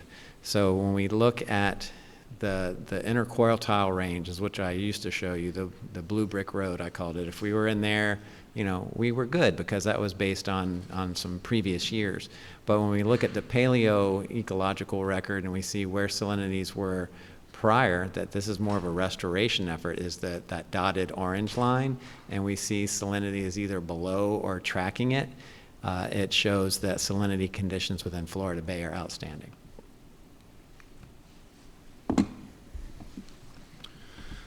So looking at what the future may hold from the Climate Prediction Center, and these are the sort of the forecasts that are driving some of those other graphics in the conditional position analysis. So for the month of May, they're still forecasting below average rainfall throughout the rest of this month. But when we start looking at the 3-month windows, obviously as you get into the dry season in June and July, then it flips to that equal chances. But the one that I'll call your attention to, this is new for the 3-month window, is this one here out in the dry season of January to March. This is representative of that forecasted La Nina type condition and some of that below average rainfall as we get into the dry season. So that's what it is starting to show up on these graphics here as you go farther out in time. But in the meantime, for at least for the next 2 weeks to 7 to 10 days, not that much rain. Until we get out to maybe into Monday, early next week, where there's likely to be some more rain over the district. So week 1 is below normal, and then week 2 could get a little bit more wetter and give folks' lawns a little reprieve from the dryness that we've been experiencing. And with that, Mr. Chair, I'll turn it back over to you if you have any questions. Thanks very much. Anyone have any questions or comments? No? Yes, I do, Mr. Chair. Thank you. John, there's a little bit of confusion that I'm hearing from some members of the public, and I was hoping if you could just recap why when the St. Lucie does not get any discharges, the Caloosahatchee still gets some water. So, and Lawrence can jump in here as well, the two estuaries are very different from one another. The Caloosahatchee estuary, it wants to have some of that lower, non-harmful, non-damaging type flows, the 2,000, 2,100 and below type flows to sustain that ecosystem, whereas the St. Lucie estuary, it's frankly built differently. And it doesn't need sort of those lower level flows. I don't know if you want to add anything to that, Lawrence. Yeah, you look at the configuration of the two. The Caloosahatchee, very long. It's all in line. It doesn't have the two horns that are up here. It doesn't have anything feeding right into the middle estuary. So it allows for a gradient setup to happen gradually over a longer distance, really. And so you have organisms that need those specific conditions. If you go back one more, go down to Caloosahatchee. Yeah, that one up. Okay, so you see that salinity change in there. So in the upper portion that is currently in that 0 to 5, that's the freshwater portion of the estuary. It's where the tape grass is going to be, freshwater turtles, freshwater fish. It's where a lot of the spawning occurs even for the saltwater fish, but they need that fresh water. So that's great to have that there. Then you go into the 5 to 18 zone. You have organisms that are they're finding their niche, and they find that along that longitudinal distance, and it's easier on this side, and they actually need the pulses of fresh water to keep at the bottom where the oysters are to not be outside and higher than in salinity than what their goal is. So it's a different setup. And we have an MFL for the Caloosahatchee because if we do have very dry conditions, then it gets salty all the way up to S79, and you don't have that fresh water area for the freshwater part of the estuary. So it's, as John said, it's built differently. It has a different need. And this side actually does really well, as you saw with the oyster spat, reproduction that's happening right now. It's in a great setup currently. Thank you. Thank you. Hopefully that'll be helpful. Thank you. Ms. Bergeron?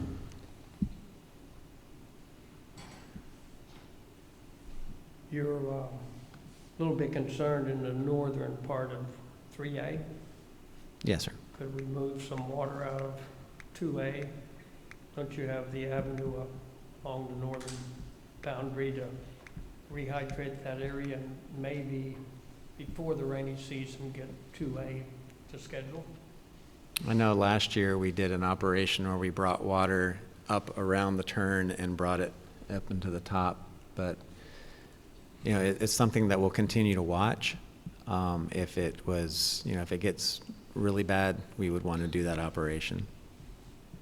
Well, we're above schedule in 2A, and it would seem like moving water south and trying to get 2A to schedule before the rainy season would rehydrate that northern portion of 3A and get some capacity in the conservation Central Everglades before the rains start. It would move more water south, and certainly I'd like to see 2A to get to schedule before the rainy season. It's been above schedule for all year long. Is that possible, John? Yeah, we'll take a look at it. As Lawrence talked about, we're moving about 600 CFS right now from Lake Okeechobee down through STA 3-4, and it'll be delivered right about, right about there. But I'll take a look at our ability to take some of that 2A water here and just sort of wrap it around the corner through the S7 pump station and maybe move it through S150 right here. I've got to take a look at what those canal levels are and whether or not the conservation area is still a little bit higher than the canal, but I'll look at it. The other thing I'd like to, I want to thank Larry Williams and Colonel Booth for agreeing to move forward on the condition base of the S12s, 343A and B, S12A and B, 344 on a condition base. I want to compliment them for moving forward on that to where the S12s will not be on a time certain and get more water to Florida Bay and equalize water levels with shared adversity and shared impacts throughout the global Central and Everglades National Park. So I'd like to compliment them for that. Thanks. Anyone else have any comments? Thank you. Ms. Smith? Pinch hitting for Ms. Heater. Thank you. Good afternoon, Chair and Governing Board members. The monthly financial statement in your packet is through the month of March 2024. A few highlights on the revenue side. We've collected $612 million in revenue through the month of March and expended $429 million. Revenues are on trend and sufficiently cover the expenditures through March. The $612 million comprises of $267 million from state appropriated funds, mostly for Everglades restoration, as reimbursements from DEP, and $313 million from ad valorem. We collected $104 million from February to March, of which over $89 million was through reimbursements from DEP, and we are on track for our revenue collections at this point. On the expenditure side, we've expended $82 million over the previous month, highlighting $49 million restoration and $24 million in O&M. As I mentioned earlier, we've expended $429 million in obligated funds in the amount of $1.1 billion for services, including construction contracts, commodities, grant awarded funds, et cetera. We are $24 million higher in our expenditures through March of 2024 compared to last March of 2023. So we've expended and obligated 69% of our budget through March. That's all I have on that report. Any questions? All right. This is the time of year for our Lake Belt Mitigation Committee annual report. So this is for 2023. Just as a reminder, Chapter 373 of Florida statute establishes this interagency committee and requires that they annually prepare and submit to the governing board of South Florida a report evaluating the mitigation costs and revenues generated by the mitigation fee. The mitigation fee is collected by the Department of Revenue and deposited to a trust fund of South Florida Water Management District.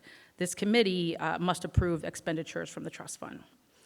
As a reminder, we have the representatives for the committee, the voting members, South Florida Water Management District, which Jennifer Reynolds is the chair of the committee. Other members are from the Department of Environmental Protection, Miami-Dade County Department of Regulatory and Economic Resources, Florida Fish and Wildlife, U.S. Army Corps of Engineers, U.S. EPA, and U.S. Fish and Wildlife Services. And one non-voting member as Miami-Dade Limestone Products Association. There's a summary in the financial report. Most of that you can find on page 4, but just very briefly.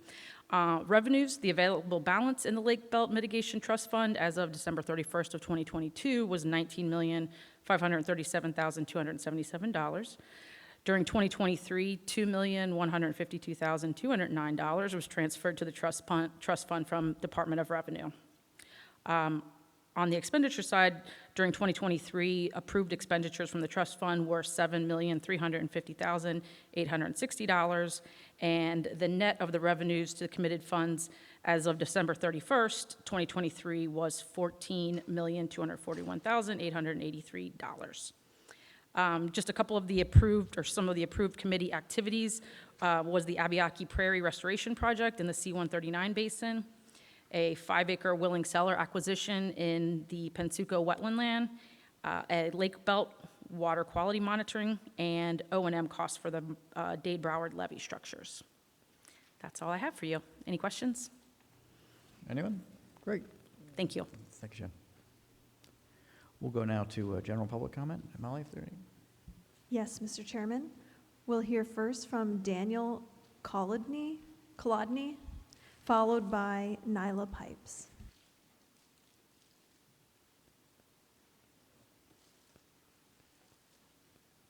Daniel Kolodny, Chief Operating Officer for the Indian River Lagoon National Estuary Program and the IRL Council. And I just want to say I'm a pleasure to be here today. I usually have a lot of commitments that overlap with this, and so it's a pleasure to be here and hear this whole meeting today. Want to thank you for your leadership and for this vision of water management in Florida and South Florida, and for Drew and his staff for implementing these projects, because when they come online and we see these ribbon cuttings for these large regional projects, they're going to have a transformational positive benefit to the Indian River Lagoon. So thank you. I'd also like to thank you for your continued support for the IRL Council. That support helps us to implement water quality projects within the Indian River Lagoon watershed, so thank you. And lastly, I just want to say Libby Pigman has been doing a fantastic job on our council while Jackie's seat is currently vacant. She does a great job keeping us apprised of all the activities that the district's been doing, so thank you. Thank you, Mr. Kolodny. Next, we'll hear from Nyla Pipes, followed by Mark Perry. Good afternoon, Nyla Pipes, One Florida Foundation. I just wanted to take a second because I think that maybe my comments early this morning were misunderstood, or maybe I phrased something incorrectly. I want to clarify, in no way, shape, or form do I want to slow down. What I want to do is make sure that all of the passengers get on the train before it leaves the station. I'm concerned, and I appreciate the acknowledgement that we've tried something new and we're learning from the process. I'm concerned that with these projects, whether it be WERP or the STA or any of our ongoing and future projects, if we don't make sure all of the passengers get on the train at the station, we're going to spend a lot of time backing the train up, picking up more passengers, dealing with a lot of anger and frustration. You know, you guys, like it or not, you're the government, right? Americans aren't real fond of trusting their government. So I don't want to see Everglades restoration, restoration strategies, any of the various projects we're involved in degrade because we didn't make sure all of the passengers got on the train. So hopefully that clarifies my comments this morning. Thank you. Thank you, Ms. Pipes. We'll hear now from Mark Perry.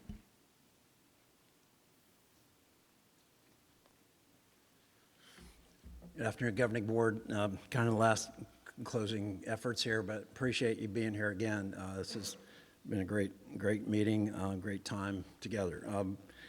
You know, Daniel kind of undersells it a little bit. You know, Daniel and the whole National Estuary Program are doing fantastic work up and down this 156-mile-long Indian River Lagoon, which is one of the most national resources we have. And he and others have done a great job to kind of pull together both the South Florida District and St. John's and come together at that particular resource.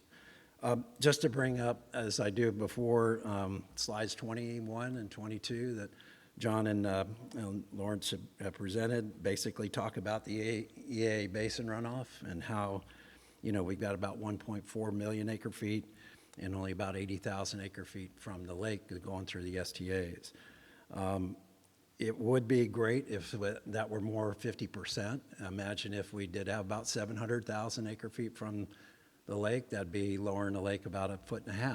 And at certain times, that would be a great way to operate that, to be able to have that capacity and flexibility to be able to do that. Now, yes, there's a lot of rain that happened in the south end of the system, filled up the water conservation areas, and we're not about just doing that to build those conservation areas up without continuing either deviation or more permanent stuff to get that water flowing through into the park. We've got to do that. But we've got to start doing this operation a little differently and pretty soon, because we're getting into hurricane season with, as you know, a high prediction of over 23 major storms predicted. And also because, you know, La Nina is on us, and this is going to give us that more rain event during that wet season. Maybe John's predicting a drier season, but we're going to get into this pretty wet season, I believe, coming up. And also because of LOSM. If we get LOSM in place, record of decision by August this year, you know, that'll give that flexibility to the district and the Corps to be able to manage the lake differently, and hopefully not have discharges to this coast and only minimal discharges to the west coast, but also allow that flexibility to put more water south through the system in the way nature intended it, to revive the river grass. So thanks all for everything you do. I really appreciate you being here. Thank you, Mr. Perry. Mr. Chairman, we have no additional public comment.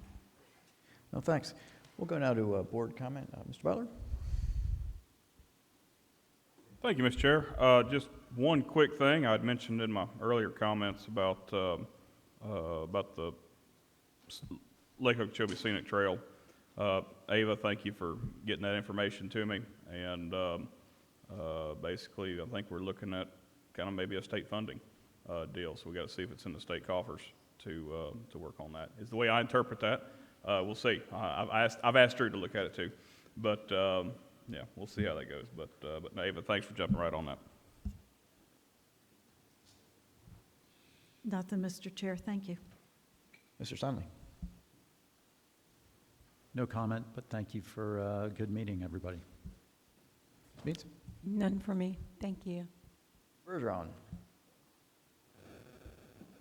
Believe it or not, no comment. You feel better. Could I just, one more, just a quick thing I forgot to mention, Mr. Chair, if you engage. The community engagement is happening, and I appreciate this. And I wanted to point out that this is a community meeting for the Indian River Lagoon South Plant. You have two of them set up for May 21st and 22nd. May 21st will be up in the IRSC. You're stealing my thunder. Oh. Sorry. But anyway, that's the idea. I think it's community engagement, and Jen mentioned it earlier about these kind of community meetings. They're really good. They're kind of like open houses, but you get to chat and talk to the staff and about the projects, and that's what's really important. Thank you. I'm sorry. Thanks, Mark. We'll come back to that. I want to thank the Indian River State College Chastain campus again for allowing us to use their facilities here today. These are fantastic. We especially want to thank Bernadette Serafin and the staff from the Indian River State College. I also want to thank some of our staff, Charlie Smith, Chris Tomlin, Junior Jumpier from the Okeechobee Field Station, Kyle Shepard, Joel Pollard from the West Palm Beach Field Station. Thank you for helping put this together. We know that going on the road is important. We also know it takes a lot of work, and Molly and your staff and all of you all, thanks, because it's seamless for us, but I know it's not for you, so thank you. District staff's going to be hosting 2 community meetings for the Indian River Lagoon. They'll take place on May 21st and May 22nd. Details can be found at our website, sfwmd.gov/meetings. Mr. Bergeron, he's volunteered to be on the Audit and Finance Committee. Thank you, sir. Good luck, Mr. Steinley.